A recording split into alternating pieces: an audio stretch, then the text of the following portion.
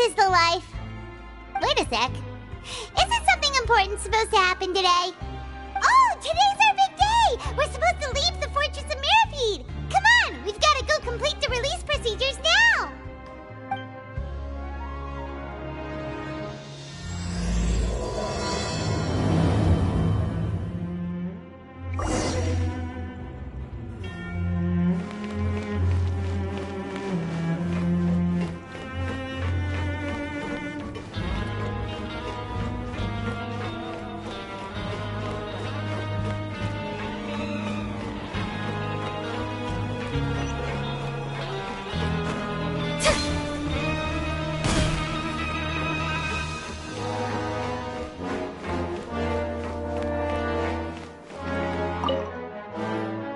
Please, sign here. This document will be effective immediately upon signing, and you two may exit the Fortress of Mirapede via the regular channels. It's been so long since we've been to the surface. Let's hurry up and... Huh? What's happening?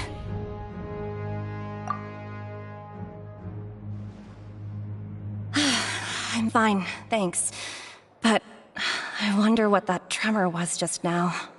Let's go ask the Duke.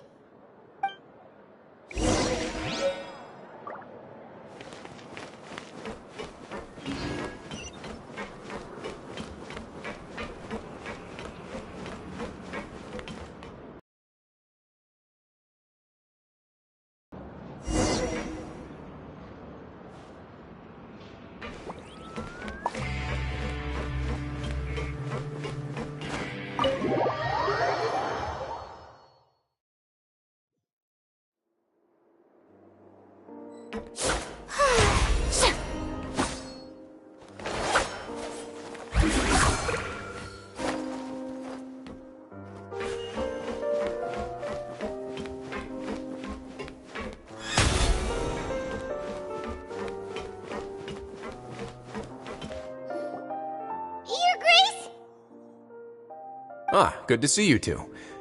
Is there something you wish to see me about? Yeah, what was with that earthquake just now? Ah, that.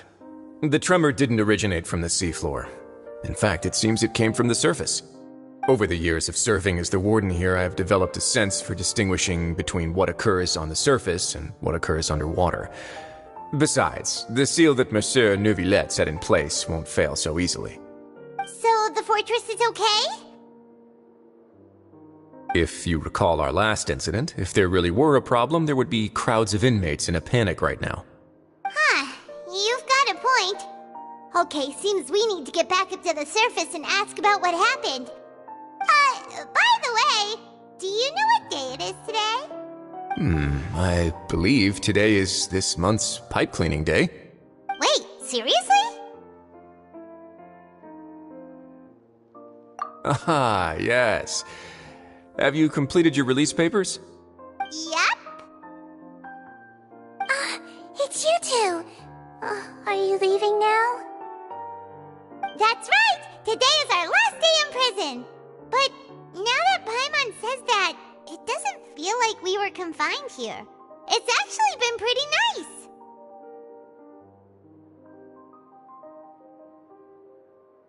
Oh yeah, Paimon feels fond of this place now! Then be sure to come back and visit. I'll miss you. If you've signed the release papers, then you're free to go. The guards will escort you out. You're not going to see us off? I knew you'd ask. All right, sure. Let's go. Well, you actually agreed.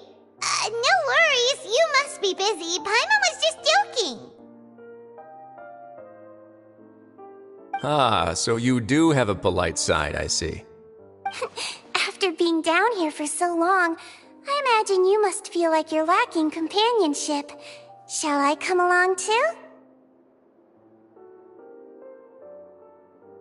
Yeah, don't worry, we'll come back to see you.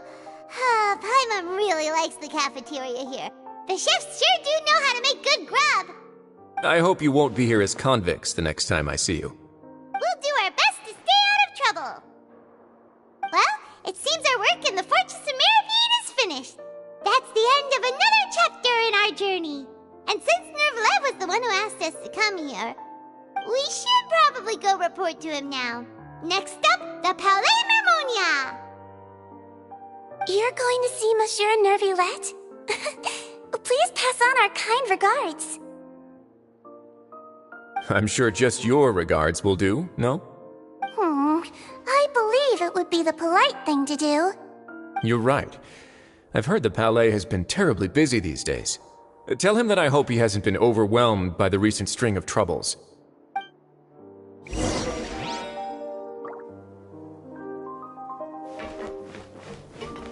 If you're concerned about things at the Palais, why don't you take some time to go up and check things out? I believe you should still have some vacation time to spend. Thank you for being so understanding. It means a lot. It's been some time since I've gone to the surface. I must say that I've started to miss it a little.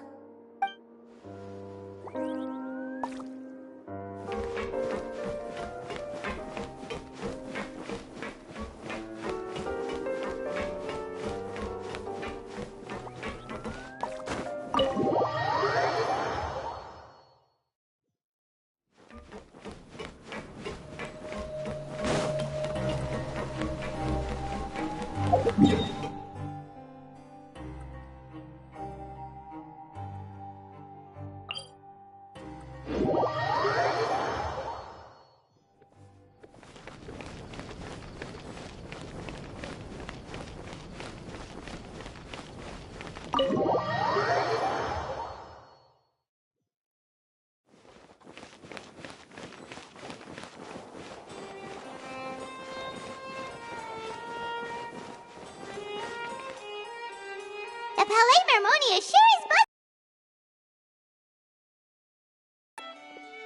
Halt! Huh? Oh, it's you two. Apologies. Monsieur Nervalet did say you'd be welcome at any time. Excuse me, would you mind helping me take a look at this report? I'll be right there. Sorry, I've got my hands full here. You can see yourselves in. Everyone's so busy. Seems a lot has been happening.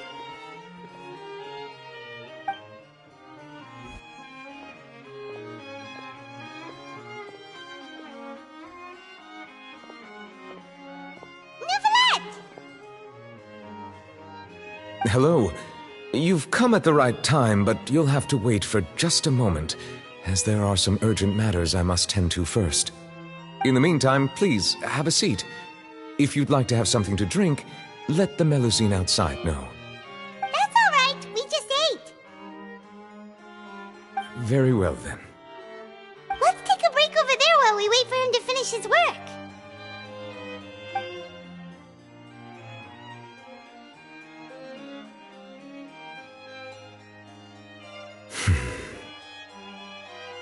All right. That should wrap things up for now. Are you done with your work? Yes, sorry to keep you waiting. Today should be the day you were released from the fortress of Meripede, and it appears that you have managed to complete all the release paperwork. That's right, and we came here to see you right away.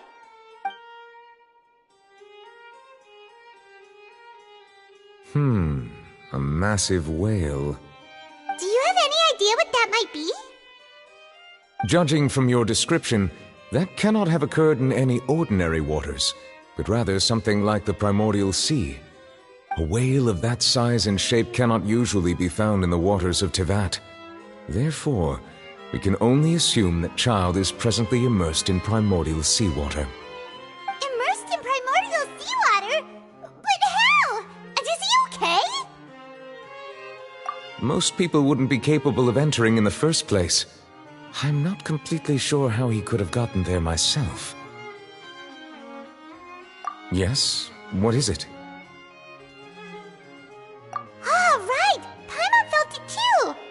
We asked the Duke and he said it wasn't from underwater, so we figured you might know something about it. It turns out that I have just received a report about this particular matter. In fact, that's exactly what I was busy with a moment ago. The source of the tremor was here on the surface near Poisson, After the shaking stopped, the water levels in the Poisson area rose at an alarming rate. The water levels rose? Oh no! What about all the people there? Fortunately, the water levels only rose for a short period of time and have already returned to normal now. However, I still have a bad feeling about the whole phenomenon. If the change in water levels is connected with the leaking primordial seawater, then the situation in Poisson may be much worse than it appears. Navia should be in Poisson, right? We need to go check on her! I would also like to go there as soon as possible, but I'm afraid I can't leave just yet. We must immediately formulate disaster prevention plans for the surrounding coastal areas to avoid potential catastrophes. I'll have to ask you two to go to Poisson first. I'll meet you there to check on the situation once I finish things here. There's no time to lose! Let's get going! Please be careful.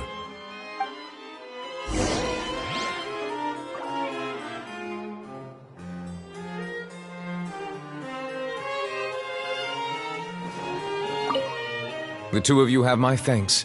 If you need any help, just let me know.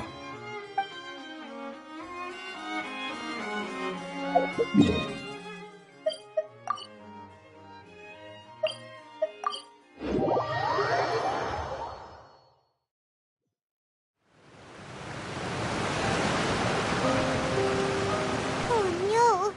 What happened here?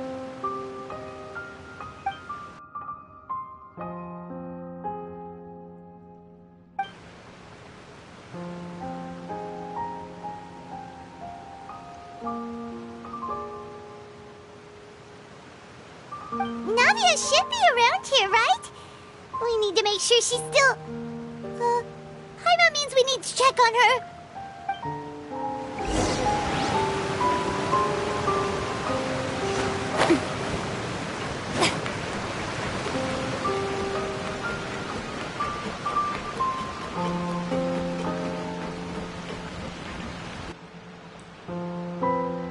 We haven't seen a single soul all the way here.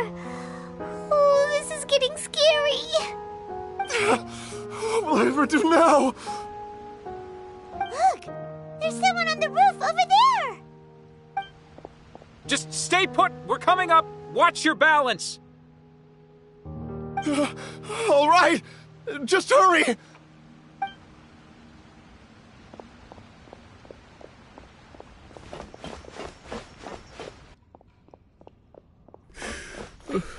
I'm not young anymore. How will I survive on my own? My Desiree! Oh, he looks pretty sad. My leg! My leg! How could this have happened? It hurts! Just hang in there. Help is on the way. You can hold my hand if it makes you feel better.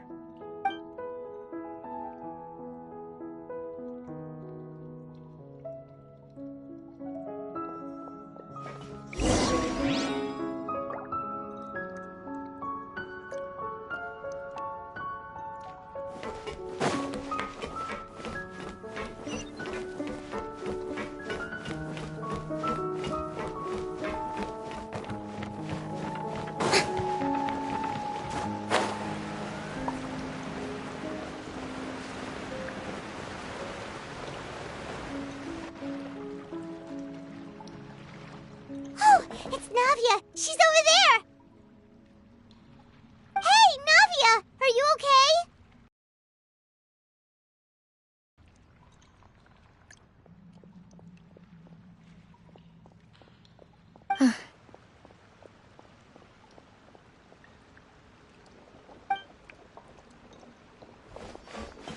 You're here.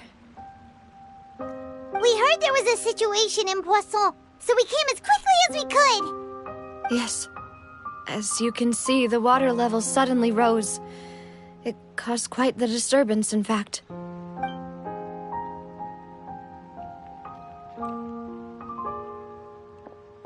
Demoiselle! There was a wounded resident next to a building southeast of here. We've already transported him to safety, but we've run out of medical supplies. He's wounded? How badly? He fell, so it's probably a broken leg. He's pretty shaken up. When the water level rose, he desperately climbed up to the roof. Once the water receded and he saw the ground, he became terrified and eventually... He jumped down then. Find the leader of Squad 1 and tell him to take the wounded resident to see a doctor. He should know where to go. Understood. I'll take over his search and rescue mission in the meantime. All right, you'll be in charge.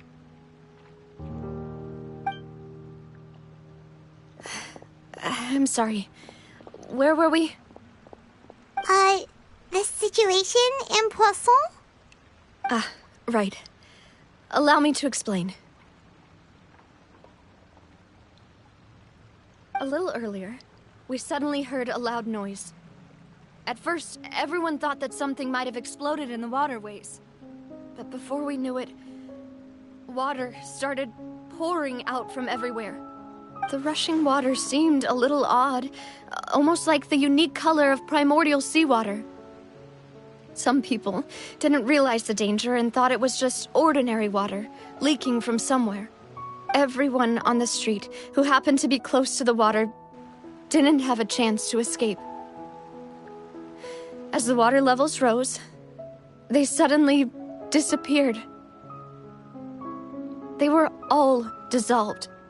Those who realized what was happening started to flee in a panic, desperately trying to get to higher ground. Many were injured in the stampede, and some people fell from significant heights.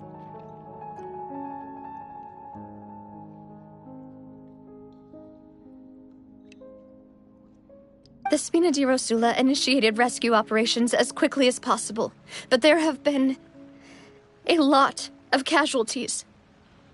Fortunately, the water began to recede after some time, and the chaos came to an end. The water that flooded the area contained primordial seawater, so the lower levels of Poisson are still hazardous. To ensure everyone's safety, I've asked the people there to leave as soon as possible. No one knows if this could happen again. All we can do for now is try our best to help evacuate the residents. We still haven't completed the head count, but we'll have some numbers soon. How awful. And all of this just came out of nowhere. It was quite frightening indeed. I only wish that everything that just happened was a bad dream. Is there any way we can help, Navia? Thank you for being so willing to help in a moment of crisis like this. You don't know how much it means to me. I really can't express how grateful I am.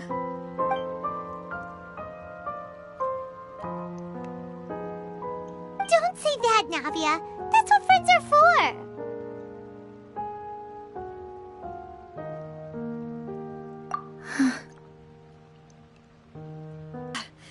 I'll be right there. Sorry, I need to go for now. And off she goes. Seems it might be a while before she can take a break.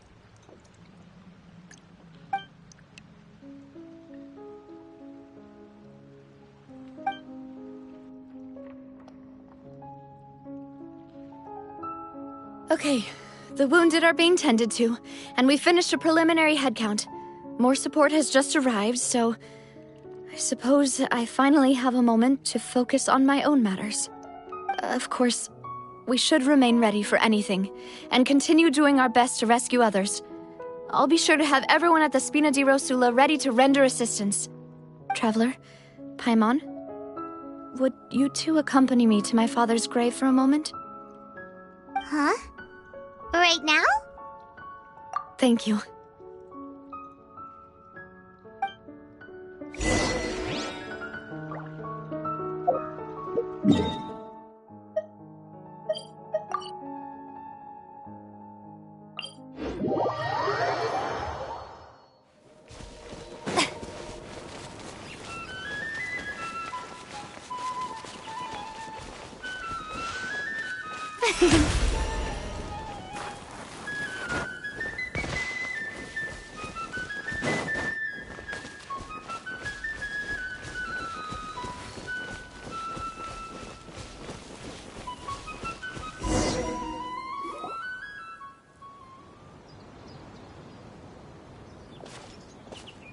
Not a lot of people here, huh? Well, given the time of day and the whole situation in Poisson, Paimon doesn't think there'd be a ton of people here visiting graves. Right. That's how things are now. The living are so exhausted that they've no strength to spare any words for the dead. Navia?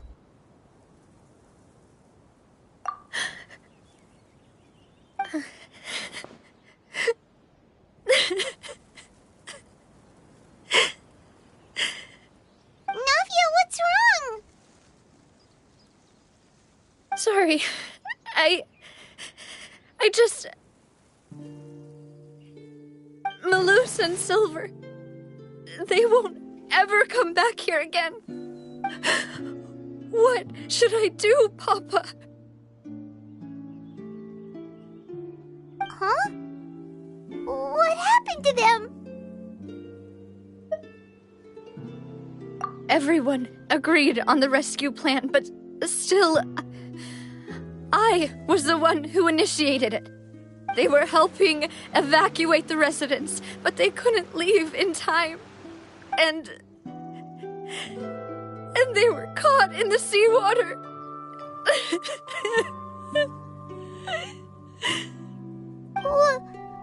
What should we do? I've known them for so long. And I know they weren't afraid. But I could at least hold a funeral for my father. And I know where he rests. But as for Malus and Silver, they're just gone. I just can't.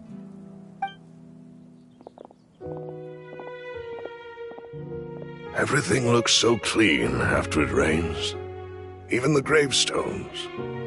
I didn't expect that you'd enjoy a glass of red wine in front of Master Callus's grave. I can understand. Besides, the scenery here isn't half bad. See, it's not just me. I always want to bring something when I visit Papa. Perhaps we might even have a picnic. He wouldn't be angry, would he? How could Master ever be upset with you, demoiselle? Yet the cemetery is the home of those who have passed, is it not? Everyone ends up here sooner or later, no matter who you are. Buying yourself a plot in advance, are you? No need yet. But when I do, I hope you'll let me be buried beside Master Callus, demoiselle. Hey, stop joking around. I'm quite serious. That way, it'll save us both the trip to see each other whenever you visit your father's grave. That makes sense. In that case, could I be buried on his other side? After all, besides you, demoiselle, the two of us could certainly be considered Master's closest companions, no? Personally, I believe we fill those shoes just fine. Why are you bringing this up all of a sudden? Seriously. All right. I'll remember your requests. But I'd really prefer not to talk about this stuff. And what do you mean by saving me a trip? I'd make the journey even if I had to visit you two somewhere else. I'd promised to let them rest in peace here. But here I am breaking that promise. I'm sorry for letting you see me in a mess like this. I don't usually cry, really. Paimon doesn't know how to help you feel better. But, well, she understands how you feel. I'd always thought I could make my wishes come true. But now that I think about it, that never solely relied on me. Many things can only be accomplished with someone else's help. Malus and Silver have helped me so much. But by contrast, I could do nothing for them. I'm so sorry. You can spend as much time as you need here, Navia. We'll stay with you. Thank you. Right now, you don't know how much that means. By the way, you can have a look at this. It's a list of victims from the incident that took place here. Obena, Khan, Burnett, Giverny, Francine, Karina, Daisy Ray, Joinville, Julianne, Esson, as well as Malus and Silver. So, everyone else is safe. But still... It's okay. I know what you're thinking. And you're right. We lost Malus and Silver. But we were able to save more than we anticipated. The overall outcome indicates that the cost was worth it. Right! Don't think that way, Navia. One person might be saved at the expense of another, sure, but that isn't something we should ever consider a trade. Malus and Silver were not the price for saving anyone. They're heroes. You're right. Thank you, Paimon. What you said just now was pretty amazing, actually. I'll remember your words. Oh, really? Seems you've become more eloquent in the time since we last met. The knave? What are you doing here? Is everything going well on your side? Yes, my people are carrying out the mission according to your request. All the residents of Poisson have been evacuated, and we're preparing to relocate them to higher ground. As for these supplies, we have everything taken care of. There is no need to worry. Thank you very much. Wait, do you two know each other? We just met recently. Right, Miss Navia? Usually, I would call this a coincidental encounter. But that doesn't quite fit this time. Besides, it never even crossed my mind that a Fatui Harbinger would come looking for me. Thanks to the Knave, Spina di Rosula received generous support from the Fatui, which allowed us to complete the rescue and evacuation work so quickly. Mutual aid is essential to fostering positive developments. We were already in the area, in any case, so it was nothing. That said, I must say that you're a lot sharper than you let on. I'm sure you understand what I mean.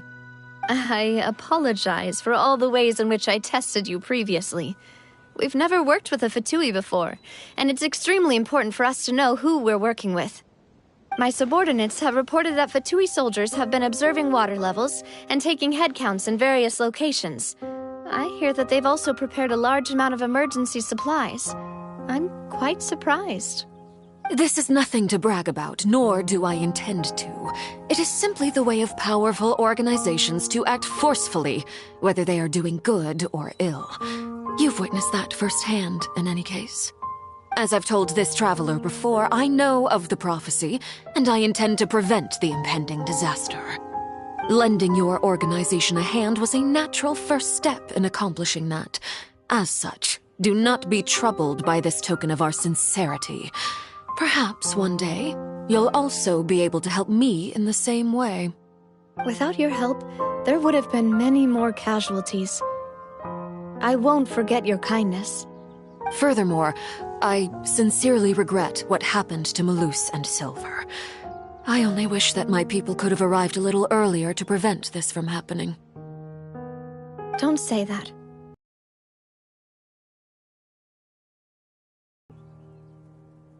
As Paimon said, Malus and Silver didn't choose to sacrifice themselves for any specific person. And they weren't the price paid for other salvation. They chose to become heroes themselves. I've never liked hearing people put it that way. It's like trying to relieve pain by saying some noble-sounding words. But right now, There's nothing more suitable. They really did become heroes. You're right. I'm sorry for your loss, Miss Navia.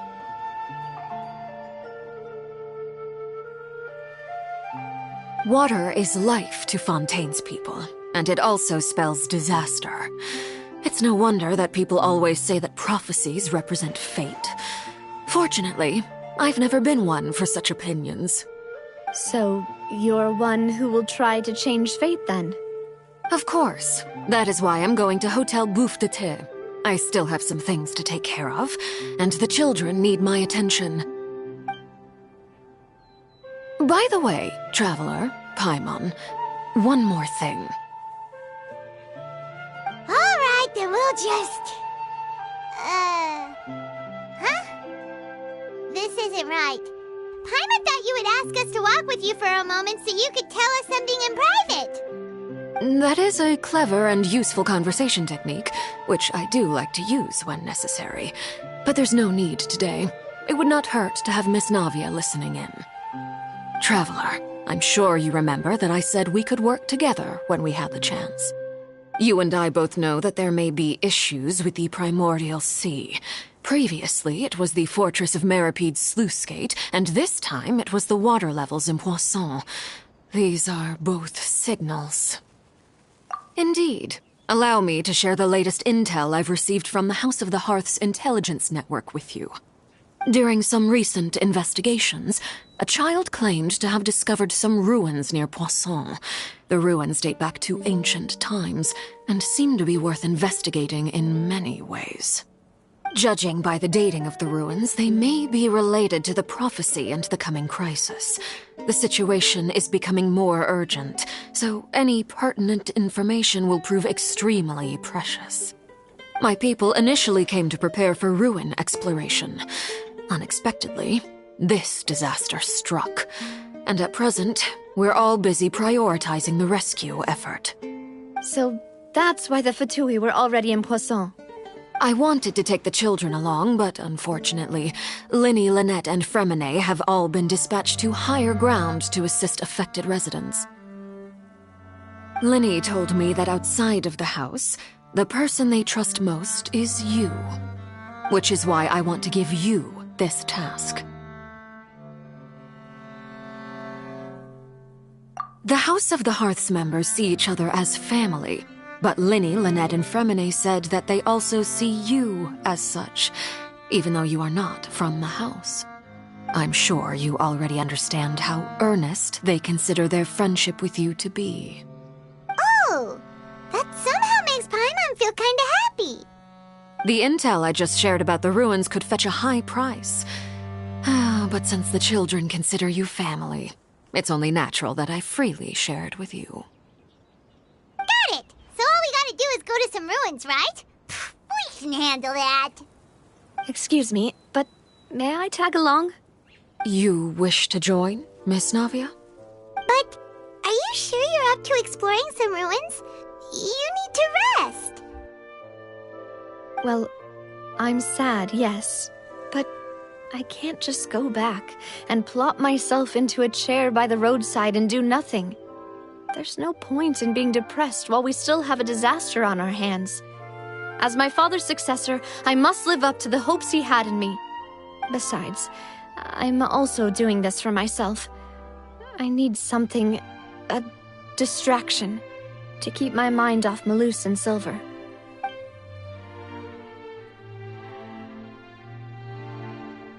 Since you put it that way, I have no objections.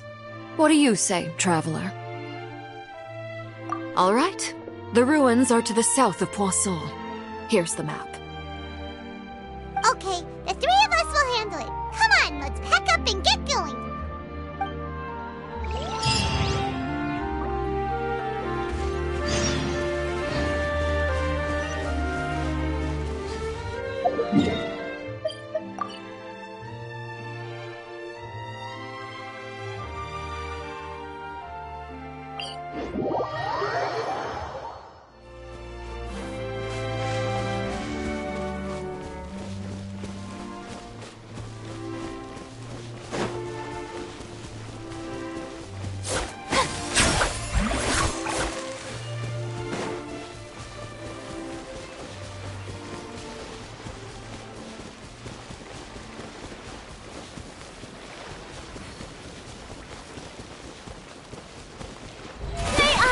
attempt.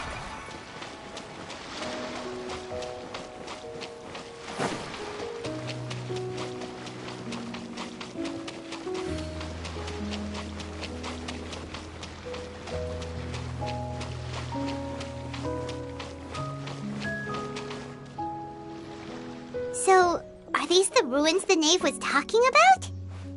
Whoa, talk about old. They seem to be pretty ancient, all right. Let's go in and have a look. Just be careful.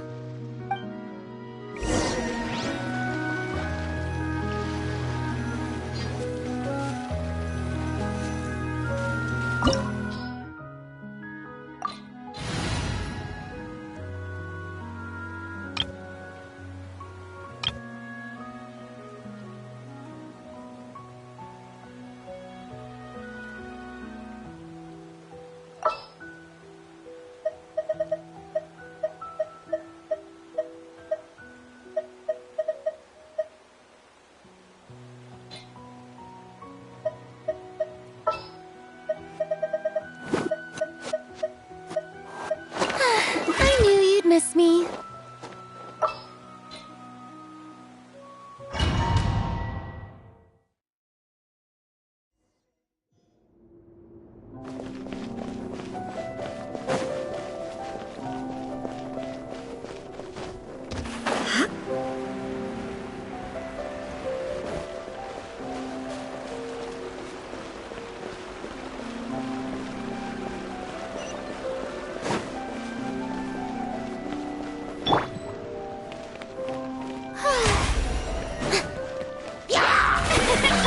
Illusion shattered!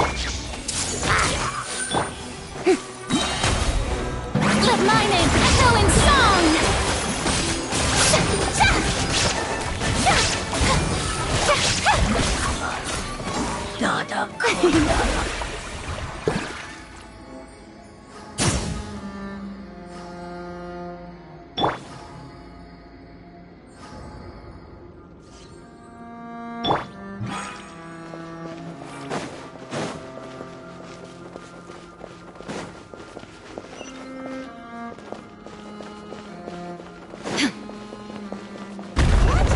Floor here isn't safe.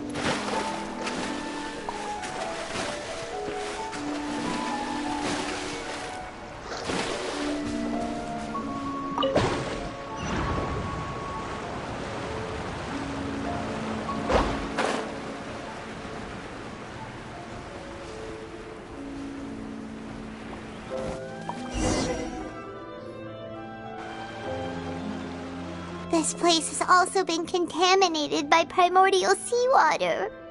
Yeah. And a lot of it, too. A Fontainian would most likely dissolve the moment they fell in.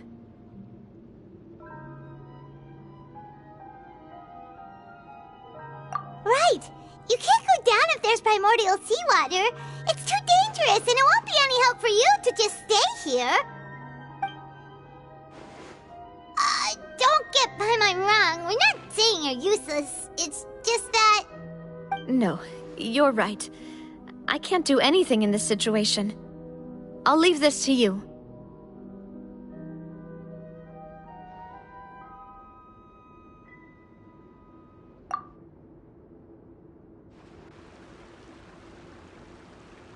That complicates things. Maybe the only way left is forward. In that case, do you want to wait for us here? The water levels here are unstable. and there's a chance the water will rise.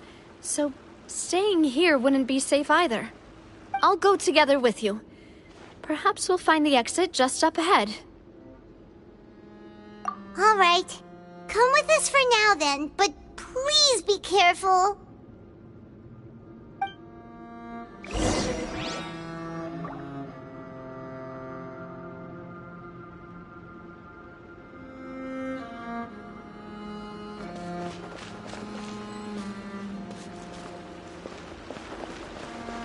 Oh no, it's a dead end! Let's try climbing over from the side.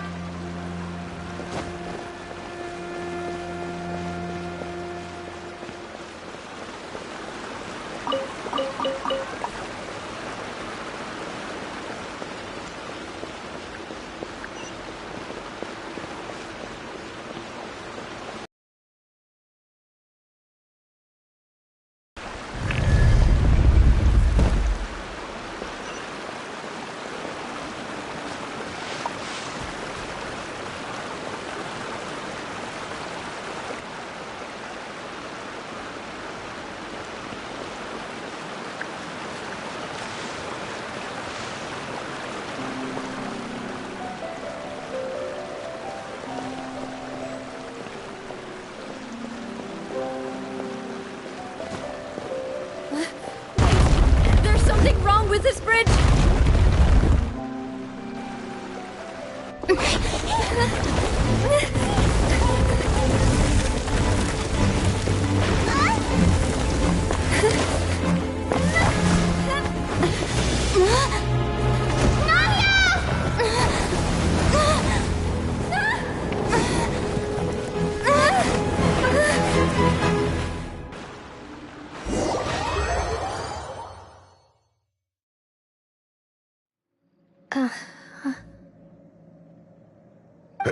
Demoiselle? Huh? Demoiselle, what are you doing here by yourself? Would you be standing here till dark if I hadn't come to get you?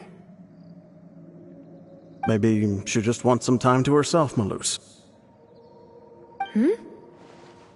Oh, was I sleeping? Yes, it would appear so. I must be tired. That's quite possible. However, you were the one that suggested we go out for a walk. Oh, right. I nearly forgot. It must have slipped my mind when I dozed off. I haven't had a nap today yet. Have I? This is a familiar feeling, yet something's a little strange. Is something the matter, Demoiselle? Oh, no. No, I'm fine. I was just trying to recall why we came out for a walk. Do you remember Mr. Giverny? He'd requested our help before with foreign merchants who had a debt dispute with him, and we'd resolved the matter not long ago. We were headed to see how things were going with him at the moment. Ah, right. Yes. I remember now. Oh, Miss Navia. Ah, Mr. Malus. And Mr. Silver, too. It's good to see all of you. How have you been? I've been great. Thanks to your help, those bothersome merchants finally realized that I wasn't the one they were looking for. Why, I wasn't even the guarantor for that person. They were knocking at my door day and night. Even my neighbor, Obina, was getting fed up with them.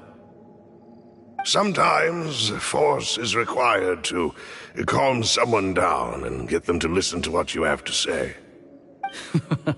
That's right. Oh, by the way, Burnett, what was it that you wanted to give to Miss Navia again? Oh, yes. One moment, I have it right here. Miss Navia, these are some flower seeds that I prepared. Please take them. They're a very good variety, and they'll become very big and beautiful once they bloom. I don't know what we would have done without your help, so this is a little token of our appreciation. I hope you won't refuse. Ah, did you cultivate them yourself? Thank you so much. I'll certainly take them. Balloose, we do still have some empty flower pots at home, right? Why, we can have as many pots as you'd like, demoiselle. Perfect. In that case, we'll swap out some of the decorative plants for some of Mrs. Burnett's flowers. Very well. Wait. Something seems to be off here. Excuse me, madam. If I'm not mistaken, your name is Burnett, correct? That's right. Is something wrong? No, it's nothing. This is the first time we've ever met, but your name seemed familiar to me. I must have heard it when I was discussing things with your husband previously. I've heard this name before. Sometime recently, I'm sure of it. And why are there so few people around here? Where did everyone go? We must mind the time, demoiselle. We still have important things to attend to today. Huh? We do? Like what? Well, now, did you forget? Miss Navia, here you are. I've been looking for you. Please, come to the Opera House. Your trial is about to begin. My trial? Wait, why would I need to go to the Opera House? Yes, she's right, demoiselle. It's just about time now, so we should get going. Oh? All right then.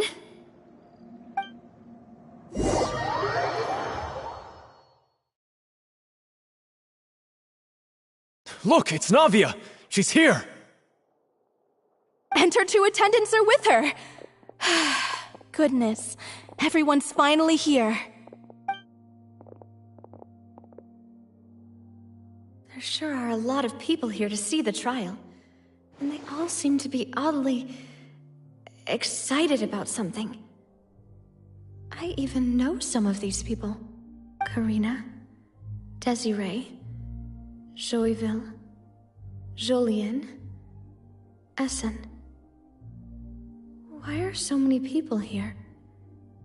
And why do I have no recollection of this case? And as for the judge... huh? Where's Monsieur Neuvillette? Please sit in the defendant's seat. Don't worry, Silver and I shall accompany you. All right. But are you sure you can stand behind me? Typically, it wouldn't be allowed, but today is an exception.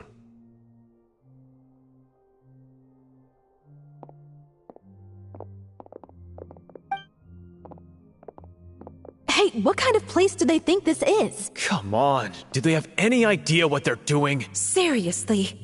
Enough with the whispering! Could someone please tell me where Monsieur Neuvillette is? And why I'm standing trial? My dear Miss Navia, have you not yet realized what you've done? In that case, allow me to explain.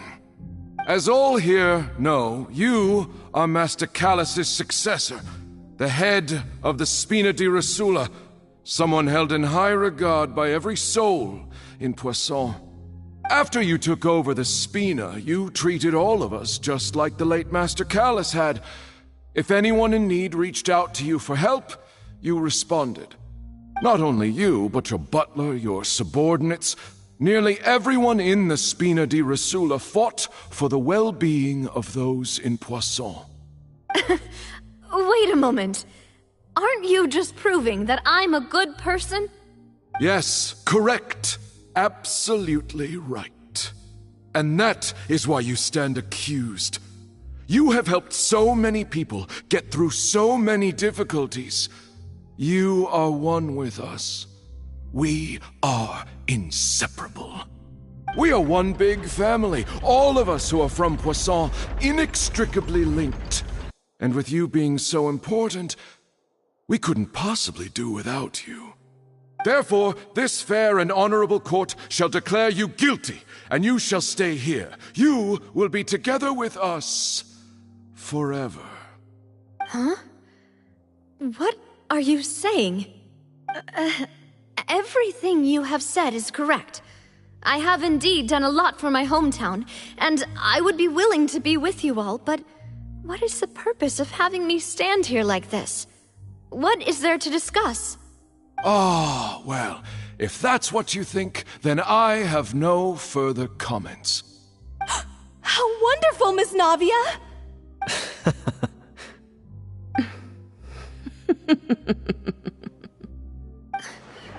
I know all these people. Why are they laughing? I seem to remember now. Yes, I get it. This trial is... Wait just a moment. This isn't right! Malus? What was that, Mr. Malus?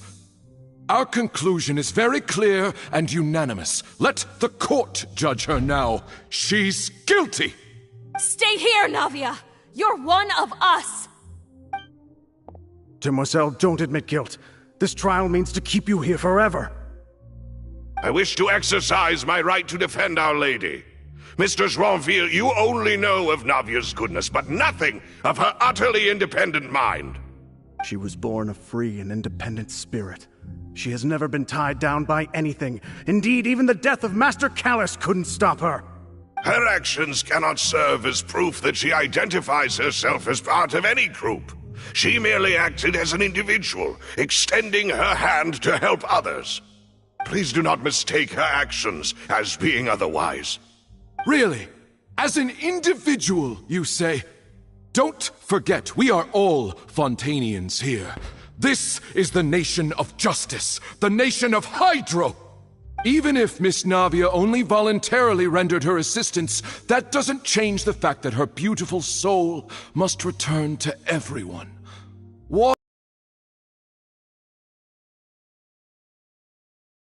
Surely accept her kindness. Everything is measured here in the nation of Hydro, and in the end, everyone shall meld together. Thus, when a unanimous opinion emerges, that opinion represents justice. Now I speak for everyone. Our opinion is consistent. Navia should stay. We and Navia are one. And you would call this justice? Preposterous. You are merely jealous that Demoiselle still has a chance to exist as an individual. Have you forgotten how much you all once longed to become individuals, to become independent?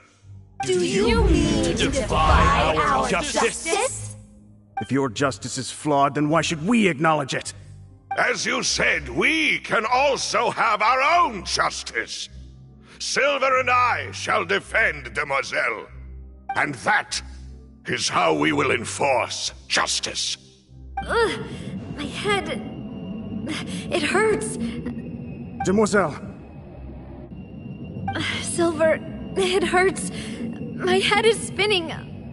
All I can see is stars swirling in front of me. I remember now. Everything that seemed odd from the very beginning.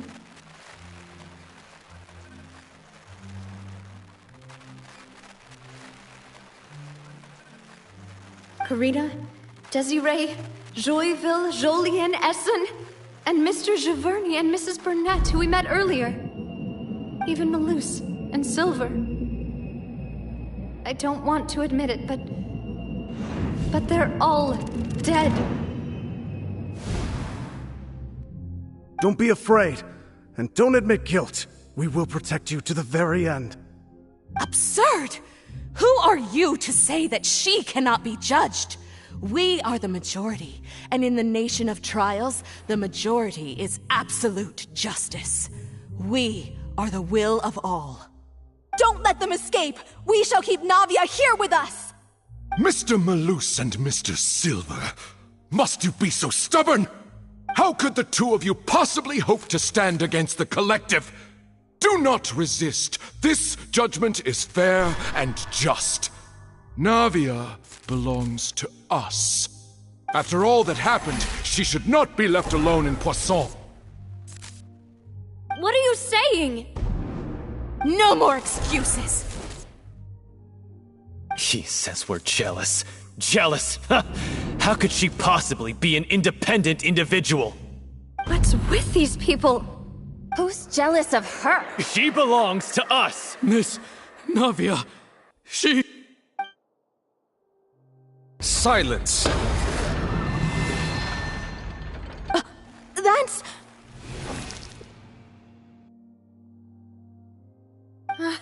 Monsieur Neuvillette! Such commotion is prohibited in the court. The accusations you just presented are nonsense and cannot constitute a proper trial. The court will adjourn for the rest of the day. In this, I shall hear no objections from any unauthorized party. Our thanks, Monsieur Neuvillette. Please leave with me, Miss Navia, while there is still time. But...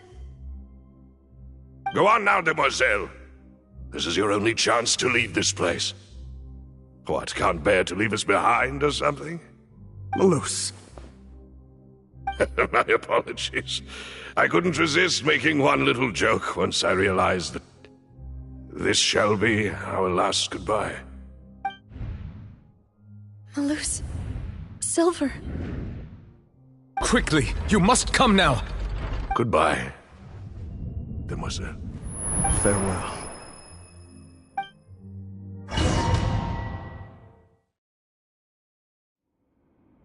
No, wait! Just a second!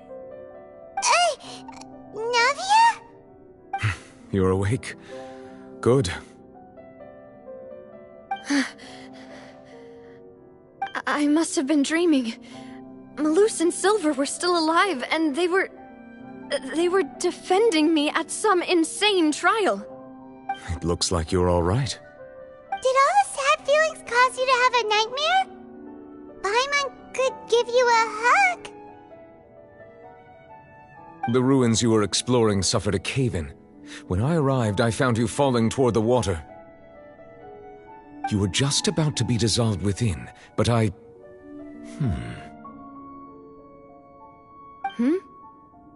What is it? I think I saw 2 Oceanids protecting you. It was only for a moment, perhaps even a fraction of a second, but they gave me the chance to retrieve you. Were it not for their intervention, I would not have been able to rescue you before your consciousness dissipated. Wait, did you say Oceanids? You mean like what happened with Vacher?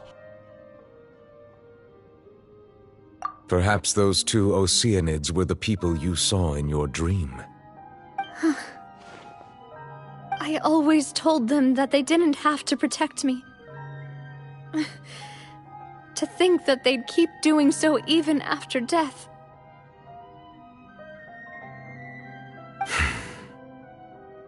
Please come with me.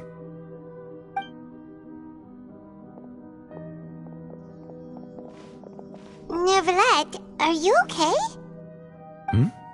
Oh, I am quite all right. Perhaps there's something we could chat about? Why do you look so stiff all of a sudden? Oh, Paimon knows. You're the type who feels awkward when there's nothing to talk about, right? I merely thought that we should give Navia some time to herself. Huh? Why didn't you just say so then?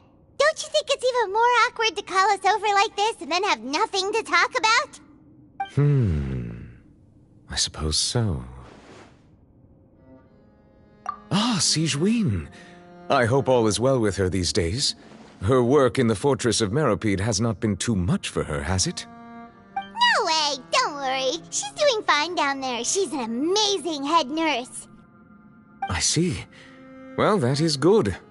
I have always worried that Sigewinne would need a lot of time to understand the world of humanity, just as I have. Oh, and the Duke also says hi. Even though Sigewinne made him do that. He hopes that that you haven't been overwhelmed by all that's happened lately. Thank you. I have indeed been busy lately, and I also hope that everything is going well in the Fortress of Meripede. He still doesn't know what to talk about. Let's chat about something else then. So, Neverlet, you're probably quite the swimmer, huh? Yes, of course. This isn't going anywhere. Let's try something else. How did you find these ruins? Did the knave tell you? Yes, in fact.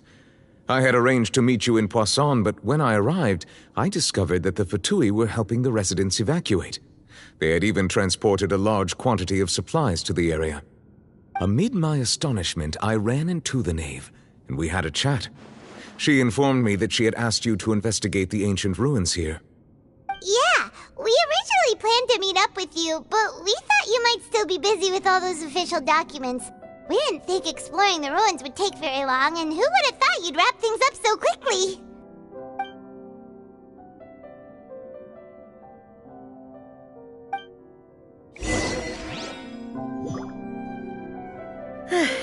I'm sorry to have kept you all waiting like that. I'm feeling much better now. I guess we should get going again. Will you come with us, Monsieur Neuvillette? Yes, if you wouldn't mind my company. All right! Another one joins the party! Let's get going then!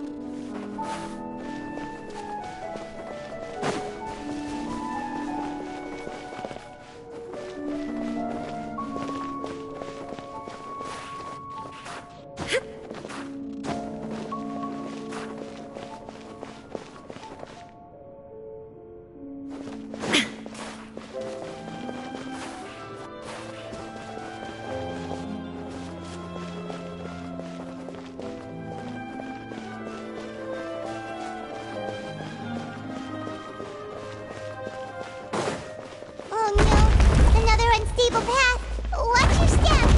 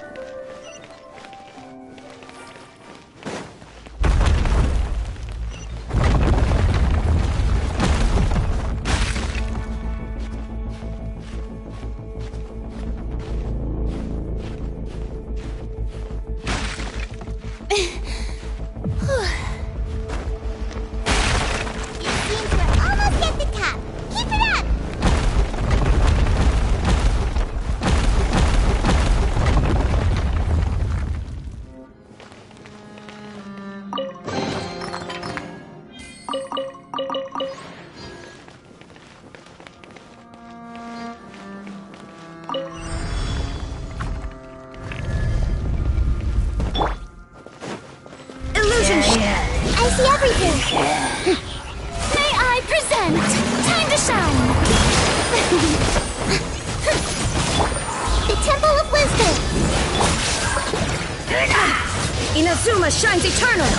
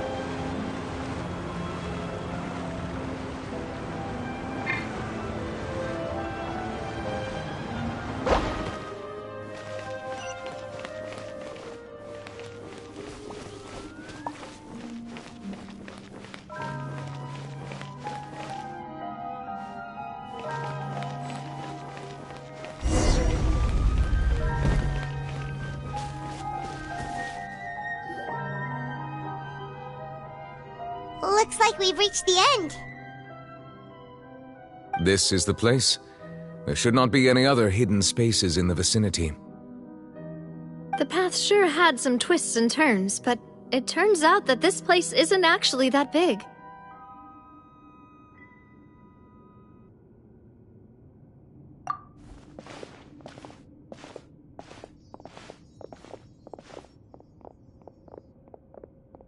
Stone slates? It seems like they were put here as an offering. Could we take them down and have a look? Perhaps we should just leave them be for now.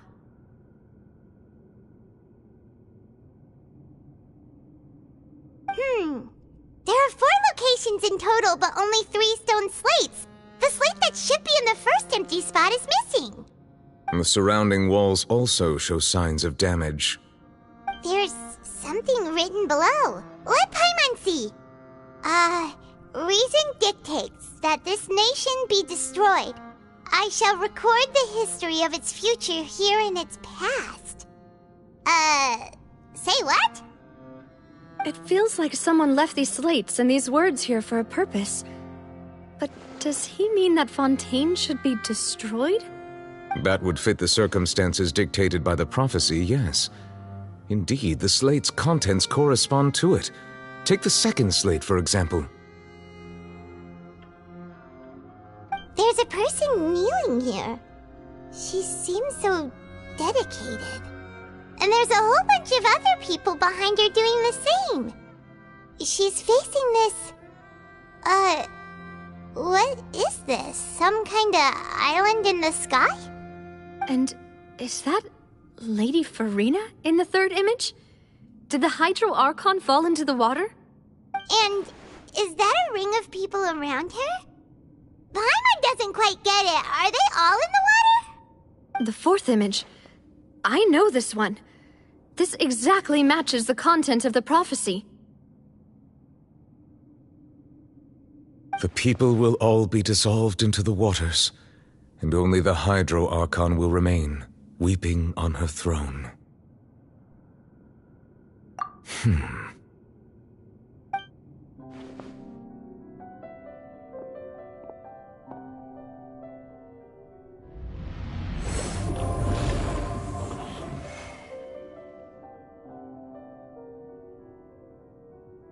More information should be hidden in these slates, but I fear I cannot easily uncover it, most likely due to us missing the first slate. I am very sorry. Don't blame yourself, Monsieur Neuvillette. Deciphering ancient stone slates isn't one of your duties. Ooh, Paimon's getting the chills just looking at these slates. This says that it's the history of the future, right? That means the prophecy's sure to come true. I really hope it doesn't mean that. Still, Paimon feels like these images are kind of weird when you look at them together.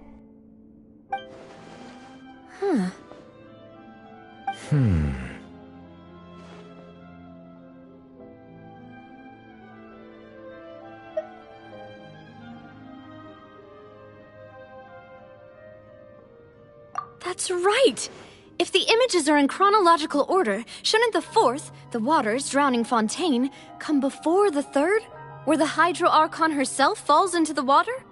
And yet the order is reversed here.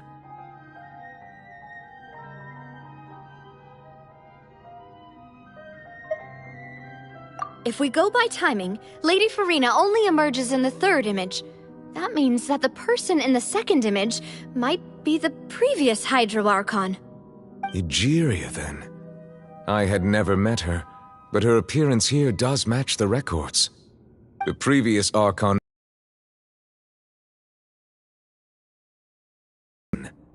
Did she herself commit that sin? And if not, why would she be in such a posture? Also, I'm still wondering why these ancient stone slates are here at all. Judging from their contents, could this place be the origin of the prophecy? Does that mean that someone, or some people, once saw these slates?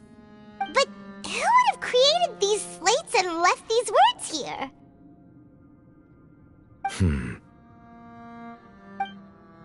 seems that any further clues will have to come from Farina. In that case, there's no time to lose. There's nothing else to be gained here, so let's head back first.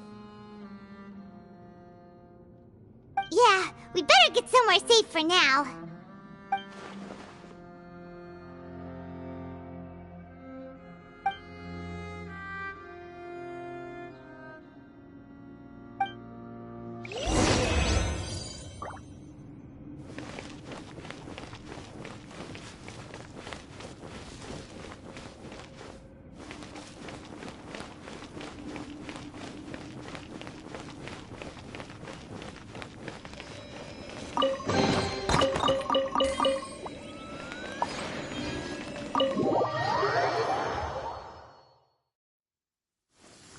Let's split up here. I'm going to check on what's happening with the Spina. You know how it is. There's some things you just need to be there for yourself. You still have energy for that, Navia? Paimon's already beat. Just head back to the Fleuve Cendre and have a rest then. Thanks for keeping me company all this time. I'll depart as well. Thanks for your hard work today. Rest well, everyone. Traveler, I will go talk to Farina tomorrow morning to ask about the stone slates. I'm sure that you're concerned about this matter as well. If you have time, drop by my office. I will share the results of our discussion with you. Are you really gonna talk to her about this directly? Will that be a problem? Paimon's getting a little scared now that it's come to this. She has long been harboring secrets and will not give them up easily, which makes it all the more my duty to ensure that she understands the present situation. Alright, we'll leave it in your hands then. You're probably the best person to talk to her anyway. I will be carefully considering my words tonight. Traveler, Paimon, our safe house at the Fleuve Cendre is always open to you, as ever. So please don't think you're an imposition. Alright, I'll be on my way then.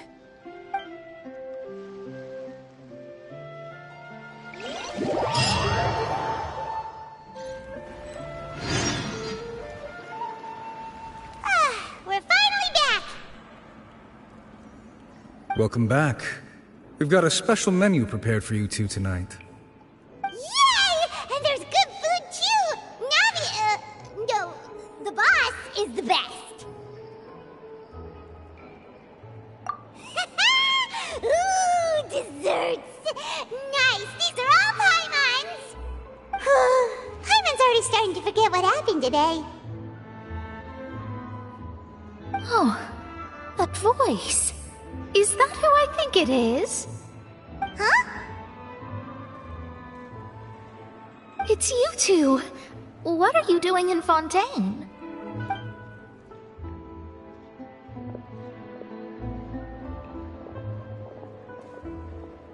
Mona?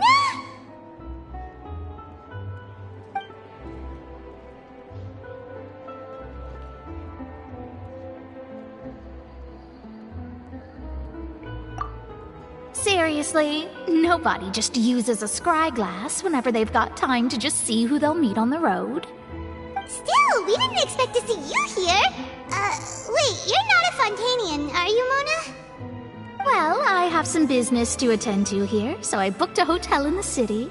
I was just out for a stroll when I bumped into you. Quite unexpectedly, if I might add. Why did you think I was from Fontaine, though? Is that because Magistus doesn't sound much like a Mondstatter surname? Yeah, let's go with that. Well, I used to have my own surname, which was, well, some other thing.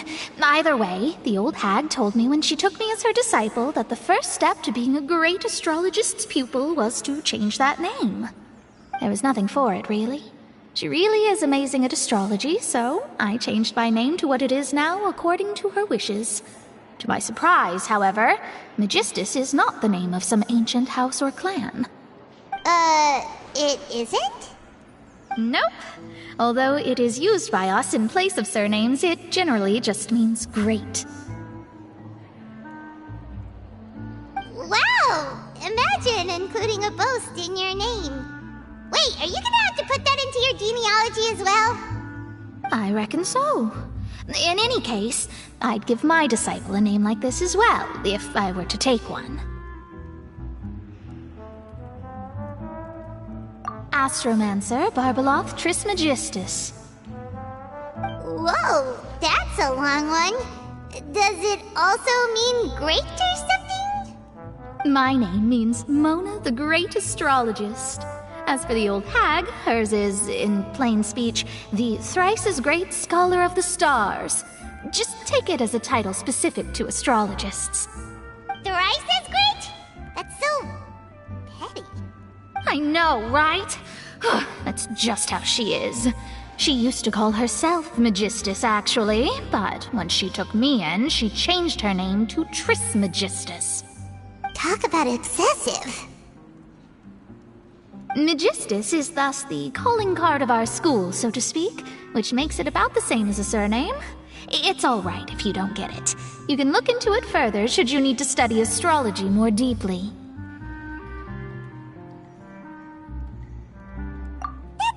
Terrible! But anyway, you're not Fontainian, are you, Mona? You're from Mondstadt, right? Well, I was born in Mondstadt, yes. My parents migrated to Dornman Port, and I traveled with the old hag for a while, after which I settled down in Mondstadt City. Oh, that's a good thing then.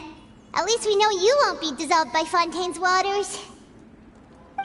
Speaking of that, I'm sure you're aware that a bunch of things have happened here in Fontaine, right? I know you're not a local, but I'd avoid getting too close to any water that looks strange all the same. There's something ominous about it. Well, the water, I mean. That was the main reason, yes. Just a while back, the Steambird invited me to take part in a panel and speak about the circulation of the prophecy as an astrologist. The invitation was sent quite early on. I don't think anyone expected Fontaine to be in this much trouble. What do you make of that prophecy, Mona? Just tell us what you think as an astrologist. Your word would go a long way to make things more certain and less scary. What I can tell you is that I'm an astrologist, and that this prophecy concerns the fate of Fontaine, even that of all Tevat. Ascertaining this is akin to reading the fortune of the whole world. I'm afraid that this is not something that just anyone can do. If I could do it, you would no longer call me an astrologist, but a visionary. But on the flip side, the prophecy is so huge and powerful that it must surely come from a powerful visionary. Its contents involve the fate of the world. Disregarding it would be a mistake. A visionary? Sounds really powerful and all, but does such a person really exist? Of course. The old hag could do it, and I bet there are others amongst those Hexenzirkel colleagues of hers who could do something similar.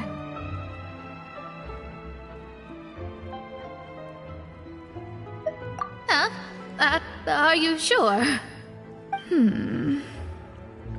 All right, I'll help you. It isn't often that I see you with such a serious look on your face. I'll tell you once I hear back from her. Thanks, Mona. You're amazing as always. Oh, well, this is something only I can do after all. So yes, your praises are quite welcome. That's the greatest of astrologists for you! Of all the people we know, you know the star's the best! Indeed, indeed. That's the spirit. Oh, sorry. I came to see what all the commotion was about. If there's anything you need, do not hesitate to inform the Spina di Rosula. Oh, whoops. Guess we were getting a little too carried away there. Well, I'll go tend to my own business now. If I receive any news, I'll be sure to come find you two again. And there she goes, quick as rushing water. And here we are with the Spina guy giving us suspicious looks. Right, but we were able to recruit Mona's help, didn't we? Our Fontainian friends will thank us someday.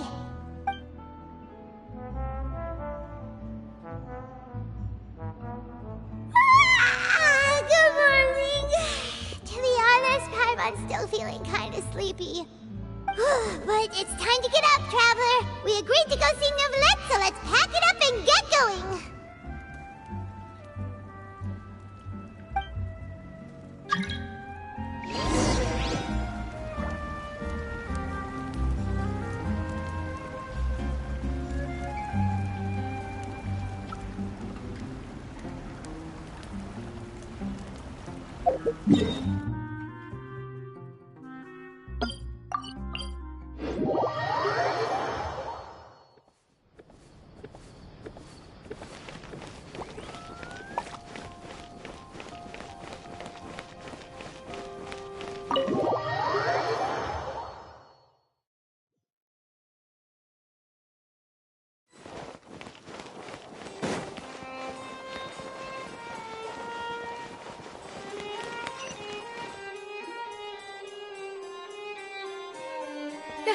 You're here!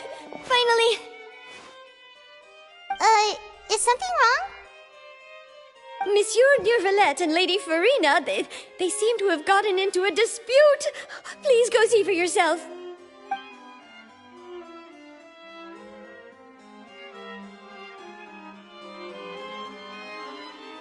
Like I said, I've already explained everything. And yet the problem has not been properly solved.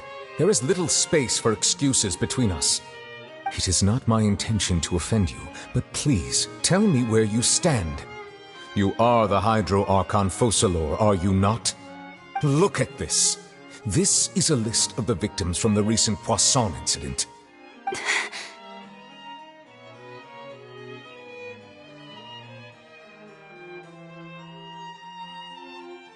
You mean... they're all... We did not arrive in time to avert this disaster, and I will not have it happen again. I will say this once more. You must tell me everything you know. Yesterday, I found 3 stone slates in some ancient ruins near Poisson. Do you know anything about those? Seriously?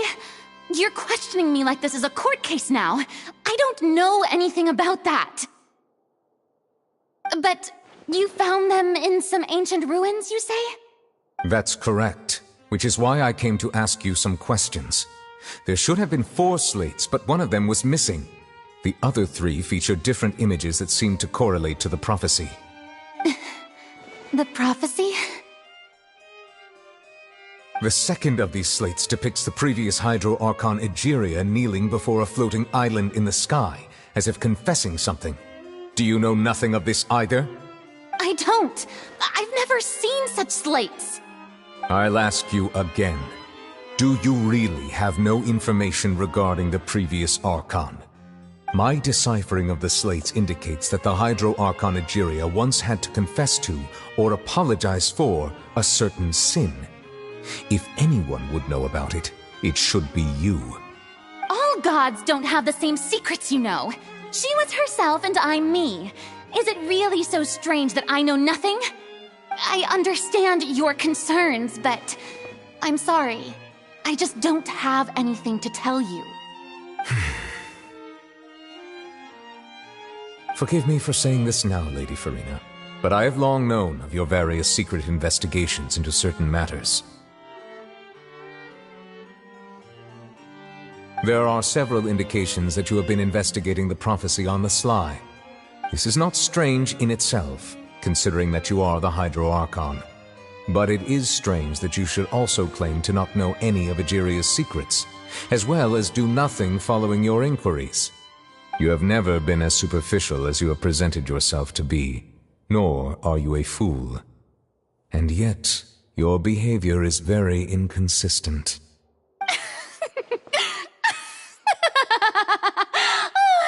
So you've been watching me all this time, have you? I didn't think you were that type. You... Well, since you know about my secret investigations, then you should know I'm actually working to take care of it. There's no point questioning or suspecting me. You're the Eudix, but you're still my subordinate. You should be following my lead. Just trust in me, your Archon, and do as I say. Never mind whether you can truly convince yourself to or not. It'll all turn out fine. That's all I have to say. We do not discuss this matter again. Oh, the opera's about to start. Toodles!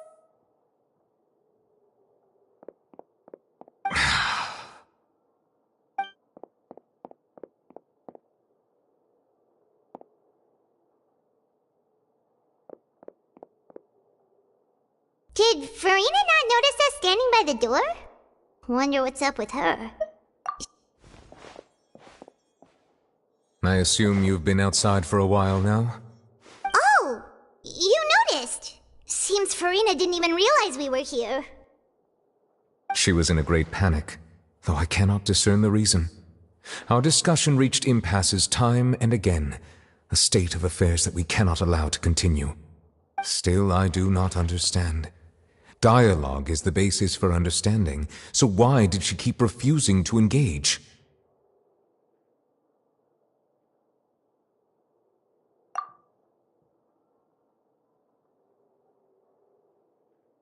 Everyone in her inner circle has noticed that she is hiding some secret. The issue is her attitude. I fear that she will not reveal anything unless absolutely forced to. We may have to create a situation in which she will have no choice but to speak. Oh? Like what? Normally, people will only reveal the truth when standing trial. Perhaps we must have the Hydro Archon experience just such a scenario. But Farina's seen so many trials, and she's really good at dodging questions. How do we make sure that she won't just slip away at the first chance she gets? We will need to consider this thoroughly, join forces with various parties, and then do what we can. If at all possible, I would prefer to recuse myself from this affair, but we must prevent the prophecy from coming to pass. This may be cruel to her, but all Fontaine is in crisis. The information a god possesses is too precious, and so we must take a chance on this. But who will lend us their aid to do such a thing?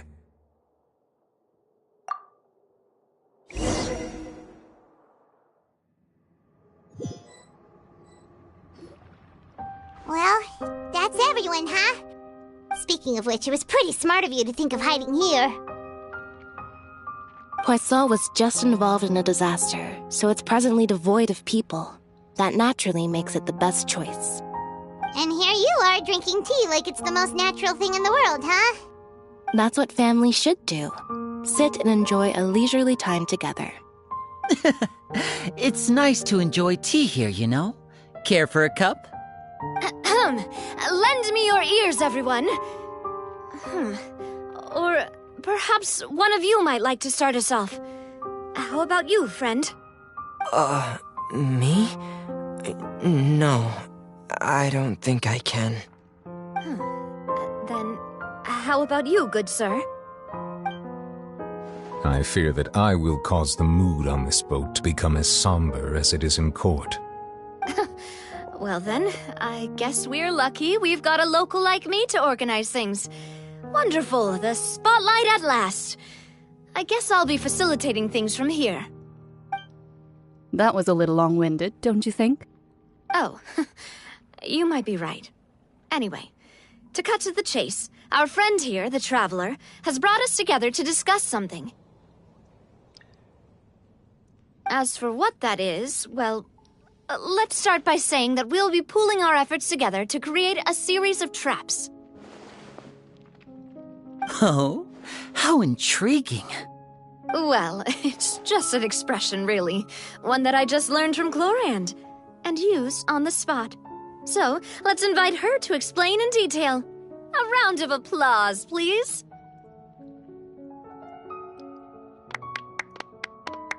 Huh? Didn't you say that you would be facilitating this?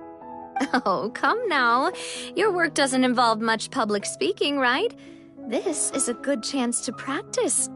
You might even pick up some fancy oratory tricks to impress your boss with in the future. I see. And what does my boss say?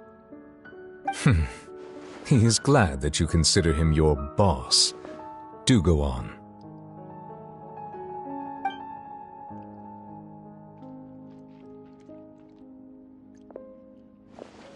In that case, do any of you have experience hunting? Not that I recall. Fremine and I once used a wooden stick in a basket to catch wild rabbits when we were younger. As for Lynette, oh, right. You were sick that day, weren't you?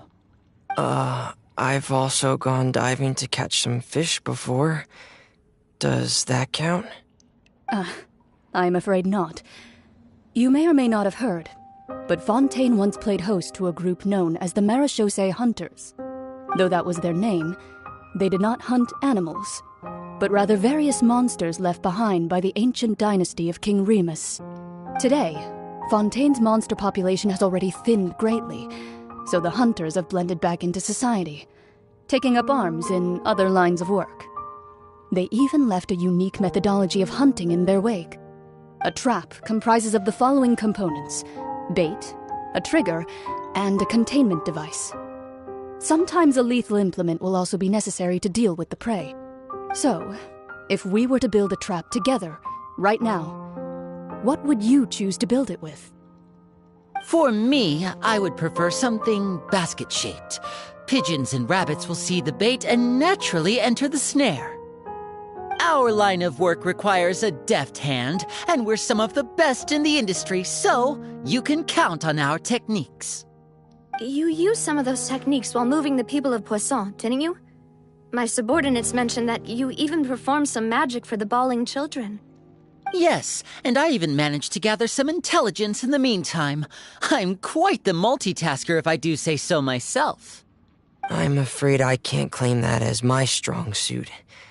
I prefer more stable methods, like placing bait in the water and waiting for the fish to come within reach.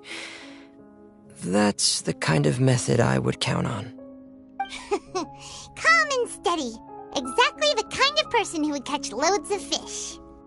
And I can be their assistant. With discretion, I'm sure. I'd probably use some sort of mechanical animal. Papa once bought me some small clockwork squirrels, mice, and such. When placed in the forest, they can attract others of their kind. I remember that you liked those too, didn't you? I did. And that would be a good way to go about it.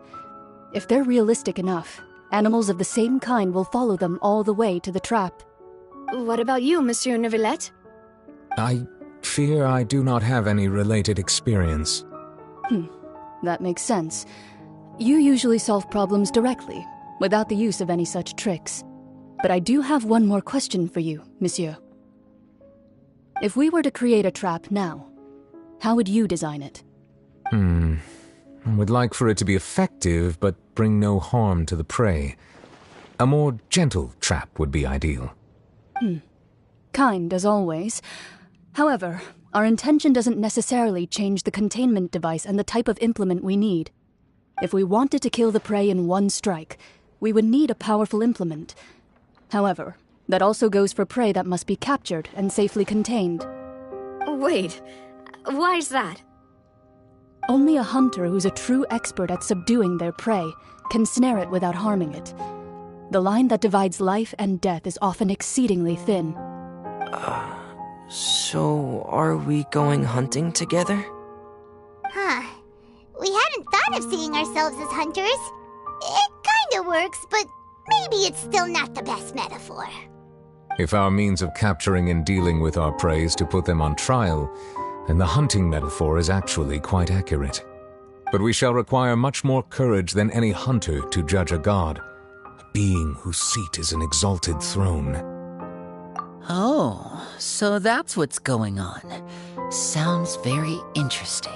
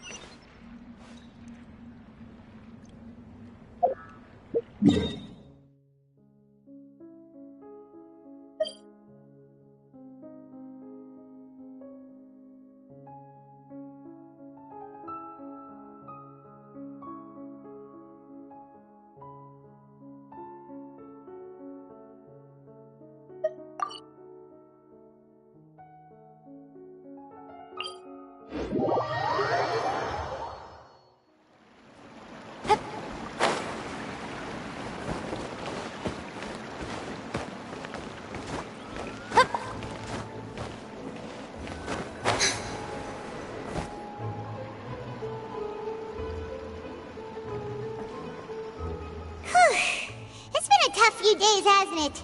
So much has been happening.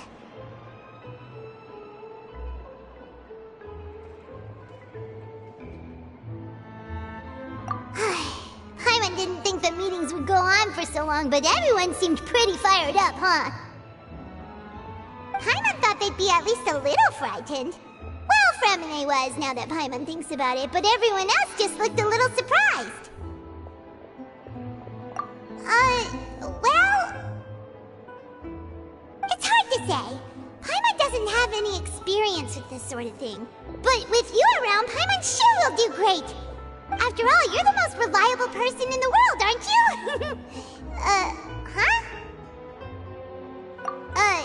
Did you just pour some tea?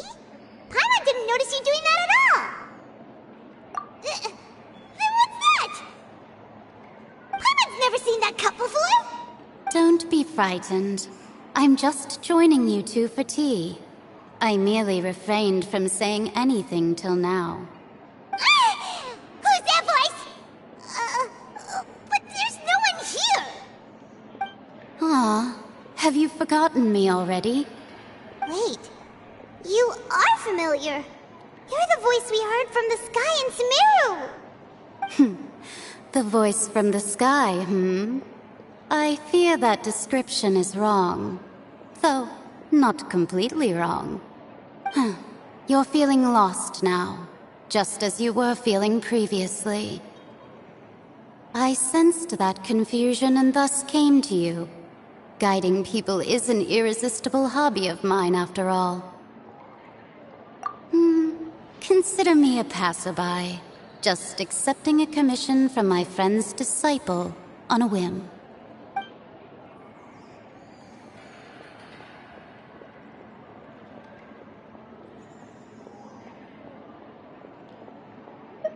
The prophecy. Yes, what has been prophesied will be fulfilled. You may view such things as the history of the future. What?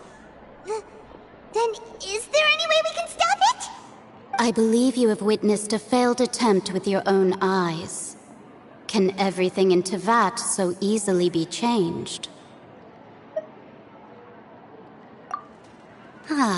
So you've caught on. Just as prophecies are usually only the future as seen from the perspectives of the gods, could things be happening in hidden corners where the gods' gaze does not fall? Are the things that you shall see different from the fate that the gods perceive?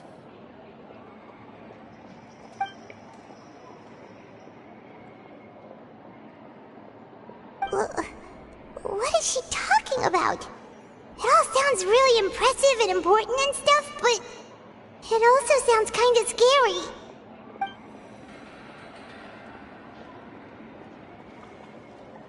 I believe that you understand, right? Some things are insignificant, but others you must reach out to change. Ultimately, fate shall serve as your only guide, no matter what will happen in Teyvat's future. All you need to do is to play your part. This was good tea, by the way. Thank you for your hospitality. Well, that'll be all for today. The voice. It's gone.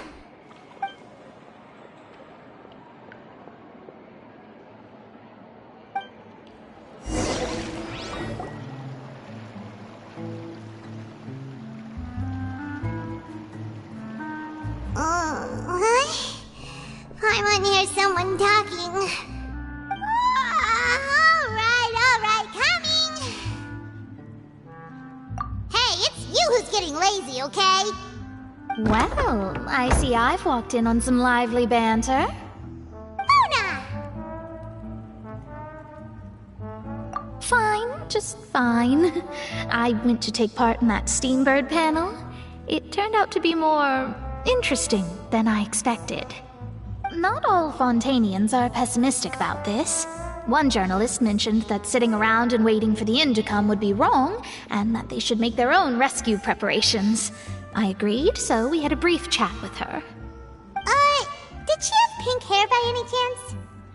Why, yes! It was Charlotte. You remember her, right? That daredevil journalist? I'm in full support of her view. Prophecies are very important, but how can people allow their lives to be commandeered by just a few words? That's right! Paimon's glad to hear something sensible for once. Ah, yes. About what we had discussed before. I did try, but I'm afraid I couldn't reach the old hag. I'll try again tonight, but I wouldn't get your hopes up. Huh?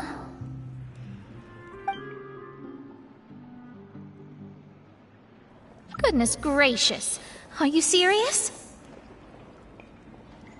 She said that even the god's gaze has blind spots. Pretty bold if you ask Paimon. Most people would believe the gods to be all-knowing, right? The Hexen Circle members are certainly anything but ordinary. As for the mage named N, the old hag has mentioned her a few times. She said that N's sense of direction is incredible, and that she loves guiding those who are lost. But I've never met her, and if she were still alive, she'd be... well, suffice it to say that the hag's at least a few hundred now, and N's been around for longer than that. Whoa. The Hexen Circle sounds like a scary group. But they must really stay in shape to live so long. Their abilities alone are pretty terrifying. If she came to see you personally, then the problem you're facing must truly be of great importance. Well, it's not like Paimon could understand anything she said. Yes, she was quite cryptic, but I suspect she means that there is still a way to turn things around. She didn't say when or what that would be, though, so... perhaps it is something that you cannot know right now.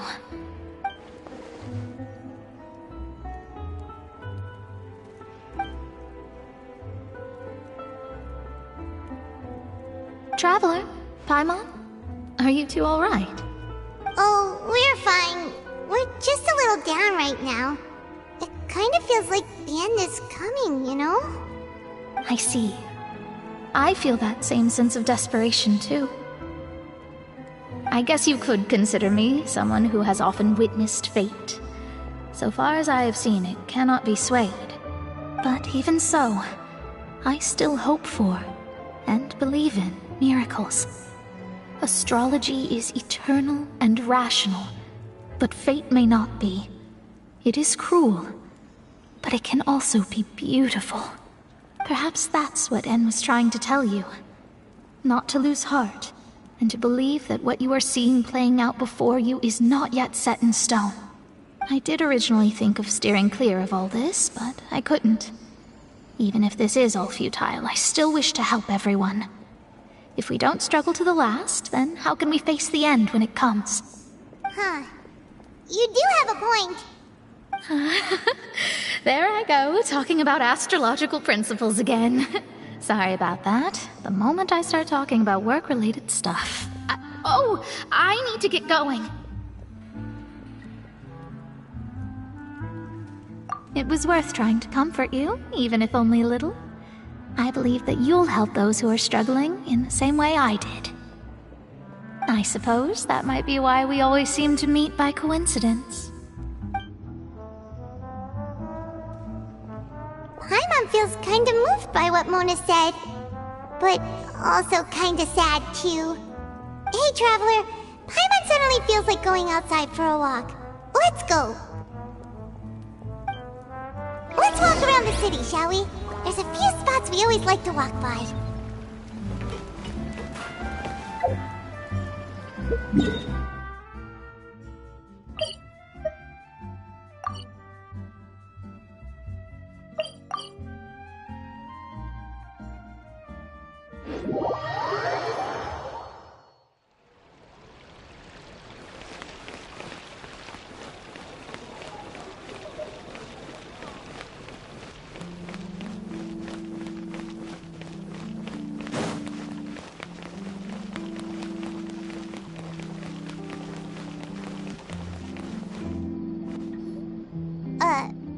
Huh?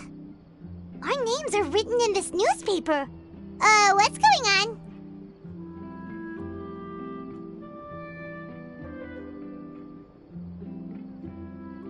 Let Paimon see! The underwater stronghold, the Fortress of Meripede, has continued in its noble autonomy, but that does not mean that others cannot interact with it. My recent attempts to enter the fortress bore little fruit. Huh. Guess Charlotte still hasn't given up on that. Thus, did an Outlander friend become the focus of this report, a blind adventurer with their white fairy legends trailing in their wake. It is said that this mysterious traveler once visited the underwater fortress. So while the fortress's interior remains a mystery behind closed doors, do not fear, for the tales of the traveler contain surprises in spades.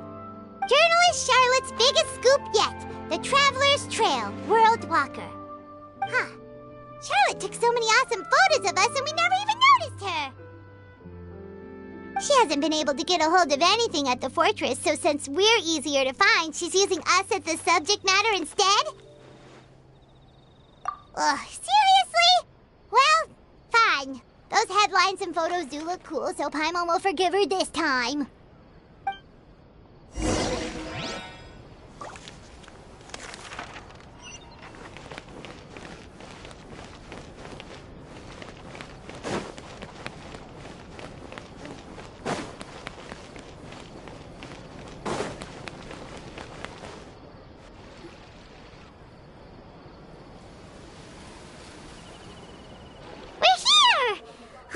Paimon's hungry. Should we go in and get something to eat?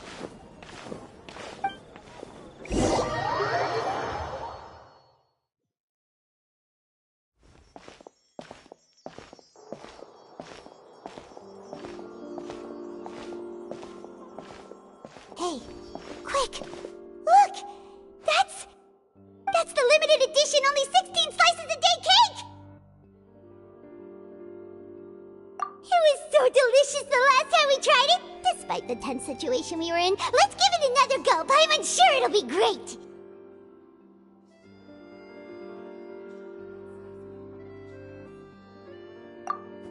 One slice of cake, please. Someone showed up after all! Oh, wait, you're the one from the Palais Mermonia. Oh, are you here to buy cake too? It seems Monsieur Neuvillette was right. You really can eat. Wait, did he really say something like that? That's right. Even he has his own preferences when it comes to food. As for me, I love the cake and coffee here. Do you come here often? Usually every day.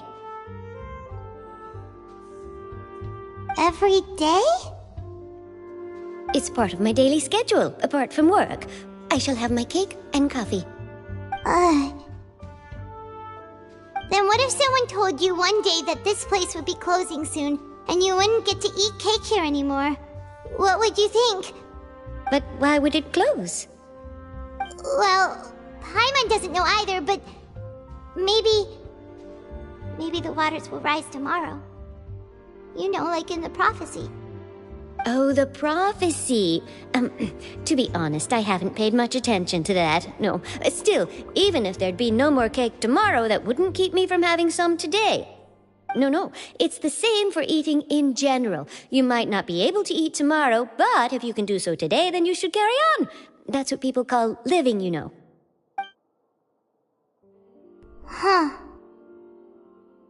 Don't be sad. Excuse me, could I have 2 more slices of cake to go? These 2 slices are for you. Sijuin said that this kind of expression you're making is what humans call being sad. Oh, you know Sijuin? I sure do. She was born before me, and she sometimes comes to the surface to teach us things about humans. She said that humans are creatures that are saddened easily, yes, and you can only lift their spirits by feeding them delicious food. So please try the cakes here. I've got something else to do, so I'll be going now. You two try to stay in a good mood after eating, all right? Bye!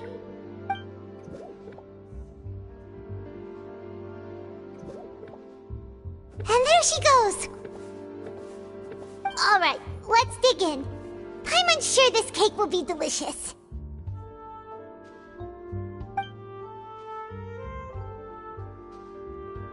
It's more delicious than last time! And the flavor gets even better with a sip of tea. It sure would be nice if we could come again tomorrow. Sure would be nice if we could always eat delicious food here.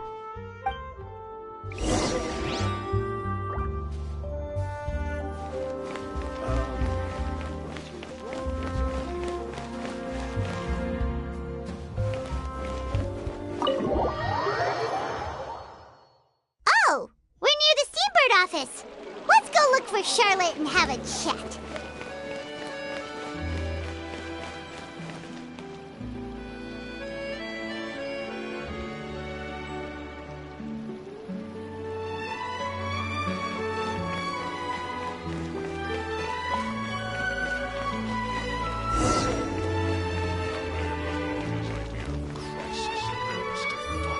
Wow!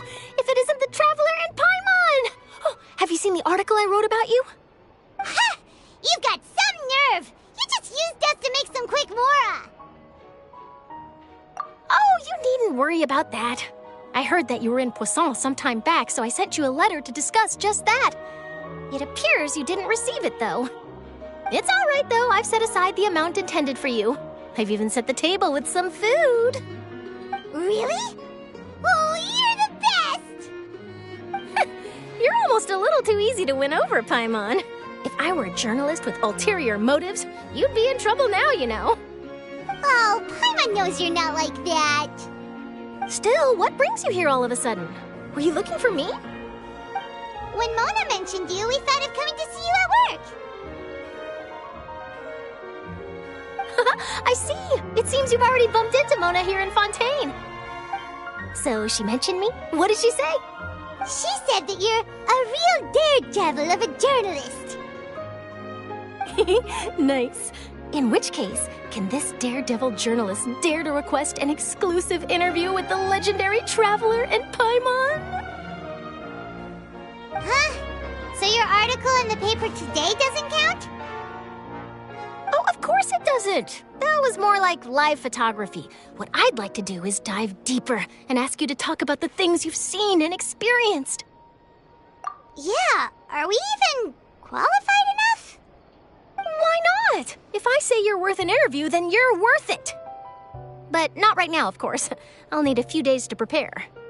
Oh, in that case, we'll just chat when you have the time then? Oh, so that's a yes? Ooh, splendid! I'll tell the editor-in-chief immediately. I'll have to apply for lighting, a venue, some props, and... Whew, so much to get done now. Talk to you later. Wait, Charlotte, Paimon's still got a question for you. And what's that? If, just for example, Fontaine were to be flooded tomorrow, what would you do today? Huh, that's the prophecy you're talking about, isn't it? I mean, I do hear about it often, but I've never once thought that the day could be tomorrow. If you're seriously asking, then I might try and think of a way to leave Fontaine. Oh, but I'm still a journalist first and foremost. That means I have a duty to be reporting from the scene. And secondly, I wouldn't forsake my homeland that easily. From what I've seen, most people don't know what they'd do should the worst come to pass. In truth, it might be better just to behave like normal rather than worry over such an end. So in all likelihood, I'd probably still be prepping at the office for that interview of ours. I know what you're thinking.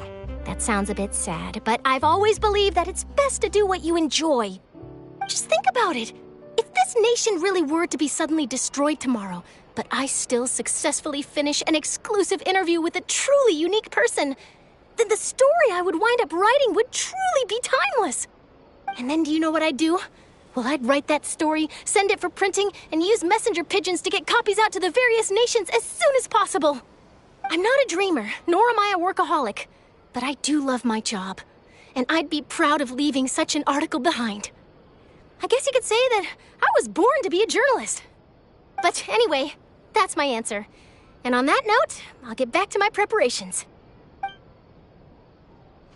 That's so nice. All of a sudden, Paimon actually kinda envies her. Anyway, let's go and take a look at the sea, shall we?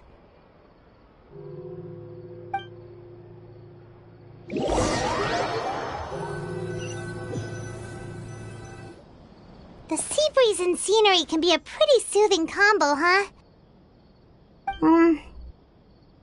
Paimon's been thinking.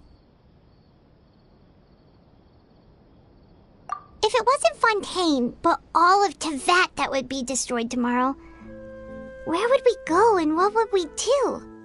No, Paimon should ask, if you could choose, what would you like to do?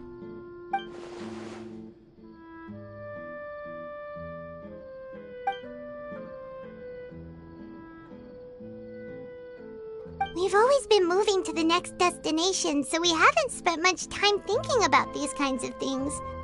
We didn't have to either, with us always being on the road and whatnot.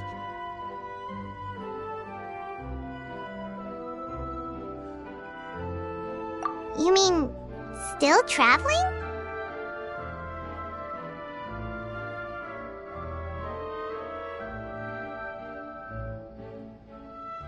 Huh. Wait, isn't that what we've always been doing?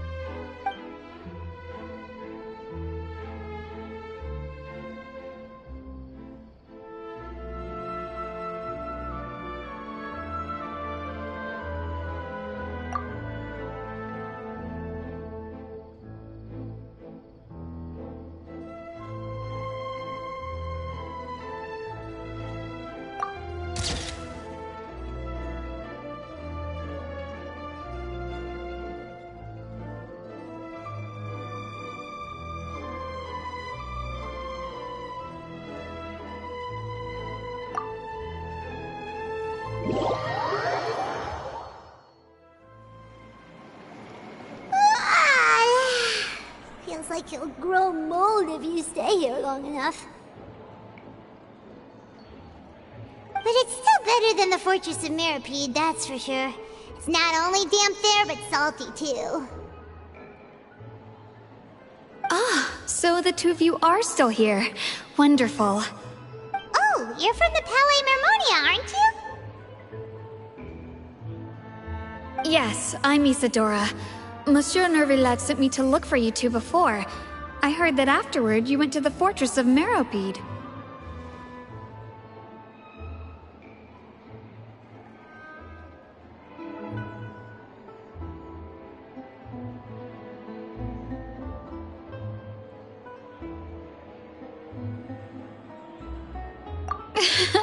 Not at all. I'm well aware that you're friends of his. Actually, I'm here to pass along a message from him. Yes, inside the Opera House. The Maréchaussée Phantom has declared the incident a small-scale riot. A riot? Well, that said, I don't personally think it was that serious. Lady Farina was watching a performance at the Opera House, and while she was resting during an intermission, some other audience members suddenly started harassing her, loudly accusing her of doing nothing about the prophecy crisis. And before she could respond, others started to join in. The crowd continued to grow, and protests against the Hydro Archon started to break out. So people have started to put the blame on Farina. Guess they finally found an outlet for the pressure they've been under due to the prophecy. I agree. People will naturally rely on gods, as is customary. But the moment people feel threatened, gods are also the first to be blamed. So what happened after that? Is Farina okay? Seeing that the situation was spiraling out of control and that further argument was pointless, she claimed that she'd gotten tired of this and left in a hurry. The Maréchaussée Phantom had their hands full maintaining order and did not catch where Lady Farina had gone. Only when things had stabilized did we realize that she had gone missing. So, you mean she's still missing? That's right. The Maréchaussée has dispatched many people to search for her, but we don't have any leads yet. That said, I don't think there's much to worry about. She is a god after all. even if she were to fall into the hands of rioters, what could ordinary people do to her?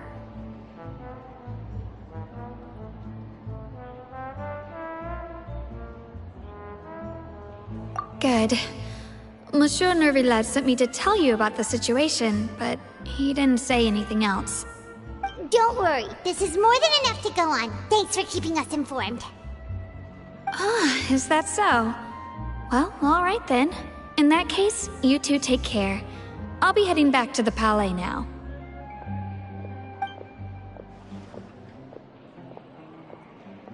Well, sounds like we should hurry over to Poisson then. If we know Farina, she won't try to fix things in this situation. Instead, she'll look for a place to wait out the heat. And, as we also know, she may be loud and dramatic, but she doesn't have a heart of stone. When Nervillet was talking to her in the Palais Mermonia, and she heard about Poisson, she couldn't hide her sadness and remorse. It would be hard for her to ignore being accused by the public today.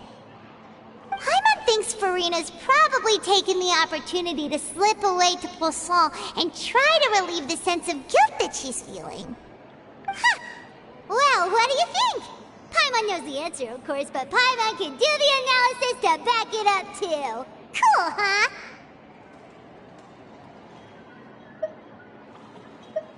In that case, there's not a moment to lose. Poisson, here we come!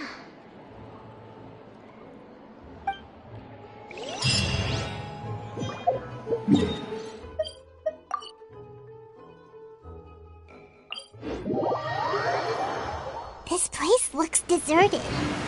Guess all the survivors must have evacuated already. All that's left here are signs of devastation. Could Farina really be here?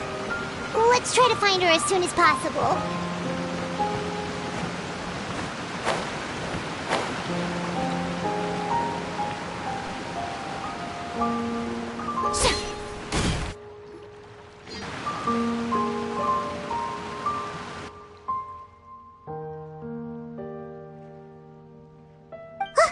That's Farina, right over there.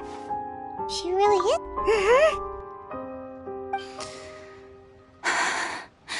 Should I just give up? This is all meaningless. What was meant to happen did happen after all. Everyone's dead. I'm sorry. I'm so sorry.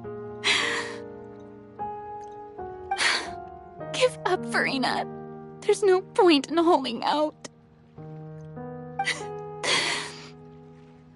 I'm sorry. But what can I even do other than to repeat meaningless apologies over and over? Who's that? Don't worry, Farina. It's just us.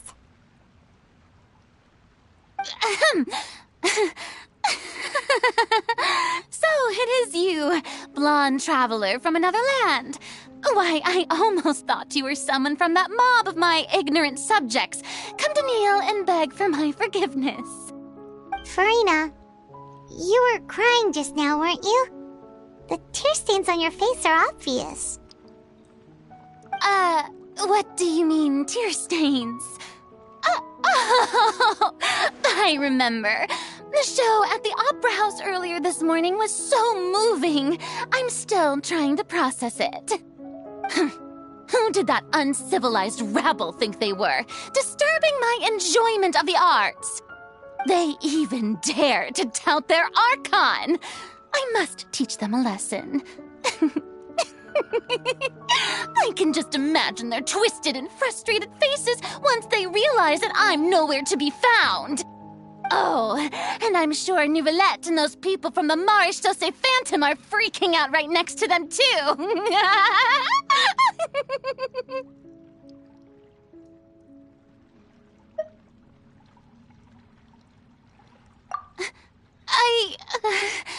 Of course not.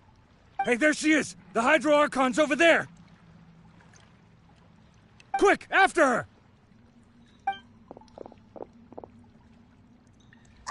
Farina, those people seem to be after you. They are? They're just some rabid fans who want to cut the line because they haven't been able to meet me in person, aren't they? That's against the rules. I can't let them get their way. Farina just ran off! Quick, we have to catch up with her!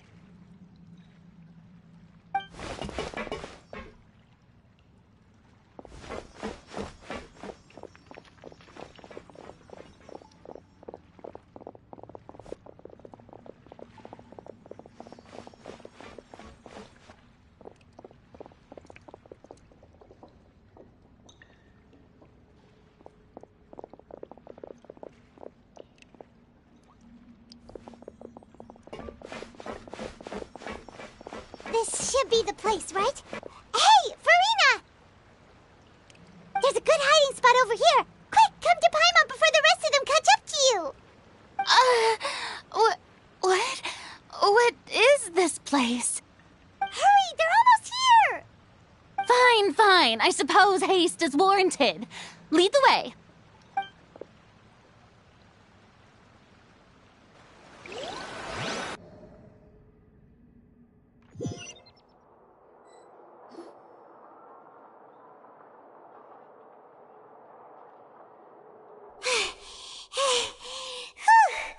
Paimon's exhausted.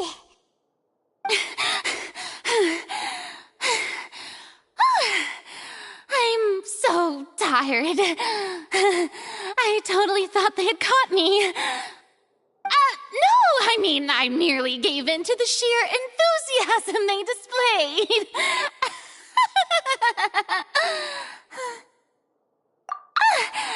You're right. Yep, that's a good girl.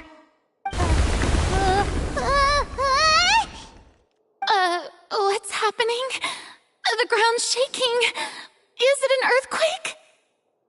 Yeah, a quake of this kind preceded the flooding in Poisson, didn't it? It can't be. It's happening again. Well, there's no need to worry too much about that. Neuvillette made some emergency plans, so the evacuation should go a lot smoother this time. Yeah, I hope you're right. But the people of Poisson, they've already...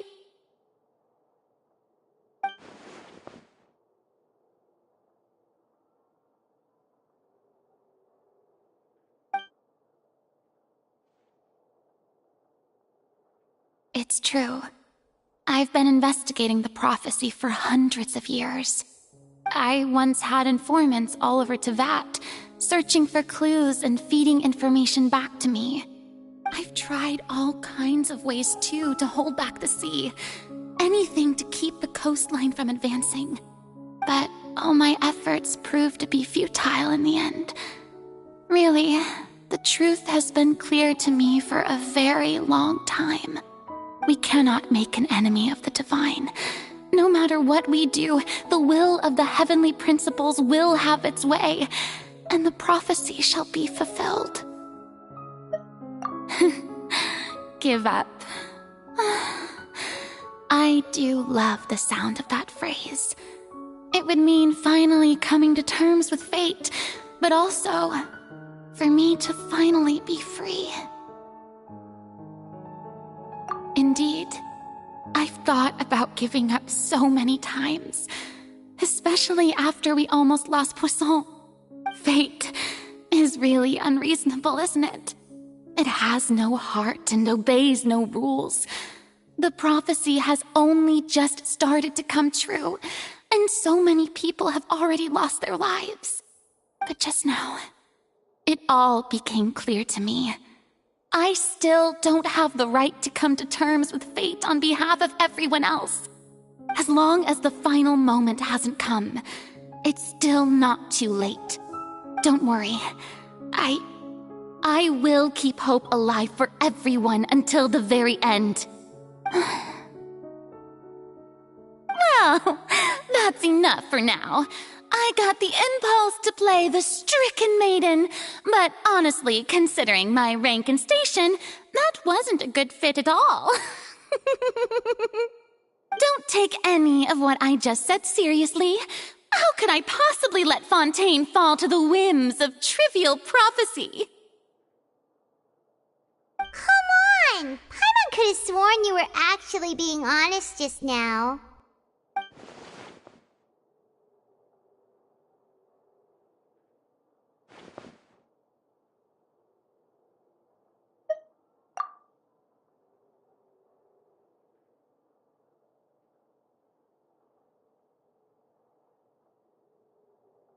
Share my burden. That's impossible. It was fated right from the start that this would be my duty alone.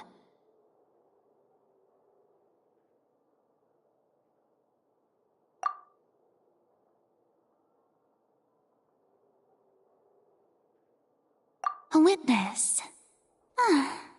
Yes, I've heard that you came to Tevat from beyond the stars, yes. In other words, you never belonged here. And if Tevat is, in its entirety, a show on a stage, then you're just a spectator, aren't you? If that's the case...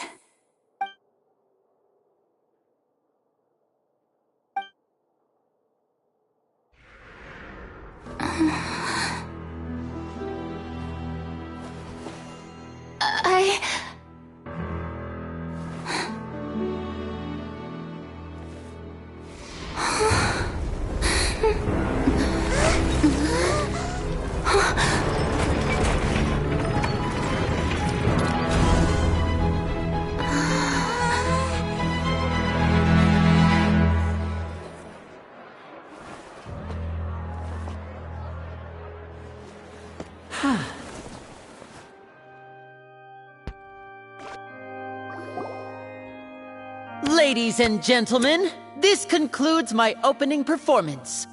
Now, without further ado, we may proceed to the trial of our god. So this is what it is. Yes, you deserve praise for the effort you took to raise the dramatic stakes. Do not forget, however, that I am Focalor, the god of justice, the embodiment of justice itself.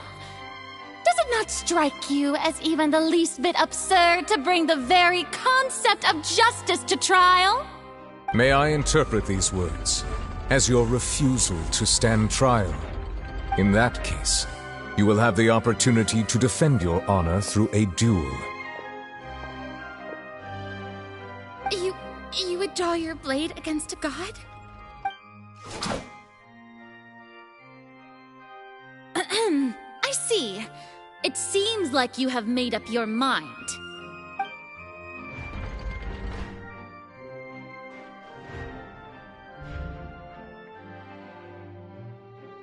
Paimon can't believe it. She just surrendered. What the heck is going on? Did I just see an Archon surrender to a human? Wow, how utterly humiliating.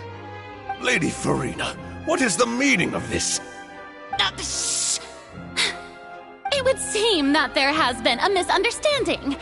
To be clear, the raising of both hands is not always an indication of surrender. Looking for excuses again, huh? I raised my hands just now to indicate my acceptance of the trial. No duel shall be necessary. I will admit that I've been running away for a long time. I'm sorry, everyone. I was unable to protect the people of Poisson. It is my duty to stand trial for my crimes. You are not the only ones to be disappointed in me. I, too, am exceedingly disappointed in myself. But now, it is time for the Hydro Archon to show you her courage and resolve. I, Farina, will use this trial to show the world the true meaning of justice! This time, I will protect you. Applaud and rejoice. One of the most outrageous and fantastical arcs known to the opera epiclese is now unfolding before your eyes. Mark my words, this shall be one of the most exhilarating and brilliant shows ever to grace the stage of Fontaine. The trial of the Hydro Archon, Focalor, will now begin! Woohoo! Oh, now we're making history! Why does it feel like Farina just took over the whole thing? Like, come on! Didn't she just get forced to stand trial for her crimes? Also, even though she's still acting super dramatic, she is taking this seriously this time, right? All right, then. Who will be my opponent in this trial? The court asks the prosecutor to please take the stand. Is that so? Very well. Then please speak, witness of Tivat, my accuser and fated opponent.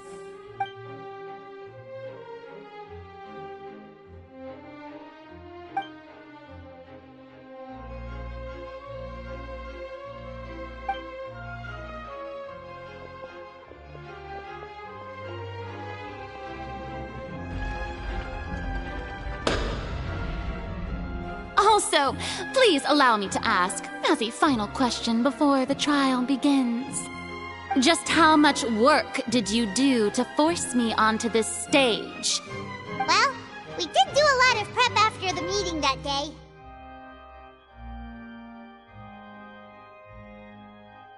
I can go over the tasks assigned to the Spina di Rosula, since they were rather straightforward and easy. Navia, the president of the Spina di Rosula. Most of the people who participated in the disturbance this morning were my subordinates. They changed into plain clothes and came to the Opera House as regular audience members, waiting for the perfect opportunity to incite insurrection against you. The people's resentment against their Archon has been building as more and more of the prophecy is fulfilled.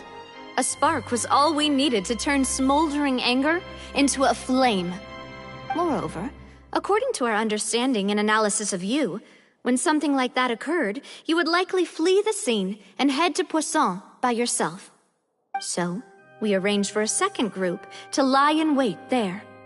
So, you mean, the ones who scoured the settlement for me were also from the Spina? And their goal was to force you to step into the giant magic box so you may personally participate in the greatest magic performance in all of Fontainian history. That's right. That house was a magic box, rather than someone's residence.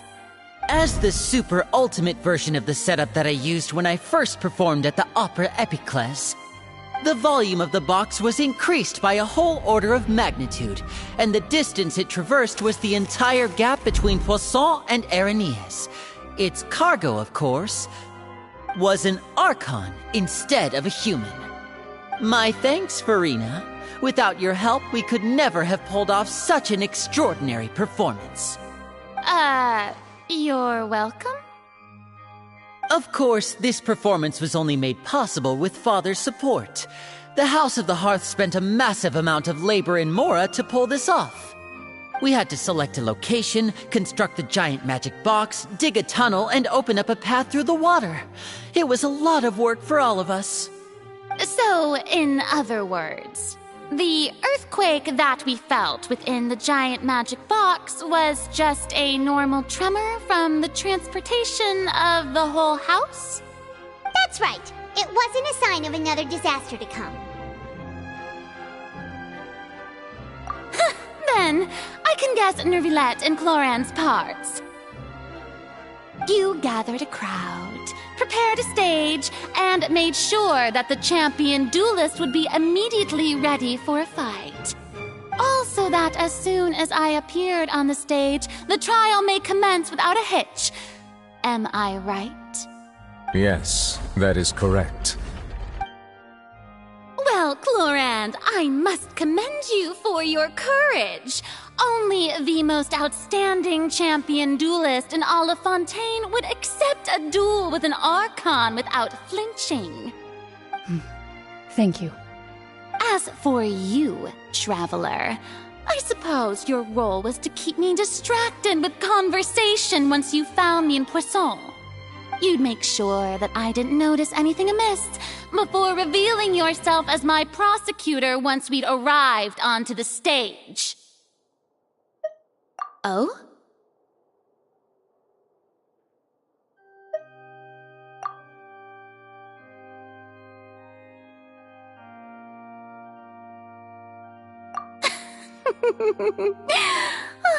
Is that so?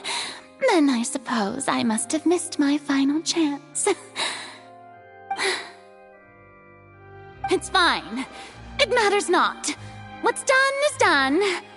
The stage is already set, so there's no reason to disappoint the audience. Let's see this trial through to the very end.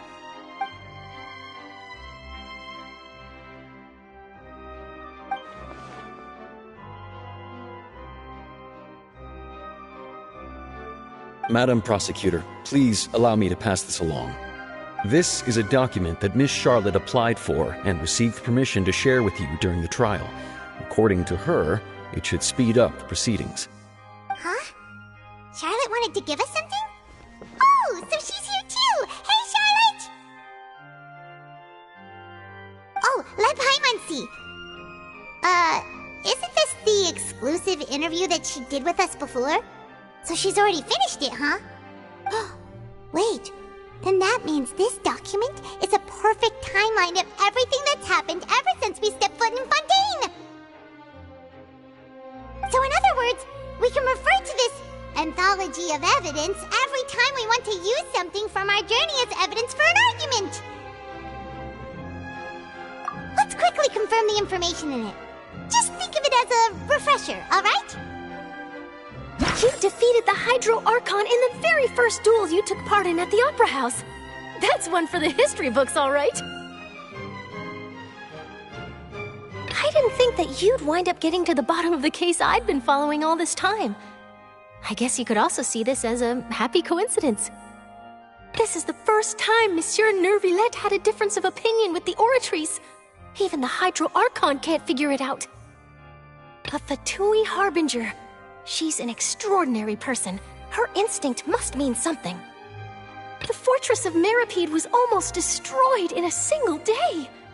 That I didn't witness that scene personally will always be a source of professional regret, I think.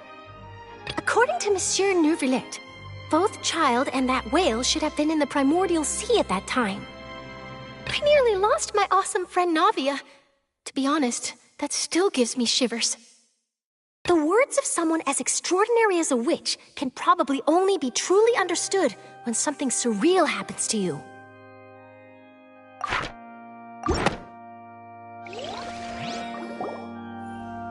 The prosecution and the defense are both in position. The trial shall now begin. Oh, come on, Neuvillette.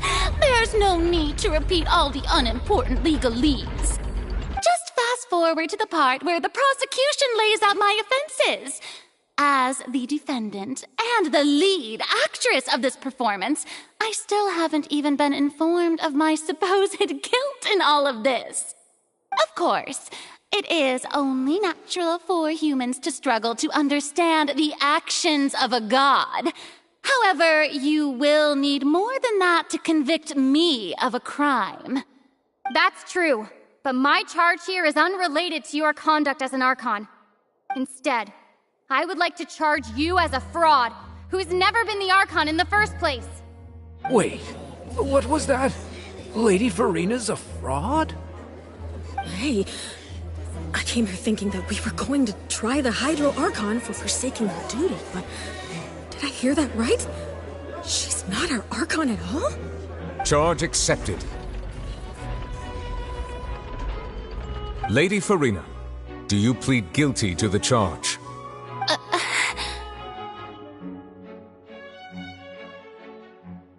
Lady Farina. I plead not guilty. How can I be guilty? There is no way that I, Focalor, otherwise known as Farina de Fontaine, a member of the Seven and the Regina of all waters, kindreds, peoples, and laws of Fontaine, could be anything other than your true Archon. Yeah, even though Lady Farina can be rather eccentric, isn't it going too far to doubt her very identity? Yeah, I've never questioned her identity either. Sure, Lady Farina can be super irresponsible, but what grounds does that prosecutor have to make such a huge claim? I have cause to believe that common sense will prevail in this case. Many of the members of the audience have known me as the Hydro Archon ever since they were born. There would be no fooling their memory. See? Even the Oratrice has decided to show me its favor. Are you sure you want to commit to a charge that will never be upheld? If you wish to drop the case, I can promise you as the God of Justice that you will not have to face trial for making a false accusation. We will treat everything that's happened as a dramatic spectacle and move on with our lives. What do you say to that? Huh. An argument with near impossible odds, huh? We have to not only refute Farina's claims, but also overturn the long-held beliefs of the people. Well, I tried to give you the chance to surrender. If you must persist, then let me ask. If you believe I'm not the Archon, then what manner of being do you think I am? And if I was not the Archon, then how did I manage to live for over 500 years?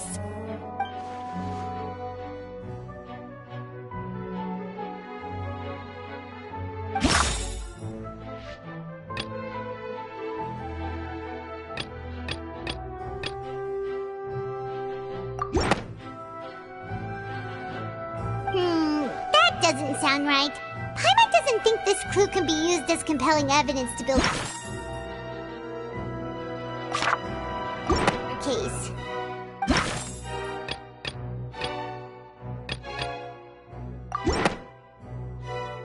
First of all, you may be a member of another long-lived race, which would allow you to naturally possess an extended lifespan.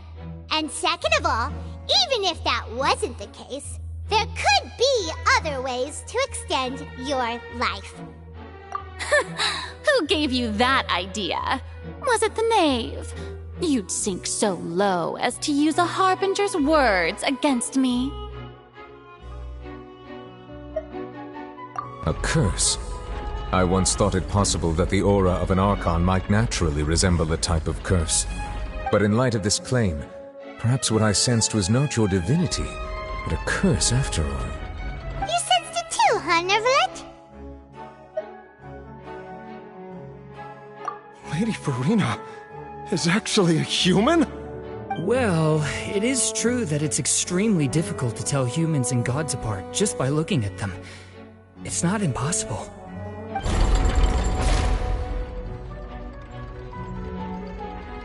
Well, don't start celebrating too early now. Even if I have been carrying a curse like you said, how does that prove that I am merely a human being? Besides, everyone knows that the main difference between a human and a god is the possession of authority. Gods can do what humans cannot. That's why they're worshipped as gods.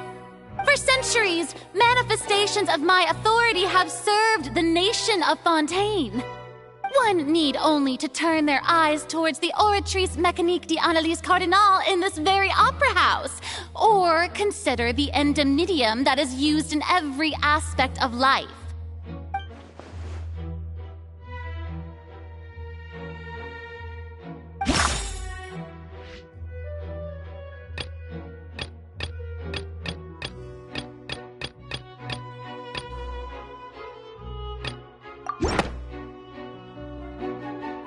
You tried to reference the Oratrice.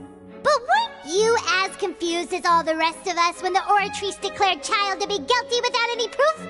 Otherwise, you should have come up with a good explanation for that by now. Didn't I make myself clear at the time? The decisions of the gods are naturally difficult for humans to comprehend.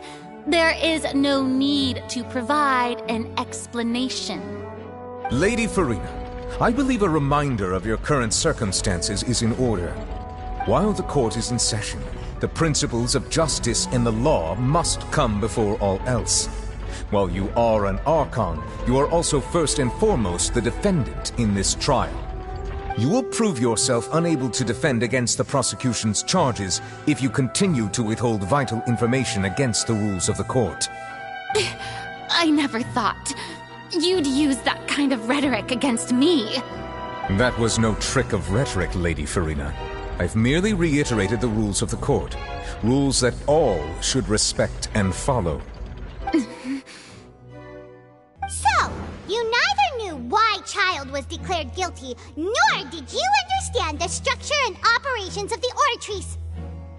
Instead of having been created by you, the manifestations of authority you mentioned have been made by the real Hydro Archon, haven't they? The real Hydro Archon? Well, now you're really losing me. It is true that I did not know why the Oratrice gave out a guilty verdict that day. But the Oratrice handed out that verdict unilaterally, and it has been operating independently ever since it was first created. You can't argue that just because a divine creation is flawed, that the god behind it must also be no god at all. She's still throwing out all kinds of excuses. Seems like she's confident that we won't be able to produce proof that she has no power over the Oratrice. My power as an Archon. There are many ordinary citizens in the audience. How can I just carelessly demonstrate the formidable power of an Archon? If that poses a concern, I'm prepared to extend my protection to the audience. You don't need to go that far.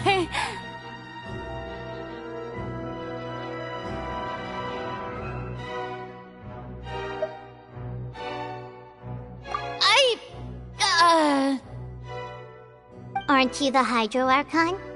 Or is it that you can't even wield the power of Hydro, much less the authority of a god? Indemnitium! Yes! It's all because of Indemnitium! All Archons derive their power from the faith of the people, and I've converted the people's faith in justice into Indemnitium! Thus did I give up all of my divine power to provide everyone with energy for their daily lives. Have you ever seen a more magnanimous god? Isn't that a huge stretch? Yeah, no matter how generous an Archon can be, how could they give up all their power? Can a god with no power even still be called a god? It seems like nobody's buying Farina's excuse. Hey, come now, everyone! Please don't stare at me as if I was a liar! I'm still the same Farina you knew, right? The one that you loved! Shouldn't you want to believe in me? Please? You've got to believe me!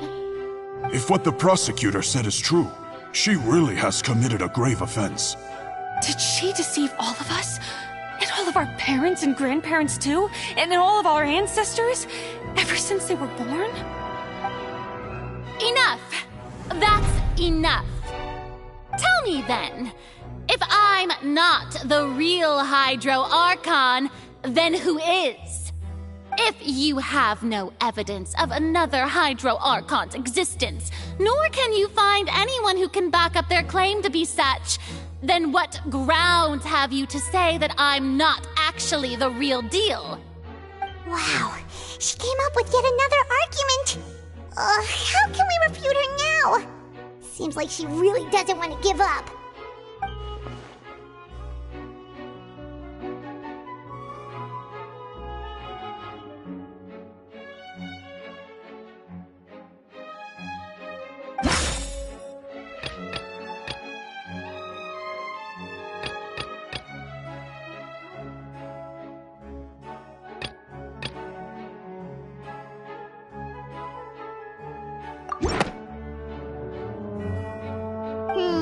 That doesn't sound right. Paimon doesn't think...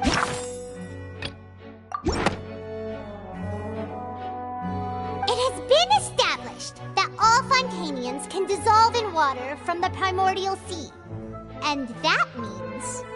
Since you insist on claiming to be a god and not a human, then there's a method that you can use right here and now to eliminate all suspicions of you being the latter. Miss Navia, please apply to serve as a temporary attorney for the prosecution before addressing the court. Though you act in partnership with the prosecutor, you must still adhere to proper procedure. Super sorry, Monsieur Chief Justice. I swear this really will be the last time that I'll speak out of turn. Now, I've brought some seawater from Poisson. As everyone knows, a massive flood struck the area not long ago, taking many lives, including those of some of my closest friends. So, Miss Farina, would you dare to touch some of this seawater? If we are to believe that you are indeed the real Hydro Archon, touching this seawater would have no effect on you. All it should do is strengthen your case. But if you don't dare to touch it, then we would have basically proved the reverse. Oh, and I must remind you that after the disaster at Poisson, nobody wants to see any more people dissolve. I do hope you'll act prudently and choose the simpler path of admitting guilt. Navia from the Spina di Rasula. The Spina has governed Poisson for many years. I guess her suggestion is valid. If Lady Farina is indeed just a human, she's probably Fontainian like all the rest of us. Would she really dare to try?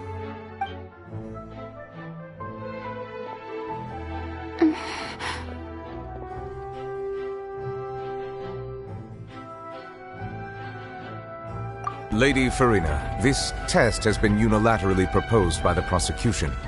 As it falls outside the realm of standard court proceedings, you possess the right to decline participation. Well, of course he had to tell her that. But refusing to participate is basically the same as a confession of guilt. She's just staring at the water without saying a single word. It really does seem like she's quite terrified of it. That could only mean... What's going on? Is she really planning to... that's not what we thought she would... Due to the inherent risk of the test, Lady Farina, you may...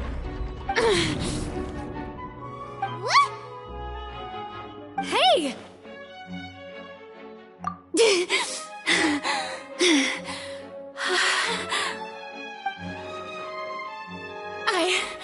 I'm fine! Look at me, everyone! My hand is still here! I haven't been dissolved! Will you believe me now? I really am your Archon! I'm nothing like a normal human who would fall apart as soon as they touch this water! Really? Was this not the most obvious thing in the world? Miss Siegewien? If you're present, Miss Siegewien, please come forward and attend to the defendant. Siegewien? Don't be nervous. It'll just take a few seconds. Let me see. That should be enough. Please announce the results of your evaluation to the court, Miss Siegewien. As everyone doubtlessly saw, Miss Farina was displaying symptoms of hyperventilation and flushed skin. These indicate that she was experiencing the adverse effects of exposure to primordial seawater. The extent to which she was affected is the same as other humans when exposed to primordial seawater of a similar concentration. Thank you, Miss Siegewien. Lady Farina, you may return to the defendant's stand. Oh, wait. What did she just say? I didn't get dissolved! Shouldn't that be enough to prove my innocence? Well, considering your tendency to run from your problems, we did originally prepare a direct sample of the seawater around Poisson. However, after extensive discussion, we exchanged it for a sample that is not concentrated enough to dissolve an actual human. After all, on the off chance that something entirely unexpected might occur, We don't want anyone else to lose their life to the sea. Yeah, so out of regard for Farina's life, you secured a low-concentration sample and asked the head nurse to serve as an expert witness. It's a great thing that the direct sample wasn't actually used. Farina could have... I can't believe... you...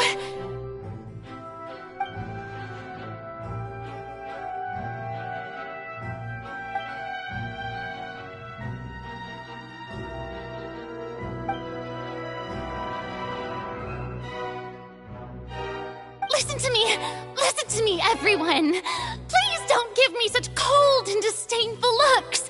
What happened just now didn't prove a single thing! Think about it!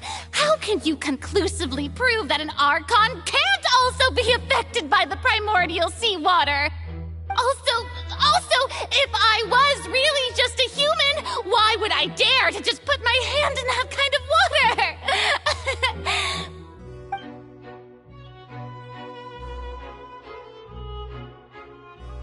Please, everyone, anyone, just listen to me! I swear, I really am your Archon!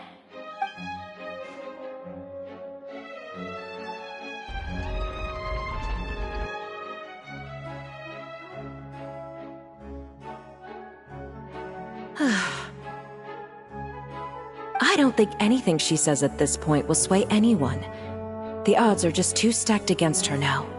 With all the things that have been said, Paimon doesn't think there's any way left for Farina to win. I believe the time for arguments and presentation of evidence has come to an end.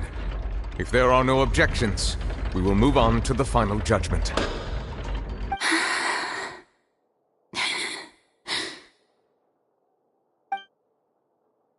I don't think anything she says at this point will sway anyone. Is too stacked against her now.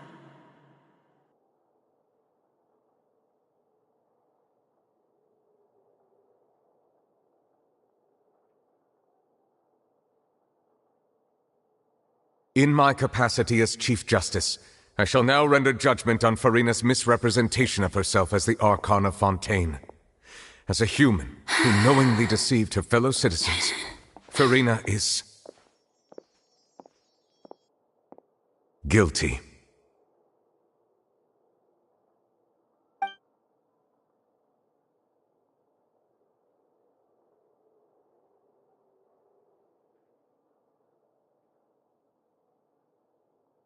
We shall now turn to the Oratrice Mécanique d'Analyse Cardinale to render the final verdict on the charges.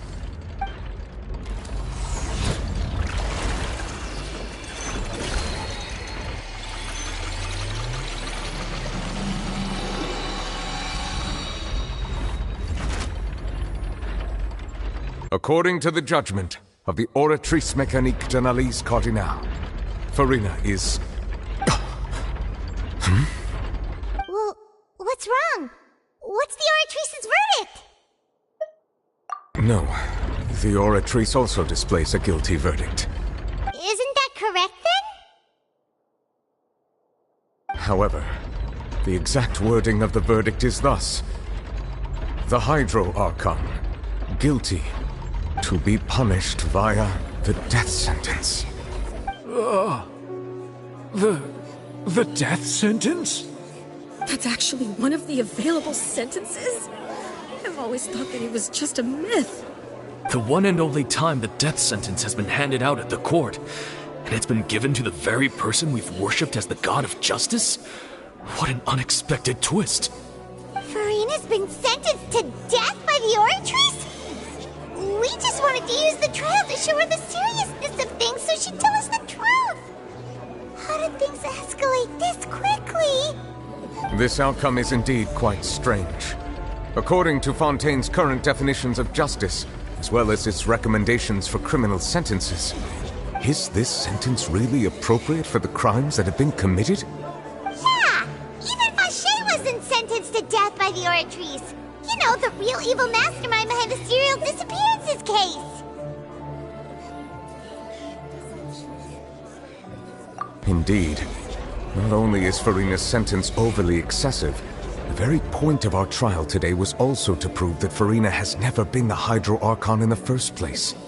But now, the Oratrice seems to have deliberately invoked the title of the Hydro Archon. What does this mean?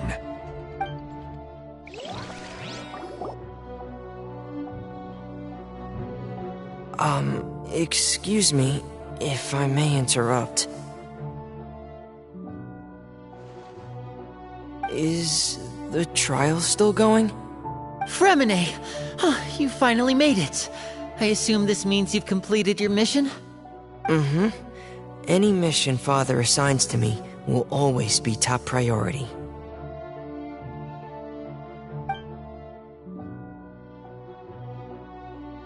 Is that the first prophecy slate? Huh. So the knave privately arranged for Fremine to try and find the missing slate.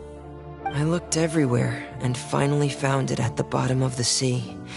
It took me a long time to get around some dangerous stretches of water. But has the trial already concluded? Then doesn't that mean I've come too late? Oh no.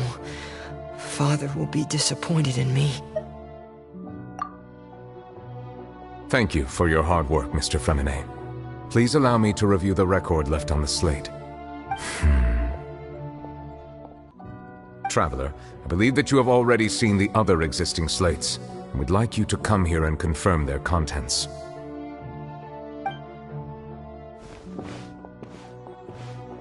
Huh? So what do you see? What is it?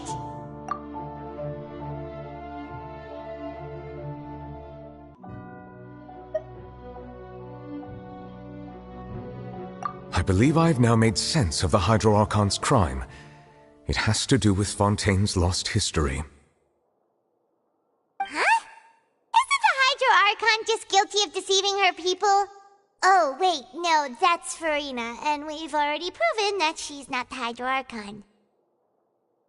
So when you say Hydro Archon, do you mean the real Hydro Archon we've been kinda talking about? In truth, everything that you've encountered in Fontaine up until this point can be traced back to the contents of these stone slates. However, I'm uncertain as to how much sense they currently make to you. Okay, let's try to recall the contents of the other 3 stone slates. Paimon will do her best to help you remember.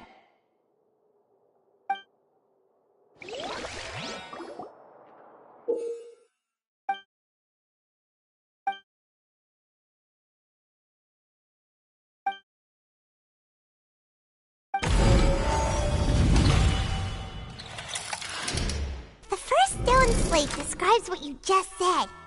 It seems to show the previous Hydro Archon using her divine power, and then the Oceanids turn into humans. Does that mean that Fontainians are transformed Oceanids? Oh, Paimon wasn't expecting that. But if Oceanids can turn into humans, then perhaps this process can be reversed as well. The second stone slate shows Celestia floating in the sky, and the Hydro Archon and her people worshipping it together. But the heavens still brought judgment down upon them. This must be the point when the Hydro Archon and the Fontainians were branded with their original sin. Does this mean that the original sin and the Hydro Archon sin are the same thing? The third slate shows the Hydro Archon sinking into the sea surrounded by many people. That reminds Paimon, didn't we also watch that happen to someone else? Well, the fourth slate is the prophecy the Fontainians have been talking about. People dissolving into the sea, the Hydro Archon crying on her throne, and so on. We didn't believe that such a crazy disaster could happen at first, did we? But after that incident, it was just a question of when and not if.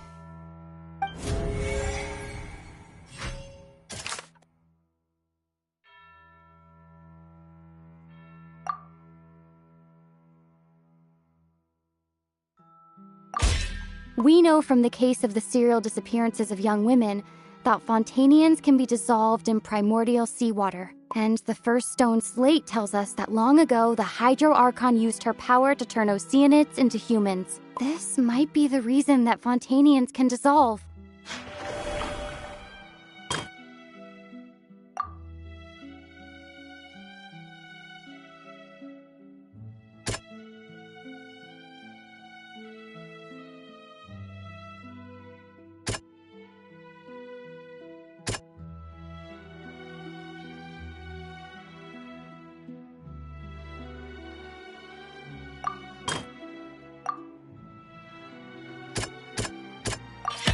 It's not as simple as falling into the sea. When Navia fell into the sea, her consciousness was subjected to judgment. The stone slates show the people gathered around the Hydro Archon in the sea.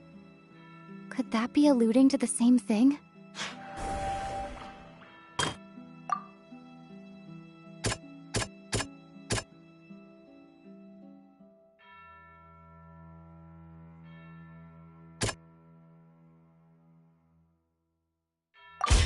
Perhaps what is about to take place has all happened before. The true sin of the Hydro Archon that Nervilette mentioned, and the original sin cast down on the people of Fontaine by Celestia, as recorded on the stone slates. That doesn't sound quite right.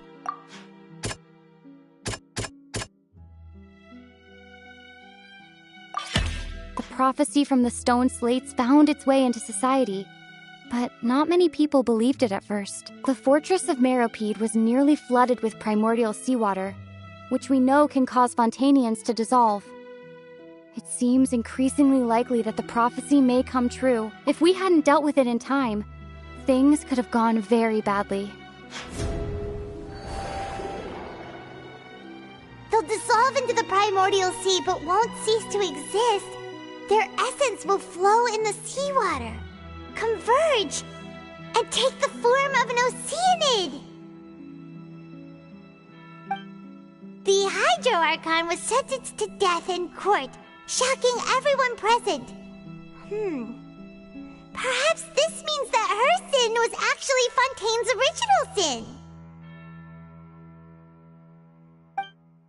Navia fell into the water inside those ruins, and she nearly dissolved. She was surrounded by the people of Poisson in a court within her consciousness, and was forced to take part in a trial meant to make her stay.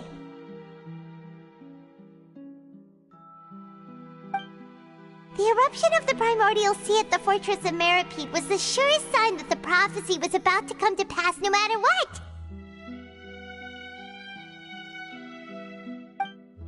The prophecy's contents can all be verified by recent events. If we combine what we know together, loads of truth should come to light.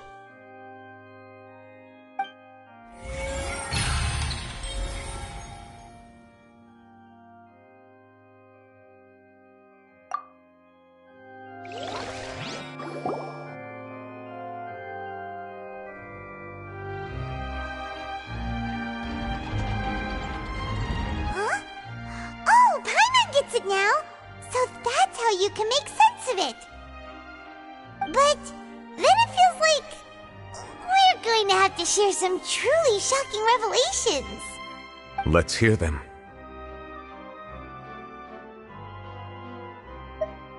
Incredible! Linny, did you hear that? We're not real humans. All Fontainians were originally created by the late previous Hydro Archon, with Oceanids as their basis. The evidence for that can be found in how only Fontainians could dissolve in primordial seawater, and how all the girls Vacher dissolved were also turned into Oceanids. Oh, and according to Navia, when she was about to get dissolved, she also saw everyone gathered around for a trial. All of them in the shape of Oceanids. Indeed. Yeah, and it follows from the content of the first slate that she probably angered Celestia by creating humans without prior permission. That could also explain why the Oratrice judged the Hydro Archon to be guilty. It's to account for that ancient sin. The Hydro Archon's true sin was creating us. And yet, after many hundreds of years, the Hydro Archon's creations have turned around to try to judge the Archon within the Opera Epiclese. The twists of history are often the most unexpected of all. Yeah! Isn't the image here just like when Navia fell into the sea? So wouldn't it be trying to show the image of the Hydro Archon also falling into the sea once the prophecy has been fulfilled in the fourth slate? In the end, the people will all be dissolved into the waters, and only the Hydro Archon will remain weeping on her throne. Only then will the sins of the people of Fontaine be washed away. Did Paimon get all that right? You've made some keen deductions. I must say, given how much you still don't know, it is impressive that you've already managed to connect so many pieces of the truth. However, while you were able to decode all the information on the slates, they've also been etched with an additional layer of hidden information using a different power source. When we were at the ruins, I tried to decipher the hidden information recorded in the slates. But since we only had 3 slates at the time, I was unable to come to a full conclusion. Now that the slate collection is complete, I shall make another attempt to decipher the narrative recorded within. If everything goes well, we should finally be informed of the unadulterated truth.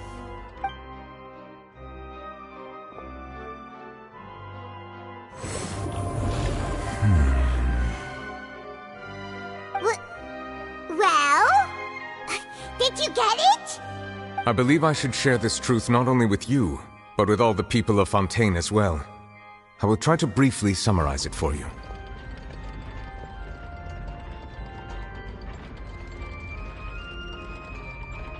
Your hypotheses regarding the origin of Fontainians and the sin of the Hydro Archon were both correct. In the Fontaine of old, the previous Hydro Archon sensed the yearning of her Oceanid familiars for life on land.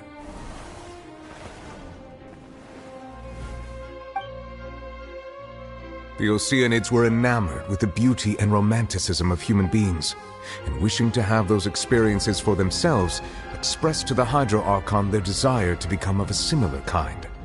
However, even though water as an element is intricately linked with the power of life, the Hydro Archon, as one of the 7, did not possess the authority to create a new form of human life. Not one to give in, she eventually found a way to create permanent humanoid bodies for her familiars by appropriating the power of this planet's primordial sea. She poured primordial seawater into the Oceanids' blood vessels, creating humanoid mimics in the process. But if Fontainians were to ever come into direct contact with water from the primordial sea, the power within their bodies would escape these artificial restraints and return to the sea. As a result, their forms would collapse, and they would be reverted to their original forms as Oceanids. Of course, the Hydro Archon never received permission from the heavenly principles to create a new human race. And thus, the Hydro Archon and all of her creations came to shoulder the original sin of appropriating the power of the primordial sea. That is the true history of how the people of Fontaine first came into being. So we were all Oceanids before we turned into human beings? That's way too much information for me. I think I'm just going to pretend that I never heard a single thing. Wait, but if that's the truth, we can't let the Hydro Archon be sentenced to death. After all, her only sin was creating us. This really might be too much information for your regular Fontainian, but it does answer a lot of our questions. Alas, your hypothesis regarding the 3rd and 4th stone slates was inaccurate. The slates' respective positions are, in fact, correct. A key point of the visual on the 3rd slate is how all the individuals depicted in the water are humans rather than Oceanids. They have not been dissolved, which implies that the water depicted in this slate is not water from the primordial sea. The nation of Fontaine is the nation of Hydro, as well as the nation of trials and justice. Instead of being the literal element, the water in the scene symbolizes judgment and justice. You may also recall Navia's experience. When she fell into the sea, her consciousness was surrounded by that of many others who intended to hold a trial to determine her fate.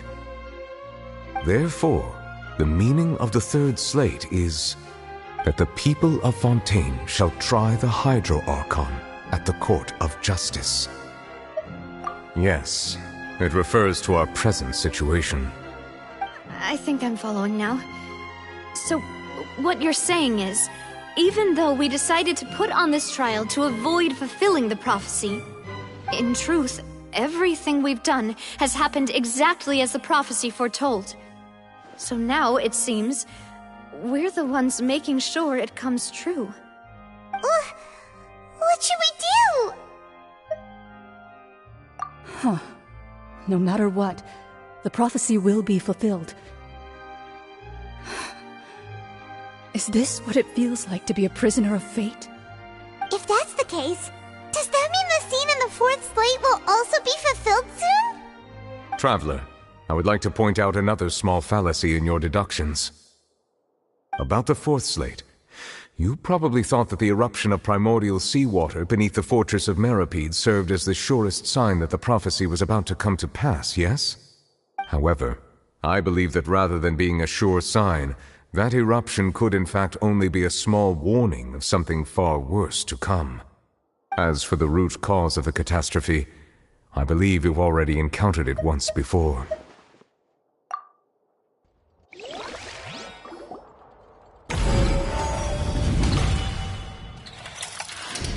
This eruption was just a small warning of the things to come. We must find the root cause of the disaster.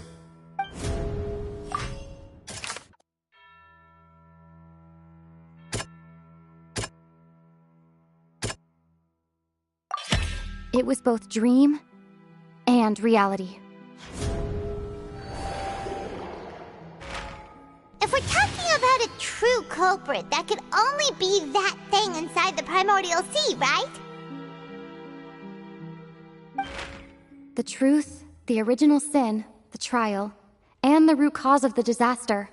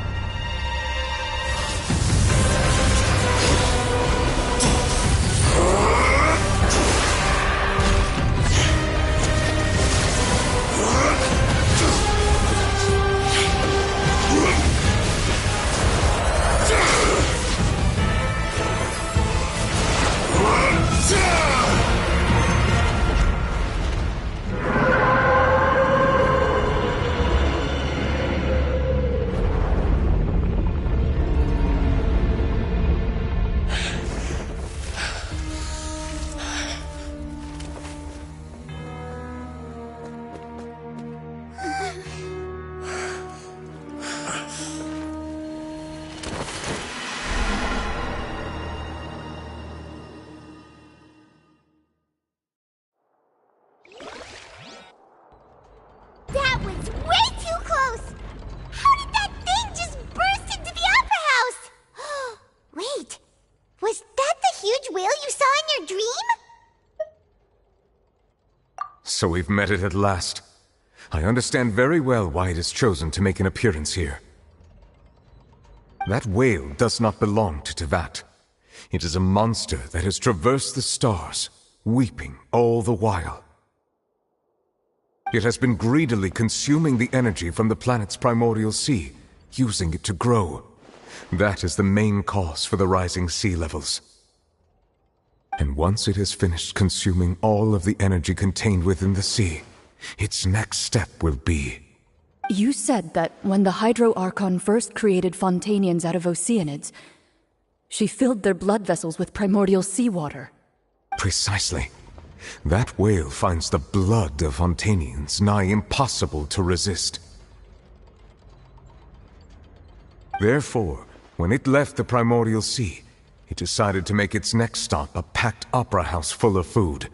Food in the form of Fontainians. We just barely managed to push it back, right? In that case, won't it come back to target the people again once it's managed to recover its strength? That is correct. Indeed, it is more accurate to say that we should thank that Harbinger for buying us some time. Without him, the whale would have likely come onto land far sooner. From the way he looked, he must have been fighting the creature for quite a long time. That battle maniac. We've always known that he had a special connection with that whale, but we definitely didn't expect it to help us out like this. Anyway, now that we know that this whale is the actual cause of the disaster recorded in the prophecy, all we need to do to stop the prophecy would be to find a way to beat it up, right? It is too late. It had already absorbed too much of the primordial sea's energy before we could notice it. At this point, it has become practically integrated with the sea itself. Even if the entirety of Tevat were to be destroyed, it could still survive and swim off towards some other world. That's not something I will accept. We've already done everything we can, and we even found the true culprit. We've come so far. You can't just tell me that the last hurdle is some impossible foe. That's just not fair. Indeed, that's not how a grand performance should end. I'll fight it to the end, no matter what. So the prophecy will be fulfilled no matter what, huh?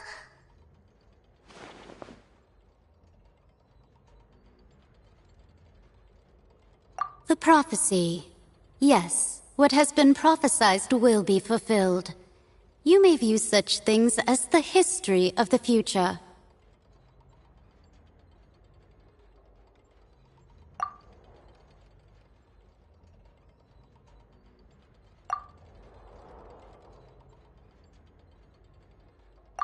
Just as prophecies are usually only the future as seen from the perspectives of the gods, could things be happening in hidden corners where the god's gaze does not fall?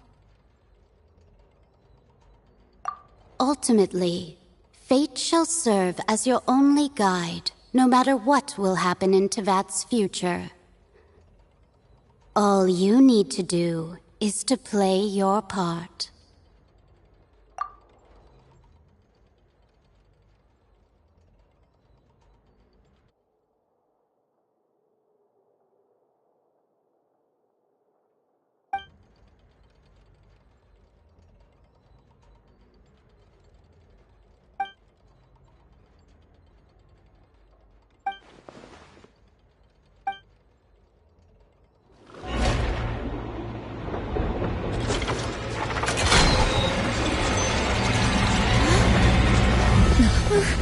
What's happening with the oratories? I believe it is preparing to carry out the death sentence.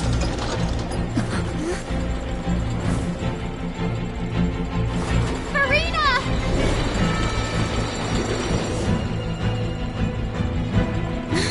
No, I still need answers!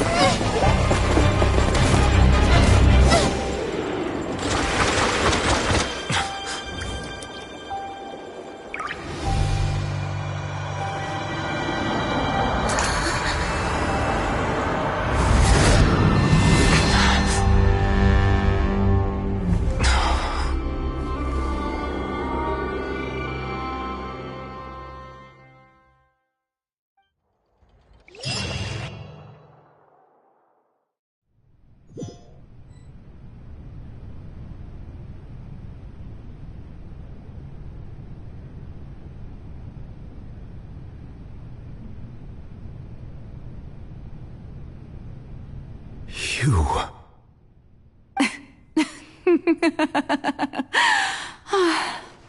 Sorry. That shocked expression on your face is just too amusing. I couldn't help myself. You are not Farina. Who are you?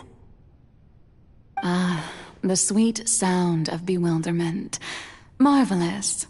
A sure sign that my attempt to deceive everyone was a resounding success.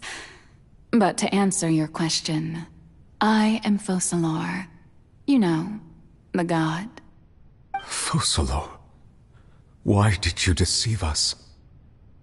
Oh, that wasn't my goal, of course. Goodness, no. But I had to fool everyone else too, if I was to stand any chance of deceiving the heavenly principles. Deceiving the heavenly principles? It's all because of that pernicious prophecy. Dreadful, wasn't it? Everyone doomed to dissolve. Fontaine condemned to be flooded. One was not amused. In fact, one was positively bemused when that problem was thrust upon me by my dearest predecessor. That's the former Hydro Archon Egeria, for the uninitiated. It hardly gets more disastrous than a preordained national catastrophe, now does it? She knew full well that the prophecy would surely come to pass. And as one of the seven, she also knew full well that one defies the heavenly principles at one's peril. So yes, as you have no doubt surmised, it was a rather impossible situation that I found myself in. I spent a terribly long time mulling it over, alone on the ocean floor. And I was almost growing barnacles by the time I finally realized there was only one possible solution to this confounding conundrum. I had to outwit the heavenly principles, allow the prophecy to be fulfilled, ostensibly at least, while saving everyone at the same time. I'm a genius, I know. I can only assume that's why Egeria chose me as her successor. Although, looking back now, it was hardly the inheritance one dreams of. Between the task of saving the nation, the quotidian duties of the Hydro Archon, and not to mention the original sin of creating a new race of humans, I dare say she left me quite a colossal mess to clean up. But one can only play the hand one is dealt. I did not choose this, any more than I chose to be one of her Oceanid familiars. So you were also once one of the Oceanids, transformed into a human by Egeria's hand? Yes, I was. I always dreamed of becoming human. And I still do, even now. In my eyes, to be human is to be part of the greatest opera ever known. After becoming a god, I separated my divinity from my body and spirit, leaving behind only a self that was as naive and bewildered as my past self on her first day as a human being. The me you see before you now is that divinity. And the human counterpart I left behind, I named Farina. She could feel joy, sorrow, and everything in between. She could be as vain and conceited, or as meek and vulnerable as she wished. Her strengths were of a kind only a human could possess, as were her shortcomings. But in my eyes, Farina's humanity was what made her perfect. She was perfectly human in every way. The person I always wanted to be. Anyway, so then I cursed her. All part of the plan, of course. The plan to deceive the heavenly principles. Do you still remember the final scene of the prophecy? The Hydra Archon alone, weeping on her throne. In order that the prophecy might appear fulfilled, I invited Farina to be an actress, to play the part of the Hydro Archon in the prophecy. Under the curse I placed on her, So long as I, Focalor's divinity, continued to exist, she could not die. But nor was she free to live her life in the pursuit of happiness. Instead, she was forced to take the stage in the opera house, to embrace the role of leading lady, to forever play the part of the god from the prophecy, all to create a deceitful appearance of that prophecy coming to pass. I suppose now you probably understand why your court is called the Opera Epiclese. But Farina is only human, isn't she?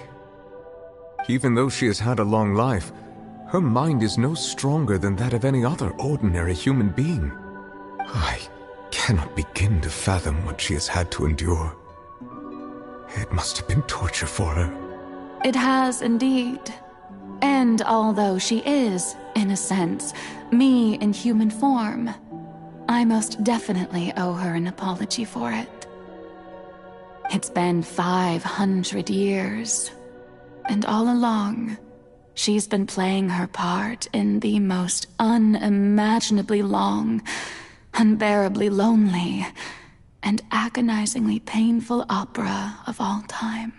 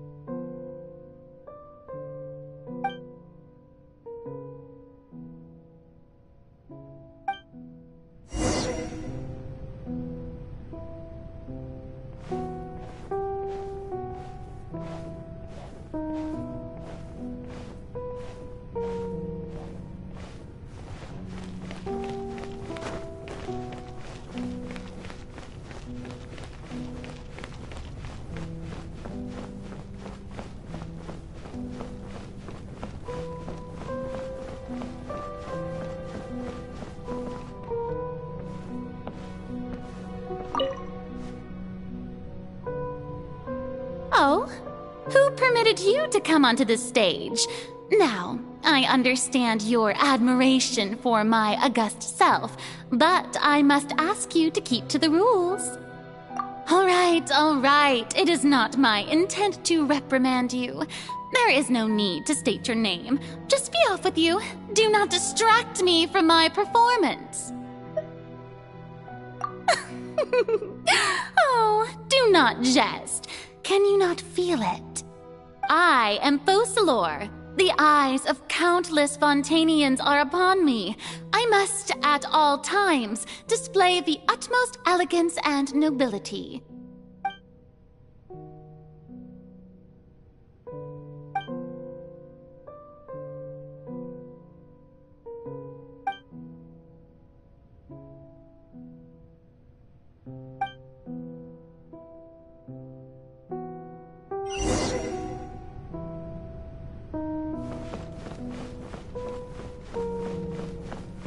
Dear audience, the performance is experiencing a technical difficulty, but worry not. The guards shall resolve it soon enough. Everyone hold it! Ha! Yoo-hoo! Hey, what gives? The audience is still watching me, you know. Guards! Wait, where are the guards? Guards!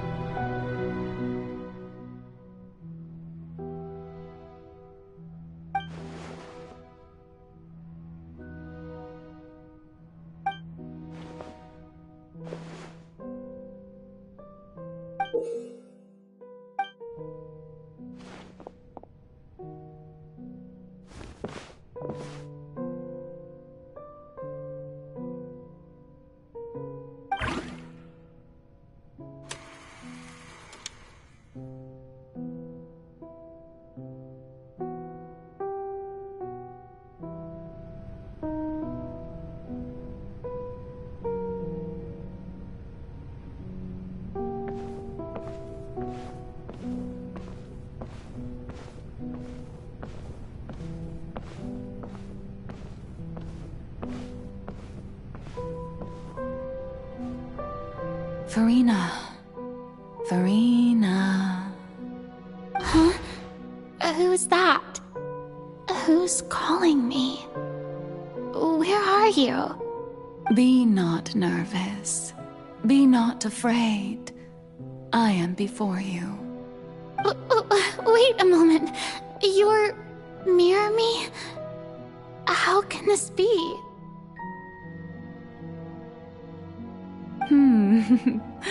Mirror you, huh? You know what? That's not bad. Let's go with that. Mirror me? What do you wish to say? The prophecy. Have you heard of it? What prophecy? Wait. I know. I think. I don't know why, but it's in my head somehow. The people will all be dissolved into the waters, and only the Hydro Archon will remain, weeping on her throne. Only then will the sins of the people of Fontaine be washed away. Oh, very good. You know it well. What's going on? I can't seem to remember anything clearly. The only thing I know for sure is this prophecy. Will it really come to pass? Yes, it will. And that is why I've come to you. Disaster will come to Fontaine sooner or later. Things will develop just as the prophecy declared. There is no escaping it. But doesn't that mean everyone will die? I'm a Fontainian just like them. Will I dissolve too? Oh, don't worry. Magical meetings exist in this world precisely to give people a chance to turn things around. It is the reason why you met me today. I will tell you how to save everyone, but you may have to suffer somewhat. Oh, so there's still hope after all. Goodness, you frightened me. You spoke so much and with so much certainty. As for the suffering, well, I will admit that the first thing that came to mind was, why do I have to be the one to suffer? But if the prophecy will come true, I'll also die anyway, right? So if I've already met you as my magical meeting in this world, if there were scales, with all the people of Fontaine on one side and my pain on the other, is it not obvious where the scales should tilt? You truly are the perfect human, my ideal. I suppose this would also be the justice that belongs to you. Huh? Don't worry, it's nothing. Listen well. Fontaine has just lost its Hydro Archon. I need you to play a role, that of the new Archon. Play as a god? That's right. You must begin a never-ending masquerade. You must never let anyone suspect your identity. If you can keep it up, then I shall have my way of defying this prophecy. But should your identity be revealed, then all hope will be lost. But how will I do this? A human assuming the role of a god without being exposed. Don't worry. What you must do is not to turn yourself into a real god. You simply need to play the role of a god as humans imagine them to be. Being a human yourself, I'm sure you already know what such an entity would be like. Remember, your true challenge will not be pursuing divinity, but contending against humanity. I'm still not sure I understand, but I'll try. I'll try to do this. So, how long am I going to have to play this role? To accomplish this mission, you will have to stay on the stage for many, many years. You will endure and not grow old until your task ends. But I promise you, all will eventually end in a magnificent and dramatic trial, and everyone will be saved. A trial, huh? How exciting. I'll be looking forward to it.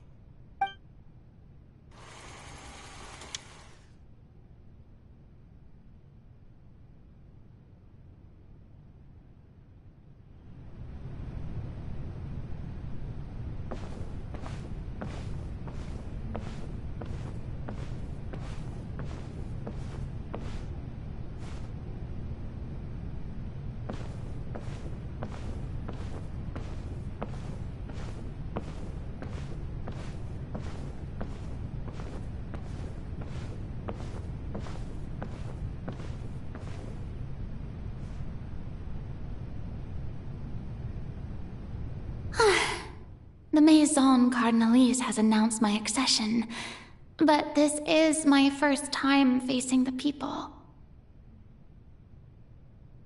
What should I say to most appear like a god? To be honest, I still don't know. Perhaps I should first try to act natural. Ladies and gentlemen, good evening, and welcome to the Opera Epiclese. I'm sure you've all heard about how I have taken on the role of Hydro Archon.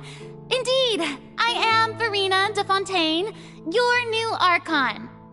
In truth, I know little about becoming a nation's new god, but it will be my honor to guide you all. As the god Focalor, the god of justice, I shall do all within my power to lead you into an age of fairness and justice. Once again, thank you all for coming. If you should have any questions or suggestions, please send them to the Maison Cardinalise. The future of Fontaine will require us to work together, after all. This should do it. I thought I might stammer, but thankfully, I was able to convey my thoughts just fine.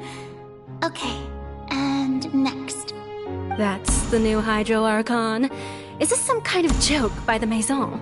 I would have thought that a being that surpasses humanity would be a bit more assertive.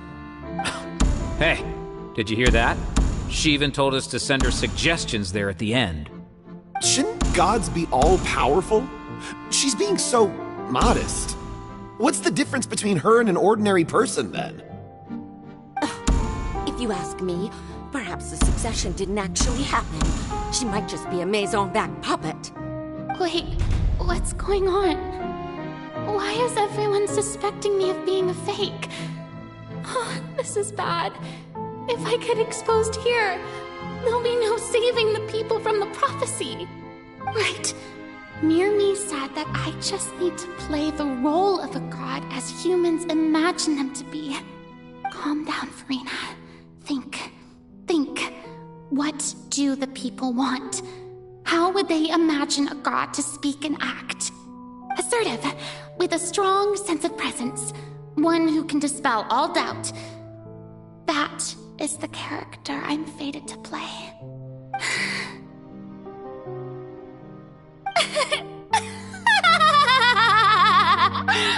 Oh, very good, my people. Only ones such as you are deserving of my rule. Now, I was wondering, if some weak puppet were to one day come onto the stage and claim ownership of this opera house, would the children of Fontaine follow them? Well, it seems that you would all see right through them. Having passed my test, you are qualified to witness wondrous trials alongside my august self, here in this opera house. You may consider my previous act a door gift of sorts. I thought it was a debut that suited the atmosphere. Now then, let us be reintroduced. Ah, so that was just a performance. How could I have forgotten that we were inside an opera house? Her personality. It's quite shocking, to be honest, but I suppose it's a better look than before. Such a fascinating and bold deity. How wonderful. Our future may yet be bright after all. It seems I've turned them around. Best follow this flow and restart my accession speech. My dear people, whether you acknowledge me or not, whether you trust me or nay, I say to you, keep faith in your ardor for justice. We have heard it said that this nation's sins can no longer be washed away. Well, I say that justice is most fragrant when it blooms amid sin. The scales of justice should not weigh heavy in the hands of its God. On one side, it must carry fairness and justice. And on the other, praise and applause. May law be the prayer on our lips. May judgment be our worship. Let us light the fires and drink to the future of Fontaine!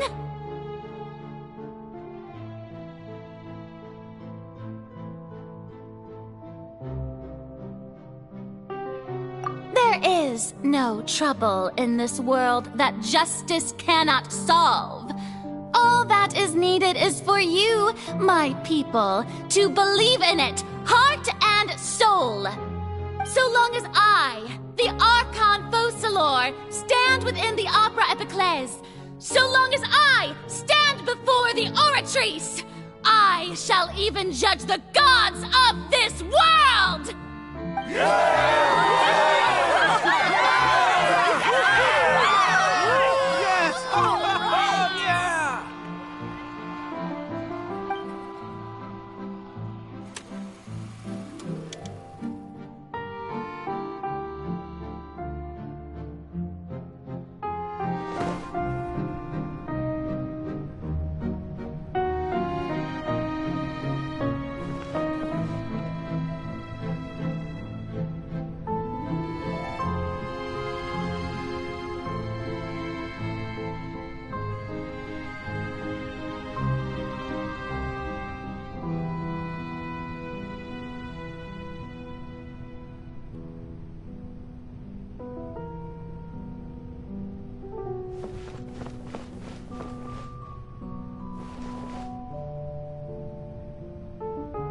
Lady Farina, here are today's case reports, as well as a summary of the follow-up for your perusal.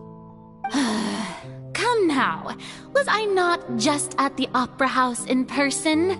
Leave these kinds of things to Neuvillette. Besides, none of these trials were the one that I'm looking forward to the most.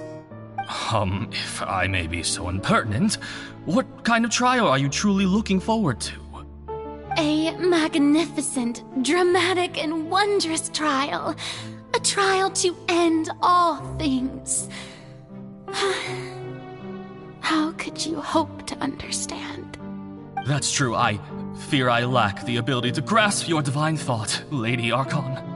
No need for fright, and do not take what I said before too seriously.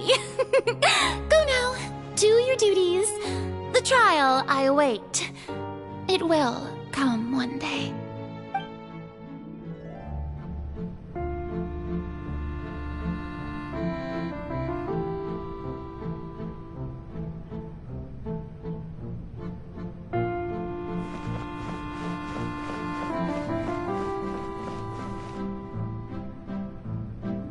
Lady Farina, I don't know what to say.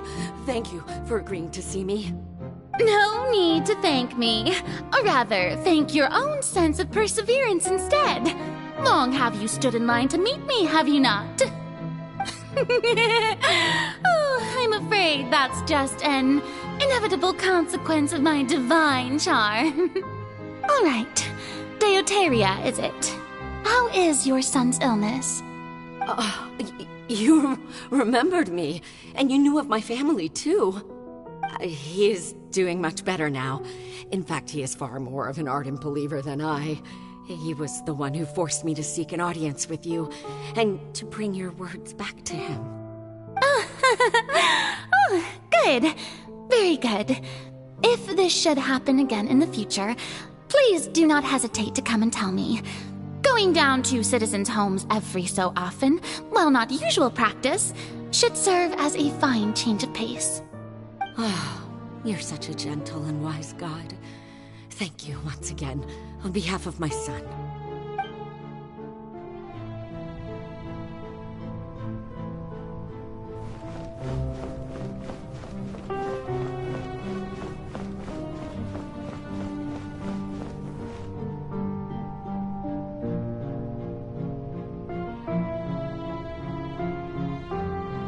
Lady Farina, here are the latest hydrological reports. As for the specific parameters you asked to take note of, I'm afraid things still don't look good. I see. It's as I thought, then. As your god, I did already expect this, but I wanted to see how far your human wisdom would allow you to analyze it. All manner of signs indicate that the prophecy will still come to pass. Forget it. That's not something you need to worry about right now. Well, as I understand it, the Fontaine Research Institute is also trying to find a way to counter the rising water levels. Really? Have they found anything?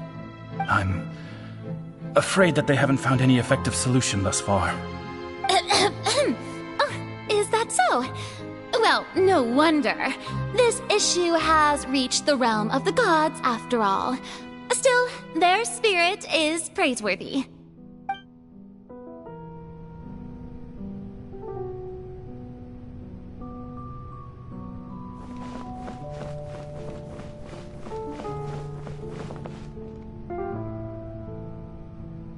The day is finally over. I haven't had a moment to breathe this whole time. But it's good to see that everything's getting on track. There are no longer any voices of suspicion. Maybe this is fine. I just need to keep going, and everyone will be saved. All right, Farina, don't think too hard about this. You need rest. Tomorrow's a new day.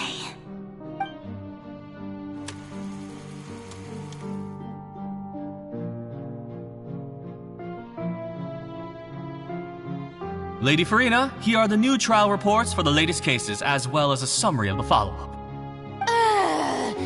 There'll be no need for that. I've seen them already.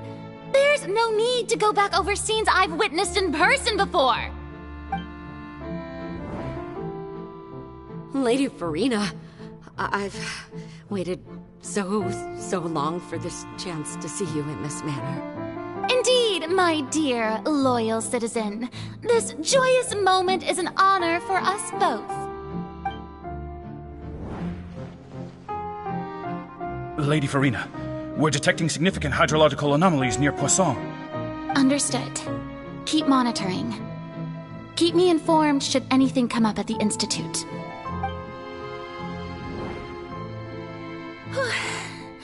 I don't think I let anything slip today. I must show the people that there is nothing to worry about. I just don't know when these days will end. I feel utterly exhausted. Best to rest early today, too.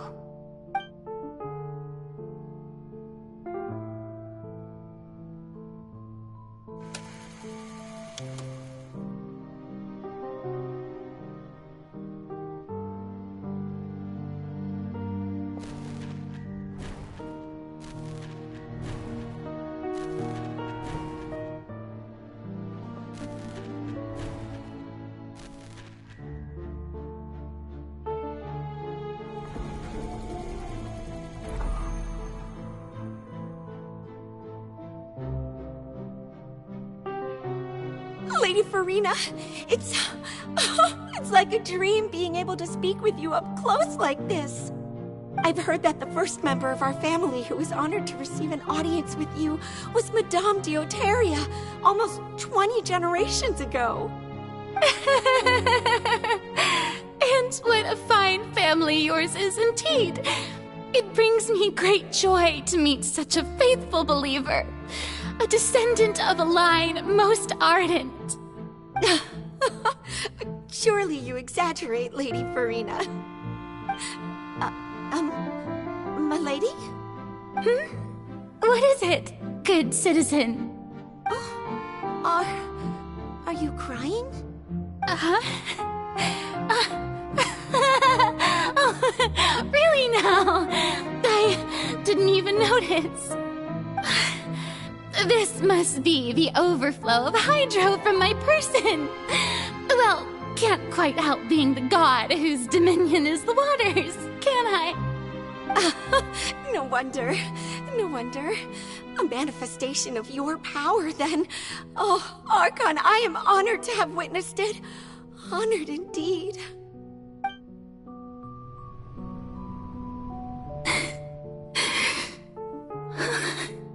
So interminable. So lonely. Just how much longer? Hundreds of years must have passed by now. Perhaps the show must go on for hundreds more. I never imagined that it would hurt so much. Have I reached my limit? No. Perhaps I reached it long ago. Today I didn't even notice my own tears. I want to tell someone, anyone, about this. But would that not destroy all I've done so far? I've conducted so many investigations across the centuries, but there's not even a sliver of hope that we might break the prophecy. All I can do is keep heart. I must maintain this act. It is the only way to save Fontaine. Please, mirror me. You have to succeed.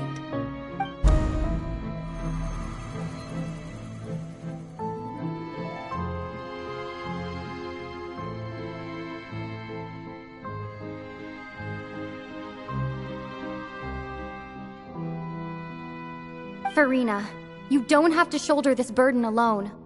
Although I don't know what you might be keeping from everyone, your people are more than willing to share your burden with you.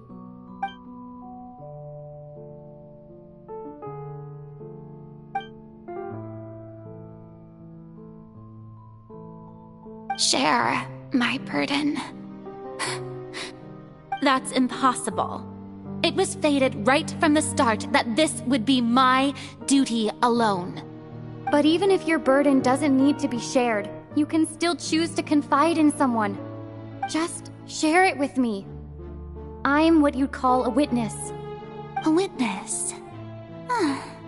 Yes, I've heard that you came to Tevat from beyond the stars, yes. In other words, you never belonged here. And if Tevat is, in its entirety, a show on a stage, then you're just a spectator, aren't you? If that's the case...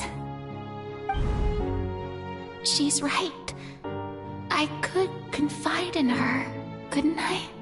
But if things don't play out as expected, the people of Fontaine will be the ones to pay the price. No, Farina. You shouldn't be selfish. But what if it's really alright? Farina, you've worked so hard for so long. Surely it would be okay to put yourself first for once. Just this once.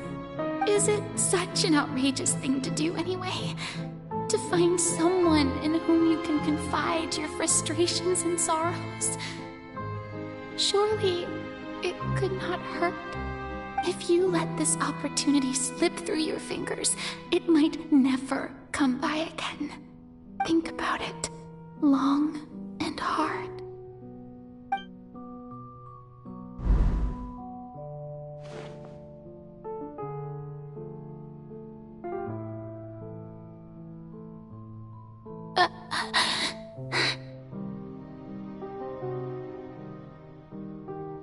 No, I have nothing to say.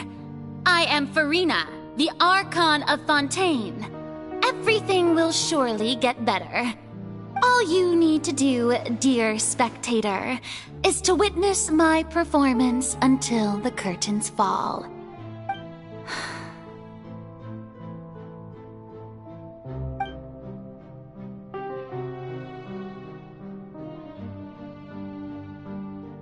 Fine.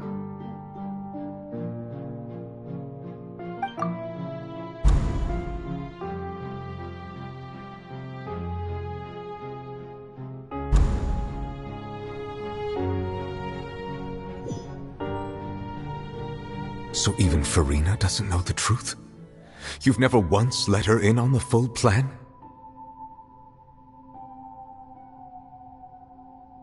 Yes, it had to be done. To deceive the heavenly principles, you must first deceive yourself. She did very well. If she had let her resolve falter even once in these 5 centuries, Fontaine would have been doomed to the most tragic fate. It seems that trusting humanity was the right decision after all. I believe that I understand how your deception works, but that is only half the truth, is it not? How would you build on this foundation to save the people of Fontaine? That is the most important thing. Ah, good. Of course, the Iudex of Fontaine has pinpointed the crux of the issue. I'm sure you've long sensed that the Oratrice is no simple machine, yes? I've always suspected that it had its own consciousness. And Lenny did mention that he heard a human voice within the core chamber. It now seems that that person was you, hidden within the machine all along. Am I right? And then I became one with the Oratrice, taking Fontaine's gnosis with me. Yes, it would seem so, wouldn't it? Alas, your understanding of this device still lacks sufficient depth. In truth, it is no enactor of justice.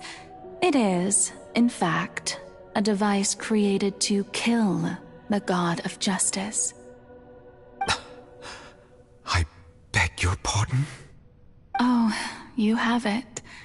And to be more precise, not only will the Oratrice take down the god of justice, it will also take down the divine throne upon which she has been placed. I mean, did you think I would be the sort to enjoy peaceful repose while Farina suffered? My work over these last 500 years has been to constantly accumulate indemnitium within the Oratrice. But really, some have already discovered that only a small fraction of the energy generated by the device was ever used to provide power to Fontaine.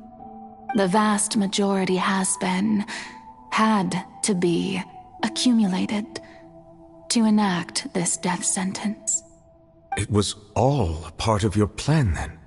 Both the trial and the sentence? Indeed.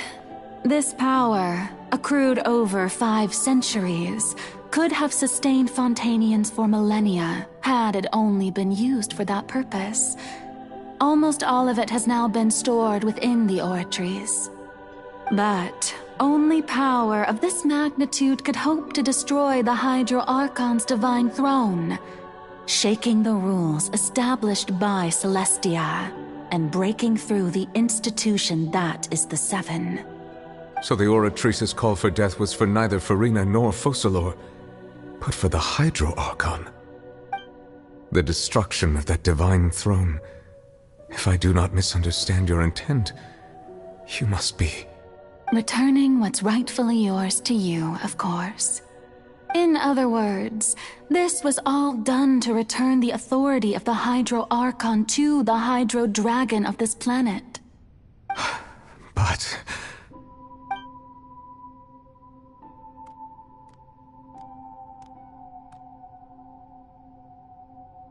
Oh, what? Getting sad again, are we? The authority of the ancient dragons shall soon be yours once more, O Hydro Dragon Sovereign. And this is the face you make. All you've done throughout the years is just so you can sacrifice yourself at the very end. I've never quite seen it that way, you know. Even now, I'm quite pleased at how well my deception worked.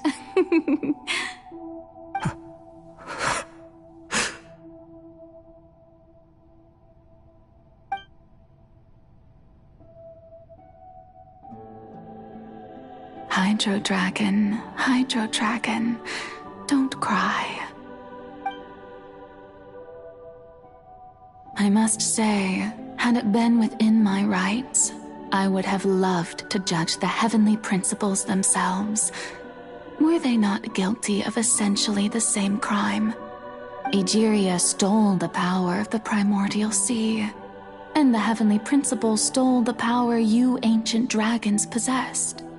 I, for my part, am the god of justice. And is it not just that your original powers should be returned to you? Speaking of justice, I have always believed that justice lies in the process of pursuing human existence itself. So, if the theft of the primordial sea's might was Fontaine's original sin, then, leaving matters of procedural right and wrong aside, the descent of the Fontainians as humans and their right to exist in this world would be Fontaine's original justice. In other words, existence was Egeria's justice, and to me, justice is the continuation of that existence. Defying the prophecy and ensuring that Fontaine's people shall live on, that should be the justice enthroned over all others. At this point, we, whether it be myself or all other Fontainians, have shouldered the burden of this sin for far too long.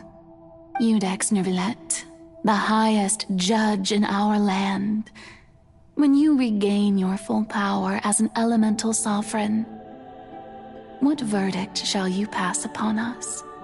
So when I was invited to the court of Fontaine to serve as Iudex, I see now that that was your idea too.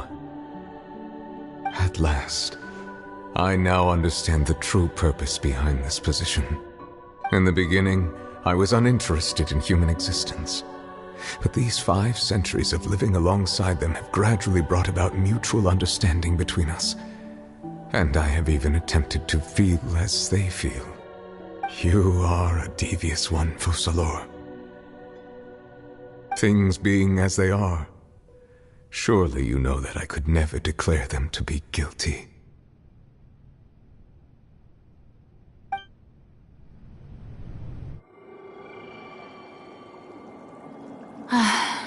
The hour of my execution is almost here. For the sinner, the curtain call has come. I know I may not sound it, but faced with death, I find myself a little afraid. Perhaps this is one thing both gods and humans have in common.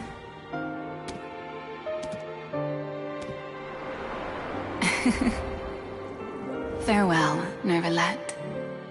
I hope you've enjoyed the part you played these 500 years.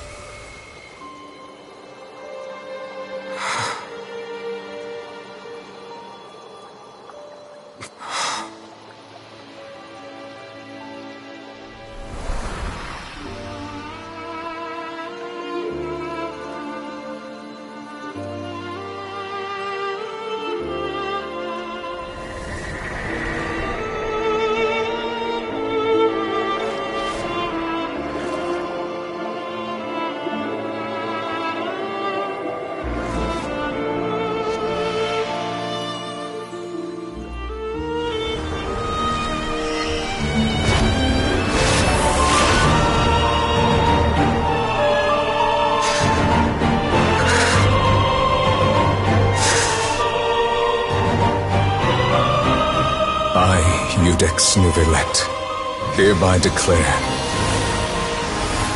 people of Fontaine, your sins are forgiven.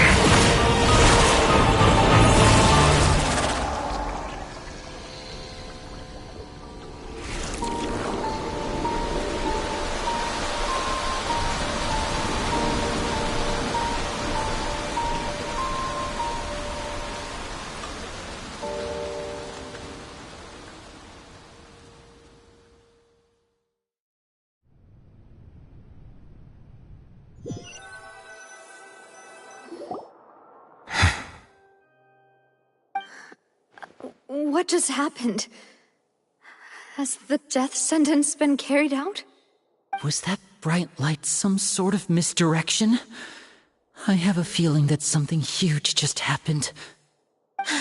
But since we're all still alive and haven't been dissolved, I assume whatever happened was good for us. It's time to end this. We must mete out punishment to that beast. Didn't you say just a moment ago that it can't be defeated? I have gained the strength sufficient to deal with it. Through certain means, I now have the ability to separate the power of the Primordial Sea from that creature. We should seize the opportunity to pursue our quarry.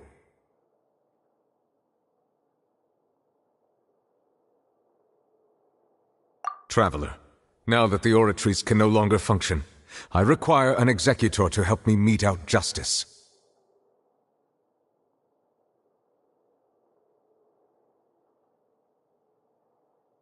The root of the calamities befalling Fontaine, the beast that enacts the prophecy. Its name is the all-devouring narwhal. Come with me, traveler.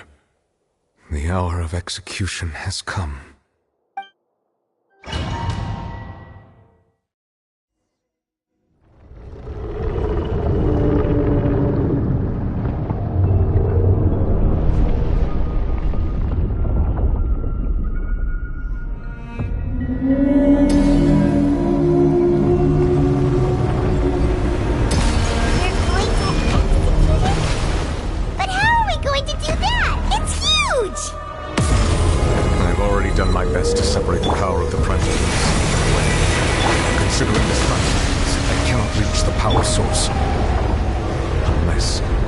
Find a way to attack it from within.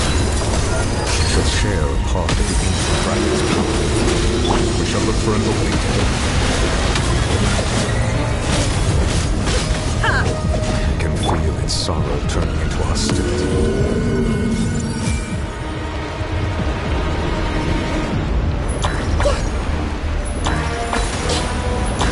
Make yourselves a room! This may hurt a little.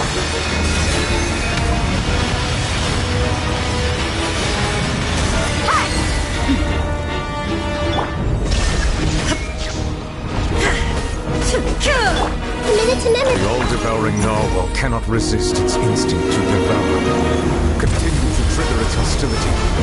Chance will present itself.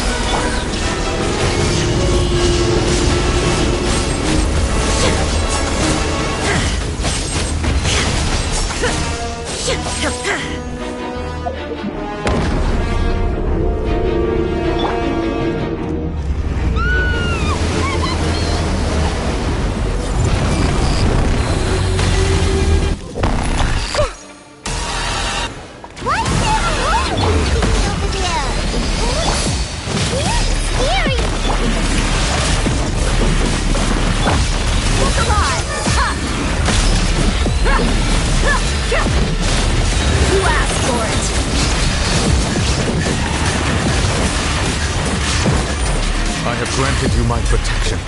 Do not fear. Seize the moment and use my power to suppress its root.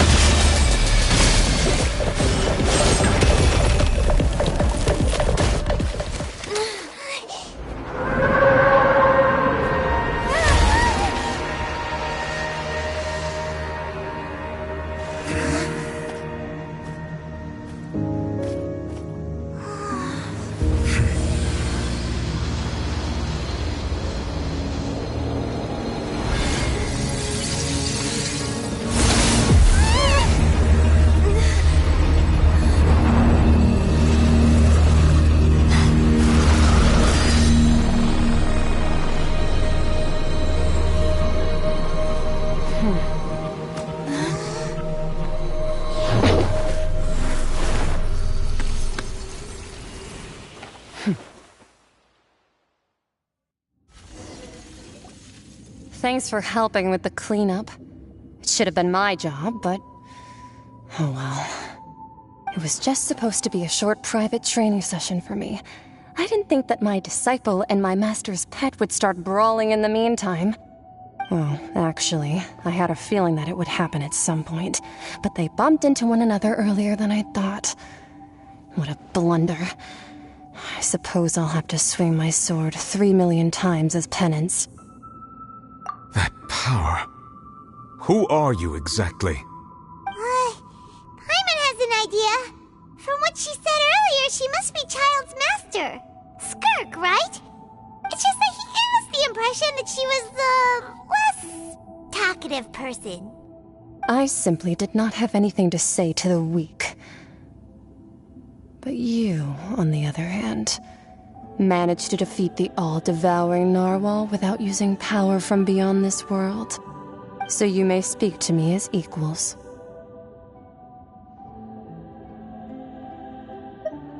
I have to agree. It's a strange use of a planet's primordial waters just to raise an all-devouring narwhal. That kind of power is wasted on it. It's not cooperative. It eats too much. And I have more important things to do with my time than pet sitting. The only thing that creature has going for it is its looks. All in all, it fails as a pet. Miss Skirk? I think you might have missed the point. The point being?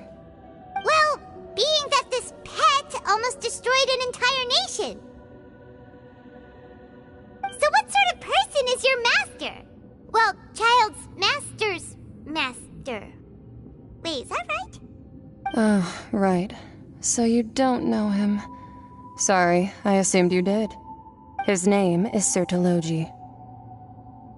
Huh? I am unfamiliar with that name. Huh. So Master isn't sufficiently famous. How should I describe him then? Have you heard of the name The Fowl? The Fowl? Still nothing? Well, how about the Visionary? Vetterfulnir then? Or Gold Rhine-daughter? Ooh, that one we've heard! Rhine-daughter's part of the Hexen Circle. She's Albedo's mom, right?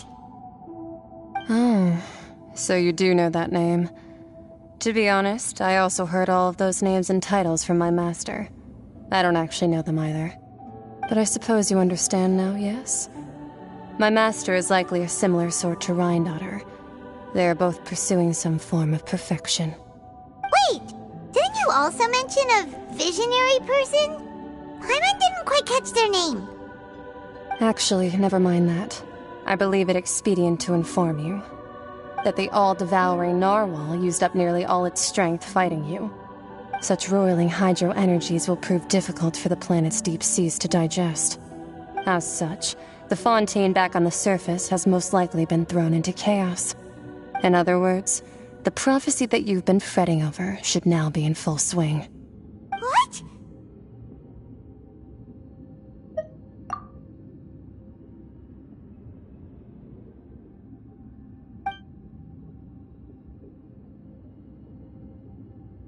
Not to worry. Focalor has already managed to deceive the heavenly principles. In the end, the people will all be dissolved into the waters, and only Farina will remain, weeping on her throne.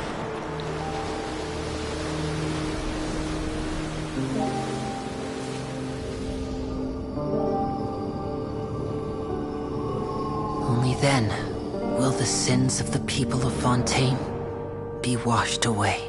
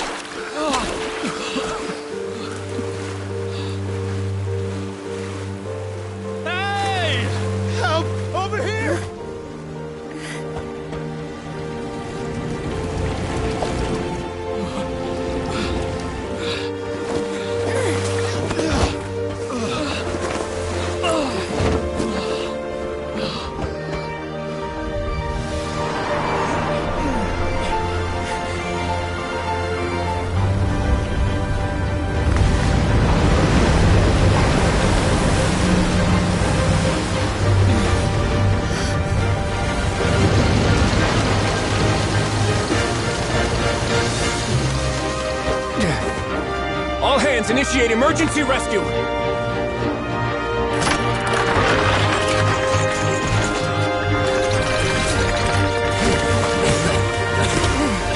Hurry!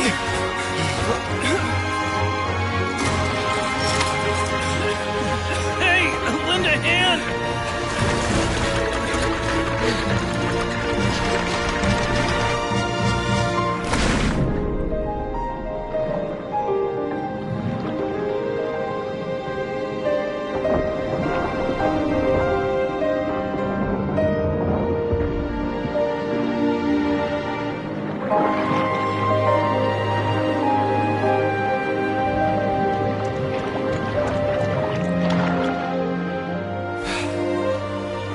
Look! The water's receding!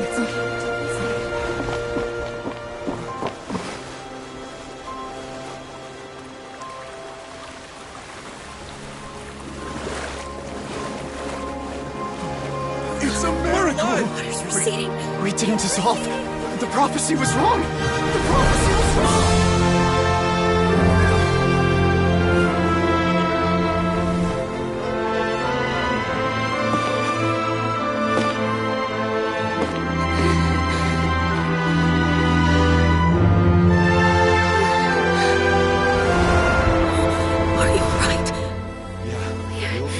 We're saved. The prophecy was wrong.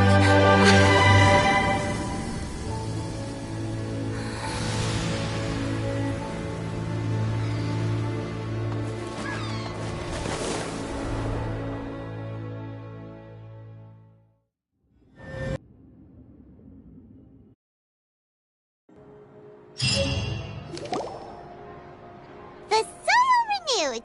The Spina di Rosula talks post-disaster rebuilding. I recently visited Poisson to meet with Miss Navia, spokesperson of the Spina di Rosula, and we spoke about Poisson's present and future. Old soil can still give birth to new bloom, Miss Navia stated. Hope is like seeing a small cookie when you're starving late at night. You just need a little of it. Skyship Winglet, Booner Brain of the Fontaine Research Institute. The various disputes that have arisen on account of Mr. Edwin have suddenly become a shield over the Institute, with Jurier turning out to be a once overlooked hidden gem. People always call the first researcher mad, but few know what to call the second. And should that latter person achieve a miracle, they would find it all the harder to find a word with which to classify him and his team. Wow! Paimon barely recognizes the people in the reports. Are those really Jurier and Navia? They sound like real big shots. What do you think? Pretty enthralling, huh? The Steambird's idea was pretty simple. With the disaster just having passed, we would print a free edition packed to the margins with good news to calm people down. The value for these big scoops lies in their inevitable follow-ups. We'll publish further reports and go into the stories behind those people. Edwin's assistant, Jurier, created a true flying ship, while Navia is leading people in the reconstruction of their home. I'm sure that these stories could draw even your well-traveled eye. Paimon's curious too! Wait a minute. Didn't we watch everything happen from start to finish? What's there to be curious about? And that's exactly why I'd like you to come conduct interviews with me. You're the best incubators of news, if you haven't noticed. And also, with you around, I'm sure I'll get to see that Duke. Are you sure? Hasn't he turned you down several times already? Oh, this time will be different. Come on, let's head to Poisson first, and then make a trip to the fortress. There are some things you'll only know when you get there.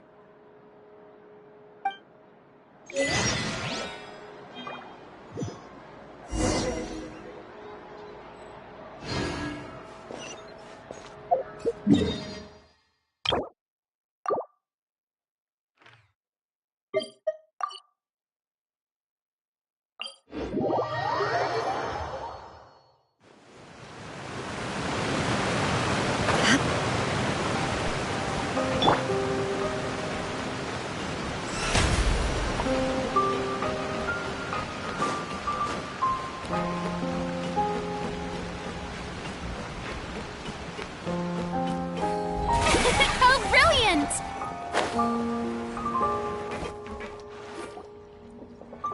Navia! Oh, it's you. What brings you all here? Hey, we're just having a look around. I'm here to update myself on how things are going here. Oh, the Fatui are here too. Let me introduce you. This is Mr. Garunt Snežević. He represented the Knave in sending us a large amount of supplies, and is helping with our work. Our residents are hard at work as well. Thanks to everyone, work is progressing nicely. We've lost a lot of people, but we're moving forward. That will have to be enough. Hello, Miss Charlotte. I'm a big fan of yours. I especially like that article you wrote last year about Fontaine's stray cats. But if you don't mind, could you not emphasize our role too much in your report? It's not charity we're doing here. We just happen to share the same interests as the Spina. I get where you're coming from. I'll keep it as simple as possible. Or would you be willing to feature as friendly neighbors? That would be fine. Thanks. Oh, you're back too. How are things? We finished laying down the construction materials. It'll be another hour before the workers are able to go over there. Huh? You're here too, Clorinde? Well, her reputation's greatly risen after that whole duel business with Miss Farina, so she's here in Poisson to wait out the heat. All right. She really came here to help me out. There's too much to consider in the reconstruction of Poisson. The Spina has need of more decision-makers. And, well, I do already happen to be connected to Mr. Callis. Oh, wait just a moment. Do you mind me asking a few questions? You know, about how you felt before the duel, about what it was like facing down a god. There's lots of exciting material there, I bet. Forget it. I'm sure you can find a better theme than that, Miss Charlotte. I see you're the same as always. Couldn't you do me a favor, for Navia's sake? Well, if we're talking about doing things for my sake, you might as well just take a few more photos of me. Or of the Traveler. It's better than wasting time persuading Clorinde, at any rate. Of course I will. I'm not gonna let her off that easy. All right, then everyone who wants to be in the photo, gather up. And smile.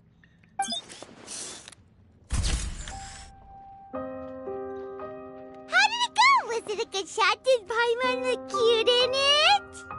Not bad. Your addition really helped the composition of the picture. All right, hang on a moment. Let me snap a few more shots.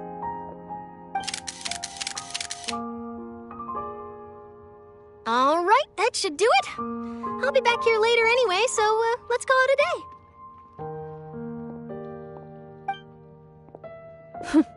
You're very quick. Speed is of the essence when it comes to the news, and freshness is the key. Also, not to brag, but I'm pretty good at building connections. Who knows? I might eventually get that interview with you after all, Miss Clorinde. Wow, you really do have that never say die spirit. I'm impressed. I'll hazard a guess that this is how you got that interview at the Fortress of Meripede. Whoa, you're well informed. Let me make a guess too. I asked Sijuin, who told Monsieur Nervillet, and he told you, right?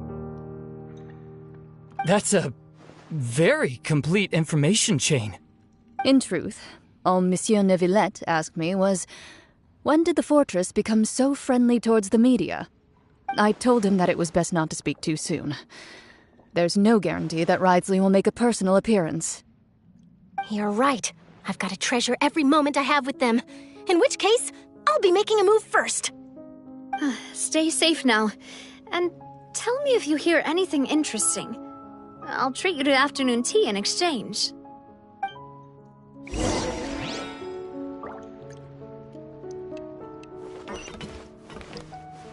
You seem curious about the fortress. Of course. That Ridsley. I still remember going down to the fortress to grill him for information on my father's case. Boy, did he take me for a ride. Without telling me anything, of course. But he did invite you to tea, didn't he? 2 large pots of it, in fact. It was good tea, though. I have to agree. The tea there is very good. Ah, speaking of that, would you like to have some today? I mean, you've got time, right? Well, I'd be partial to some shortbread. Wow, it's like we've got a menu or something. Sure. Good. What flavor of biscuits would you like, Mr. Snezhevich? Me? I'm fine with anything. But I would prefer chocolate, should you have it. All right. Leave it to me. I'll go over the newly arrived supplies with you later, Mr. Snezhevich. We should be able to finish the preparatory work today. That works great for me. Huh. Is it just me, or did you get a new lipstick? I did. It was a gift from Sijuin. Want to give it a try? I think the color would suit you, too.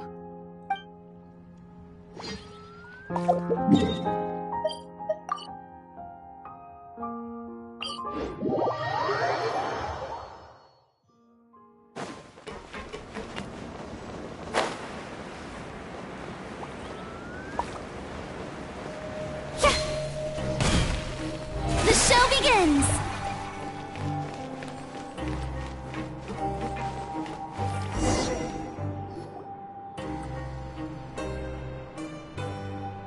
Wow, guess we're here again, huh?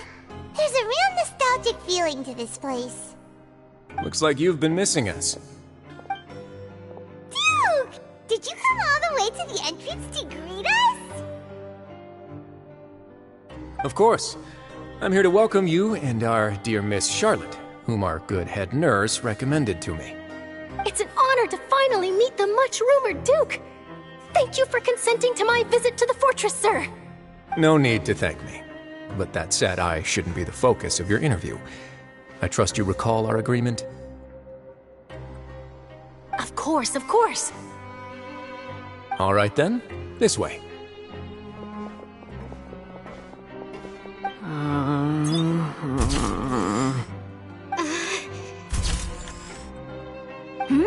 Hey, no need to be so nervous.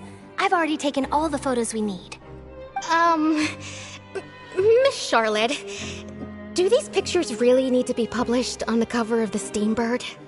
It would seem that Miss Lorvine doesn't want her face to appear beside that of Mr. Jurier, Sir, please don't say things like that. But it looks like dear Mr. Jurier denies it. Might this interview be very important to you, then? No, I just... This is my first time being interviewed, and I'm very thankful to the Steambird for... Now, I might not look it, but I actually did meet Mr. Edwin once. And I'll be honest, I enjoyed chatting with you more. You've definitely got more of that genius vibe going on. The boat that brought about a miracle, the ark that saved the people. Why, you recreated a myth back there, like an emissary of legend. Still, if I might ask, where's that flying ship now? Huh! Looks like Charlotte's trying to get herself another exclusive scoop. I have to apologize, but that ship is presently in the bowels of our factory. I'm afraid it won't be easy for you to get a shot of it. Really? Well, then in that case, could I have an interview with you to make up for that loss?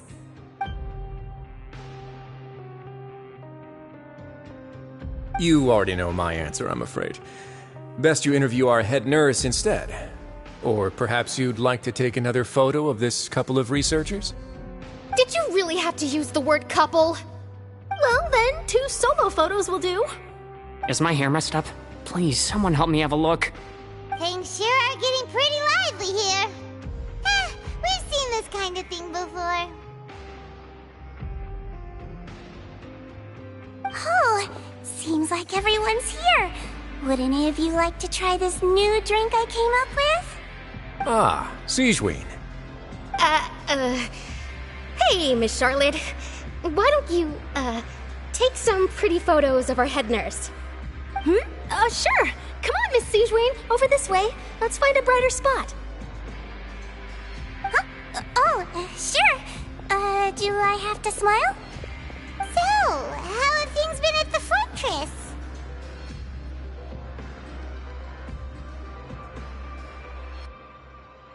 Same old, as you can see.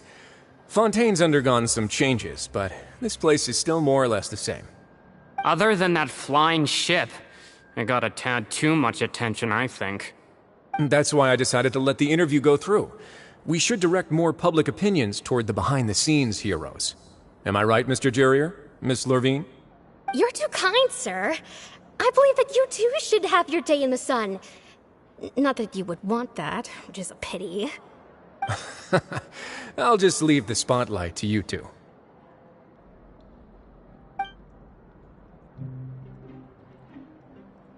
I see.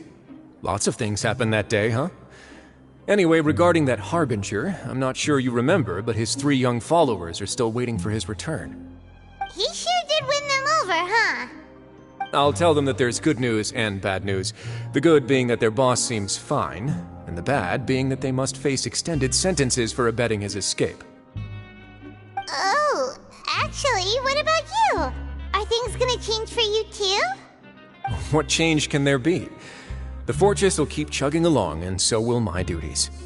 As to what Miss Farina's departure will mean for the nation, and if our laws and governance will be transformed, we'll leave those to the folks in the overworld. Hey everyone, the photo shoot's done. Good. In that case, let's call it a day here. Thanks for your cooperation.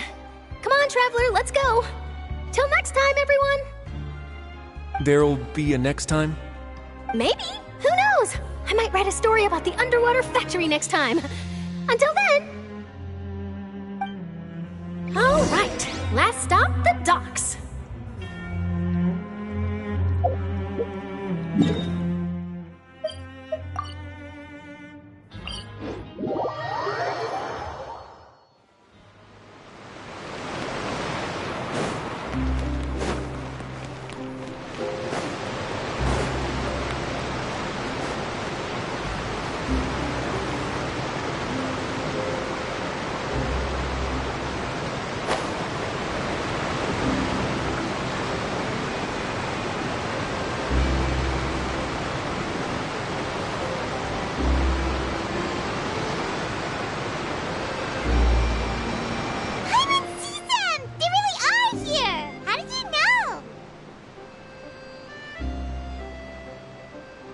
Navia mentioned that she stayed in touch with Linny and the others after working together.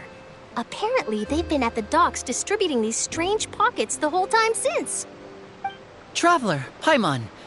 Ah, and Miss Charlotte, too. Would you like a magic pocket? What sort of gadget is it?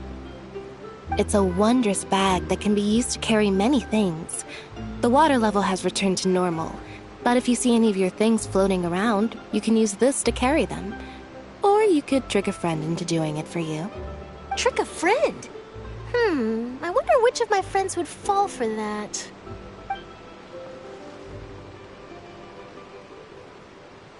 You could just make a friend like Fremine here. Isn't that right, Fremine? Is this what you meant by, I'll help you make some more friends? To be honest, that sounds pretty sweet. Could I have your contact, please? Sure.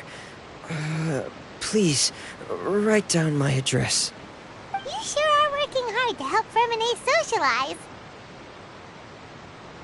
He was the one who proposed doing this. He even wants to assist in our magic shows. Yes, I was planning to first introduce Pear as an assistant, and later Fremine himself. In the future, I think we can leave underwater escape magic to him too. That said, would anyone want to see a diver escape underwater?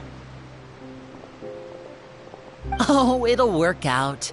Every journey begins with the first step. He'll become a part of our show eventually.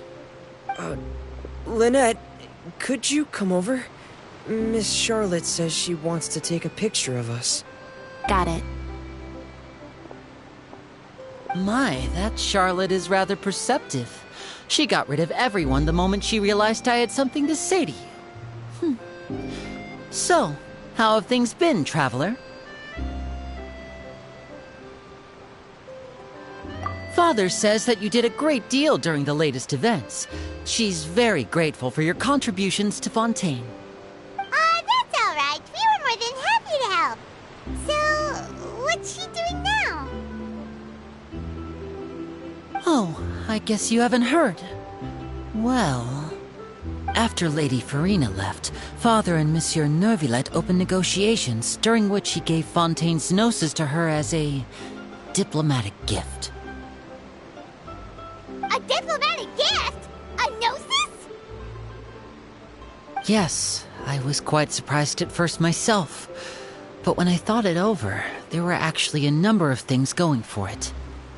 It could have been done as an apology for the incident with Lord Child, or as thanks for his help in tying the all-devouring narwhal down. Furthermore, Father did also lend significant aid to Fontaine and Poisson. Well, that's true, but this is a gnosis we're talking about. Doesn't this seem a bit irresponsible? I would agree, but I've also heard that it seems that Monsieur Neuvillette has had a significant change of heart regarding the matter. So there's some reason for this that only Neuvillette knows about? I suspect you'll have to ask him about that yourself. Yes, speaking of which, I did see him strolling around the entrance to the Fortress of Meripede a while back. Isn't he real busy and stuff? Paimon didn't think he'd have the time for that. But back to the topic. The gnosis was given to the knave, right? What about Child? They say that he's returned to Snezhnaya to recover from his wounds. I hear that the recent disaster really did a number on his health. That's true. When you think about it, we've had loads of run-ins with the Fatui. To think we'd be allied with them this time. So shocked by such a simple switching of sides?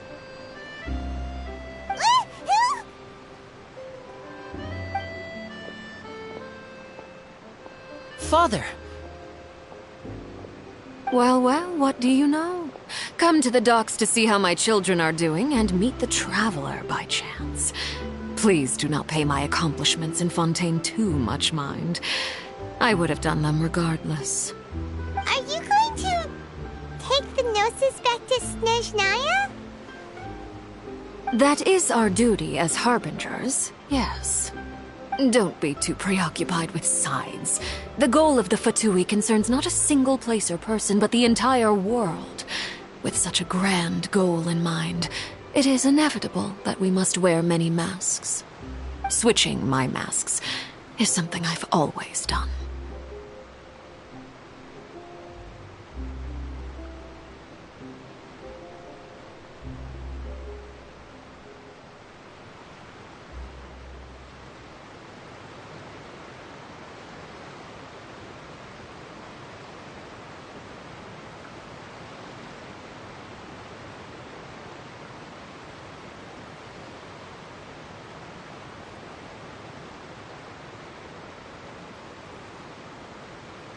Well, that depends on many things. No one truly knows what the future holds. What good is honesty if you can't rely on it forever? As for you, I very much look forward to our next collaboration. Good things cannot be achieved alone, and you've proved yourselves to be great partners.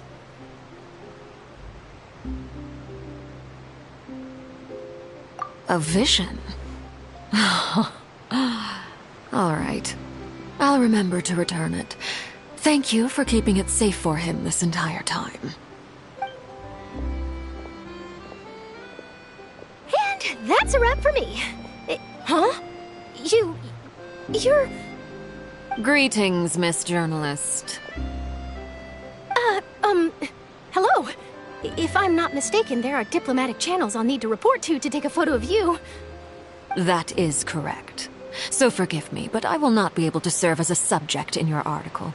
However, feel free to write as much as you'd like about our dear magicians and our upcoming rookie talent. I will. The sea breeze is quite pleasant. I shall continue my walk while the weather remains so agreeable. Farewell. Farewell, Father. Oh, she has such an intimidating presence. I didn't even dare to take a picture. Thankfully, I've already wrapped up all my pre-scheduled interviews. Thank you all. This'll be more than enough for me to write about, I'm sure. Don't be too nervous. Why don't you take a magic pocket before you go? Here, Traveler, Paimon, you take one too. To move things about? That's right. Funny. I was giving out magic pockets when we first met too. And what do you know? I'm doing the exact same thing right now. So many things have happened, but the pockets are still the pockets. I guess this must be life. We will all follow our own paths, and serendipity will lead you to your fated friends. All right then. We'll be handing out pockets in some other districts later, so we'll get going now. Have a good day, you two.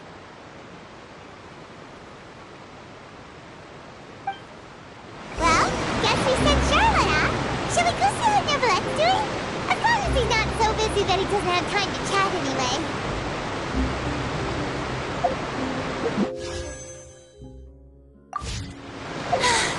Being too...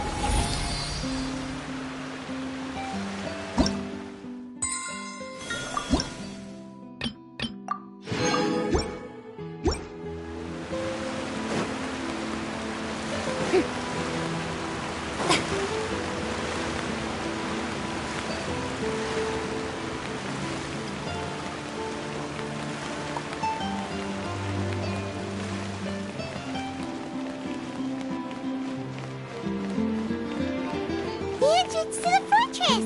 Ooh, he really is there!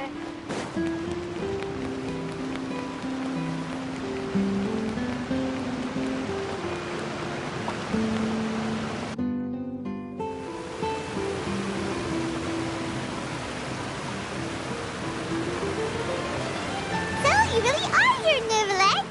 Paimon didn't think you were going to have free time this hour of the day. Really? Oh, I suppose you must have met Mr. Linney. He took the time to greet me earlier when he passed this way. In any case, you came at a good time. I was just considering reaching out to you to set up a meeting, so I may explain some things that I haven't had the time to before. Aw, Paimon's glad that you remembered. Thank you for keeping us on your mind, what with you being busy and all. Alright, let's have it then. How was Fontaine actually saved? The whole business is still quite the mystery to us. It is strange how words can often leave a bitter taste in the mouth when it finally comes time to say them out loud.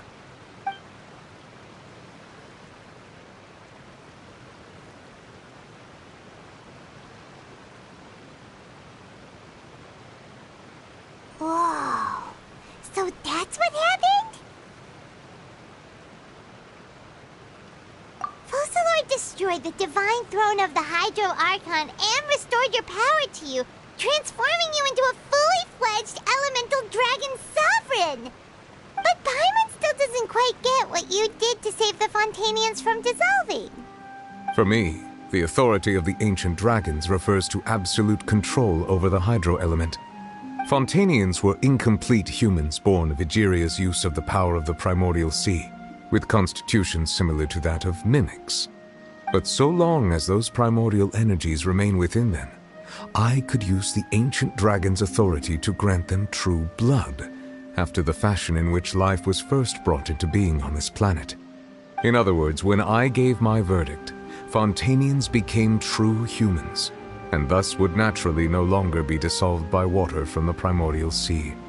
Focalord must have counted on you to make that decision as well. Your verdict was the key to making the prophecy appear to have come true while saving everyone. Yeah, and in a manner of speaking, Focalord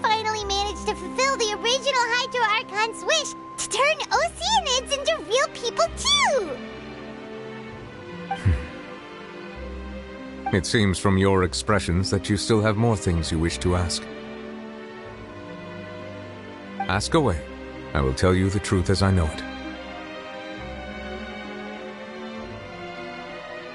I have investigated his case along many avenues, and I have learned that he once fell into an unknown chasm when he was young. There, by chance, he awakened the all-devouring narwhal. But whether it be by sentiment or reason, that should not have been enough to consider him the root cause of the disaster. At most, he would have had tangential liability. As for the judgment passed by the oratrice during the trial, whether it was due to that liability by association, or Focalors deliberately using him to buy time for us on the assumption that he would be able to hold the creature off, I cannot say. Guess Focalors had Fontainians in mind the whole time. In the end, it was thanks to her that they finally became real humans. Hang on a second. Paimon suddenly got another question. Back when Fontainians hadn't yet become real humans, were the children they had also transformed Oceanids? Life has always flowed like water. Do you recall how Fontainians would often come to the Fountain of Lucine to pray for children? Yeah! Lynette said the fountain is where all the waters in Fontaine converge. In truth, even those couples did not know that such prayers were no mere custom, but instead a form of ritual. Those Oceanids who were blessed within the spring water would later descend as new humans in the coming months. Paimon sorta gets it now. Either way, seems like this ritual won't be of any further use, but it'll probably live on as a local custom. Ask away. I will tell you the truth as I know it. Yeah, about that. Risley said Farina has already left. What's that all about?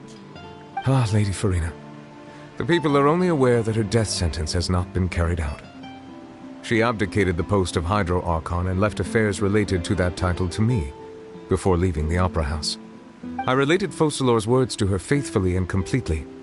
After hearing them, she seemed neither saddened nor comforted.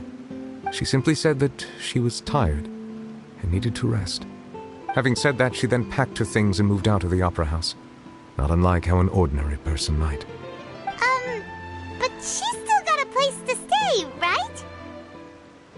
You need not worry. I will make arrangements to ensure that she will not want for food, clothing, board, or travel. In truth, I am somewhat happy for her. The wear and tear on her spirit will, of course, take time to heal. But now that she no longer has to play the role of Focalors the Hydro Archon, she can finally lay down her burdens and lead a normal life. What about you then? What are your plans now that you've regained your full powers as the Hydro Dragon? After Focalors passed on, the Oratrice also ceased to function. This matter will directly affect our trials. After much careful consideration, I've decided to take over its role in our courts. From now on, I shall hear cases and pass verdicts by myself. Looks like you're still considering stuff from the perspective of the Udex, huh? As an elemental dragon, there are indeed many things that I must do. But this power and this duty, in a manner of speaking, you could say that both were granted to me. As such, before I attend to my other responsibilities, I must first and foremost continue to serve Fontaine as its highest judge. The duty of the Hydro Sovereign and the duty of the Udex shall coexist within my person.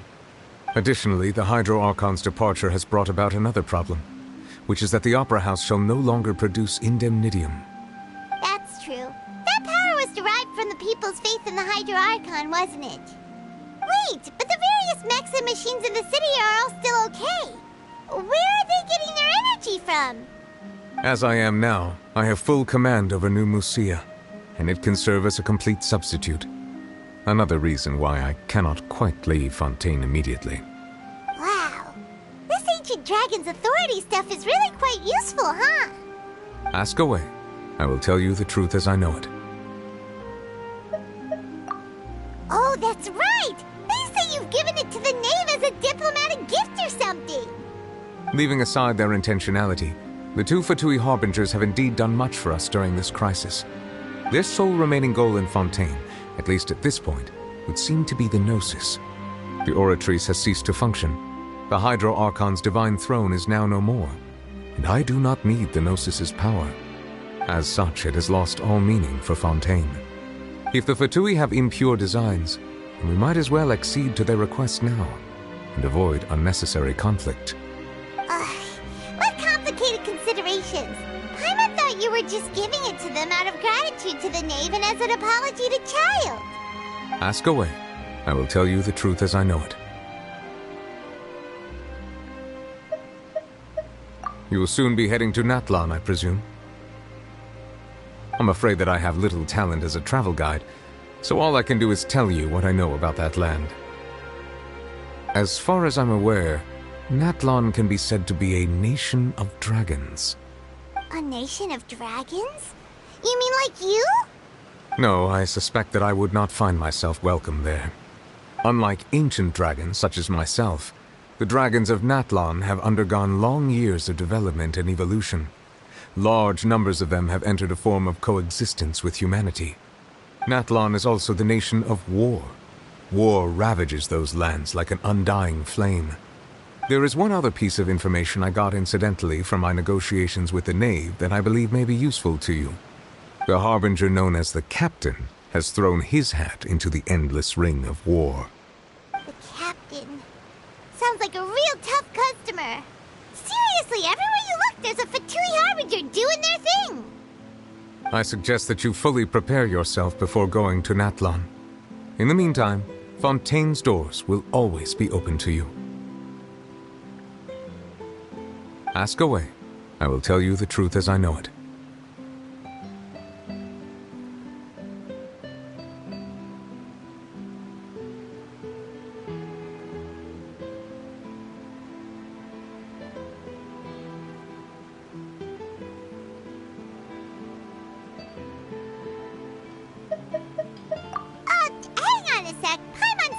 Question about the Gnosis. When we spoke to Linny earlier, he mentioned that your attitude towards giving away the Gnosis had clearly changed. We guessed that there might be some reason for it that only you were aware of. No wonder the House of the Hearth is the Fatui's intelligence division. They are certainly sharp. So regarding this specific issue, I was just getting ready to share something with you. What is it? In truth, I exchanged some further words with that lady named Skirk after sending you two back to the surface. It went something like this.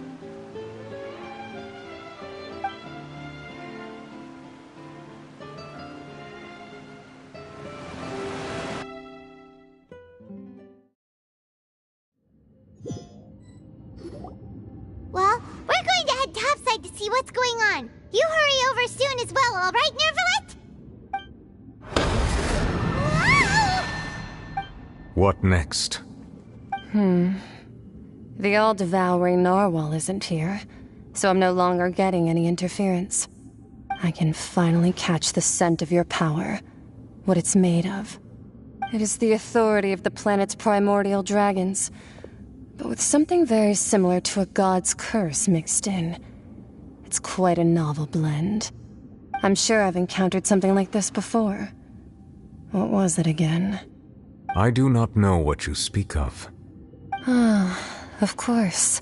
How could I forget? You should have the remains of the third descender on your person, yes? Remains? I've never heard of any such thing. According to your parlance, I believe it may be called a gnosis. Well, that much is true. After Focalor's divinity faded, she handed her gnosis to me. But I fear I have never heard of it described in the manner that you just did. I've been training with my master, the Foul, ever since I was young, and I have never returned to the surface since. So most of the information I possess, I got from him. It is only natural for those who are greater than humanity to possess a different sort of common sense, which is why there are so many problems in our attempts to communicate with humans. Regardless, you should probably get rid of objects of misfortune to prevent any disasters from befalling you. To live in itself is a blessing.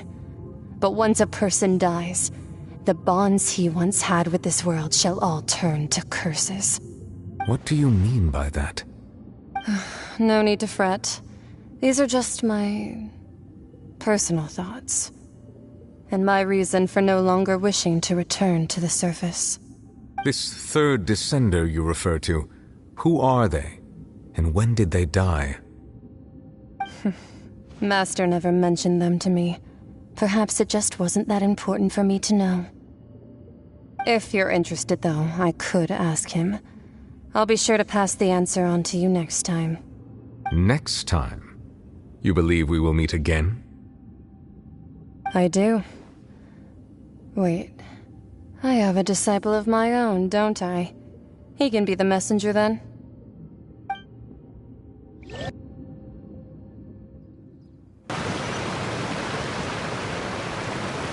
That's what she told me.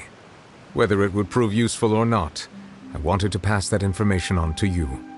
The remains of the third descender? So that's what the Gnosis actually are. Paimon just thought they looked like chess pieces. How could they be a person's remains? All the same, assuming that there was no misunderstanding or special metaphor at play, that is what she meant to say. And she said that it would bring misfortune and that you should check it, which is why you gave it to the Fatui. If she speaks the truth, then I would simply be putting Fontaine at unnecessary risk by keeping it here.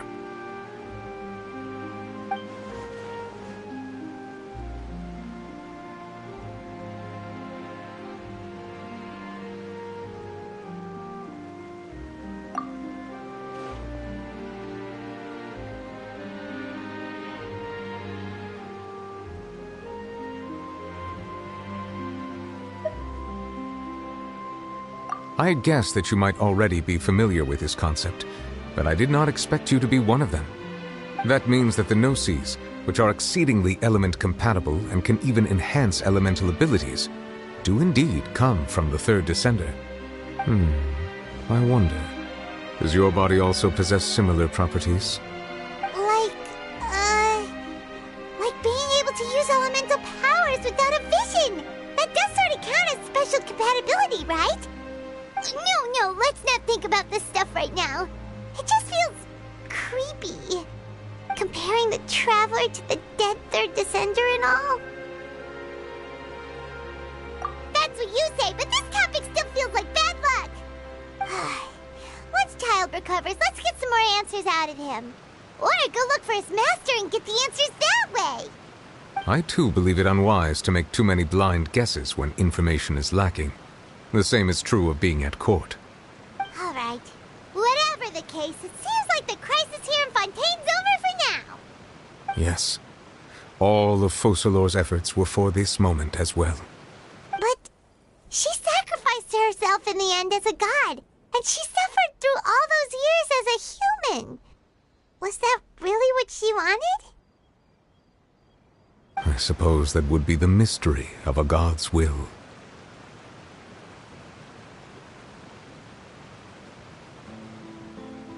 I suspect not. But once in a while I too would guess that if wishes were like the clouds in the sky, they will one day return to the earth as raindrops. Life flows like water, and rain is the final answer. The water levels may sometimes tilt one way or another, but the rain falls fairly upon all. And what, ultimately, is the difference between the rains that fall upon all of us?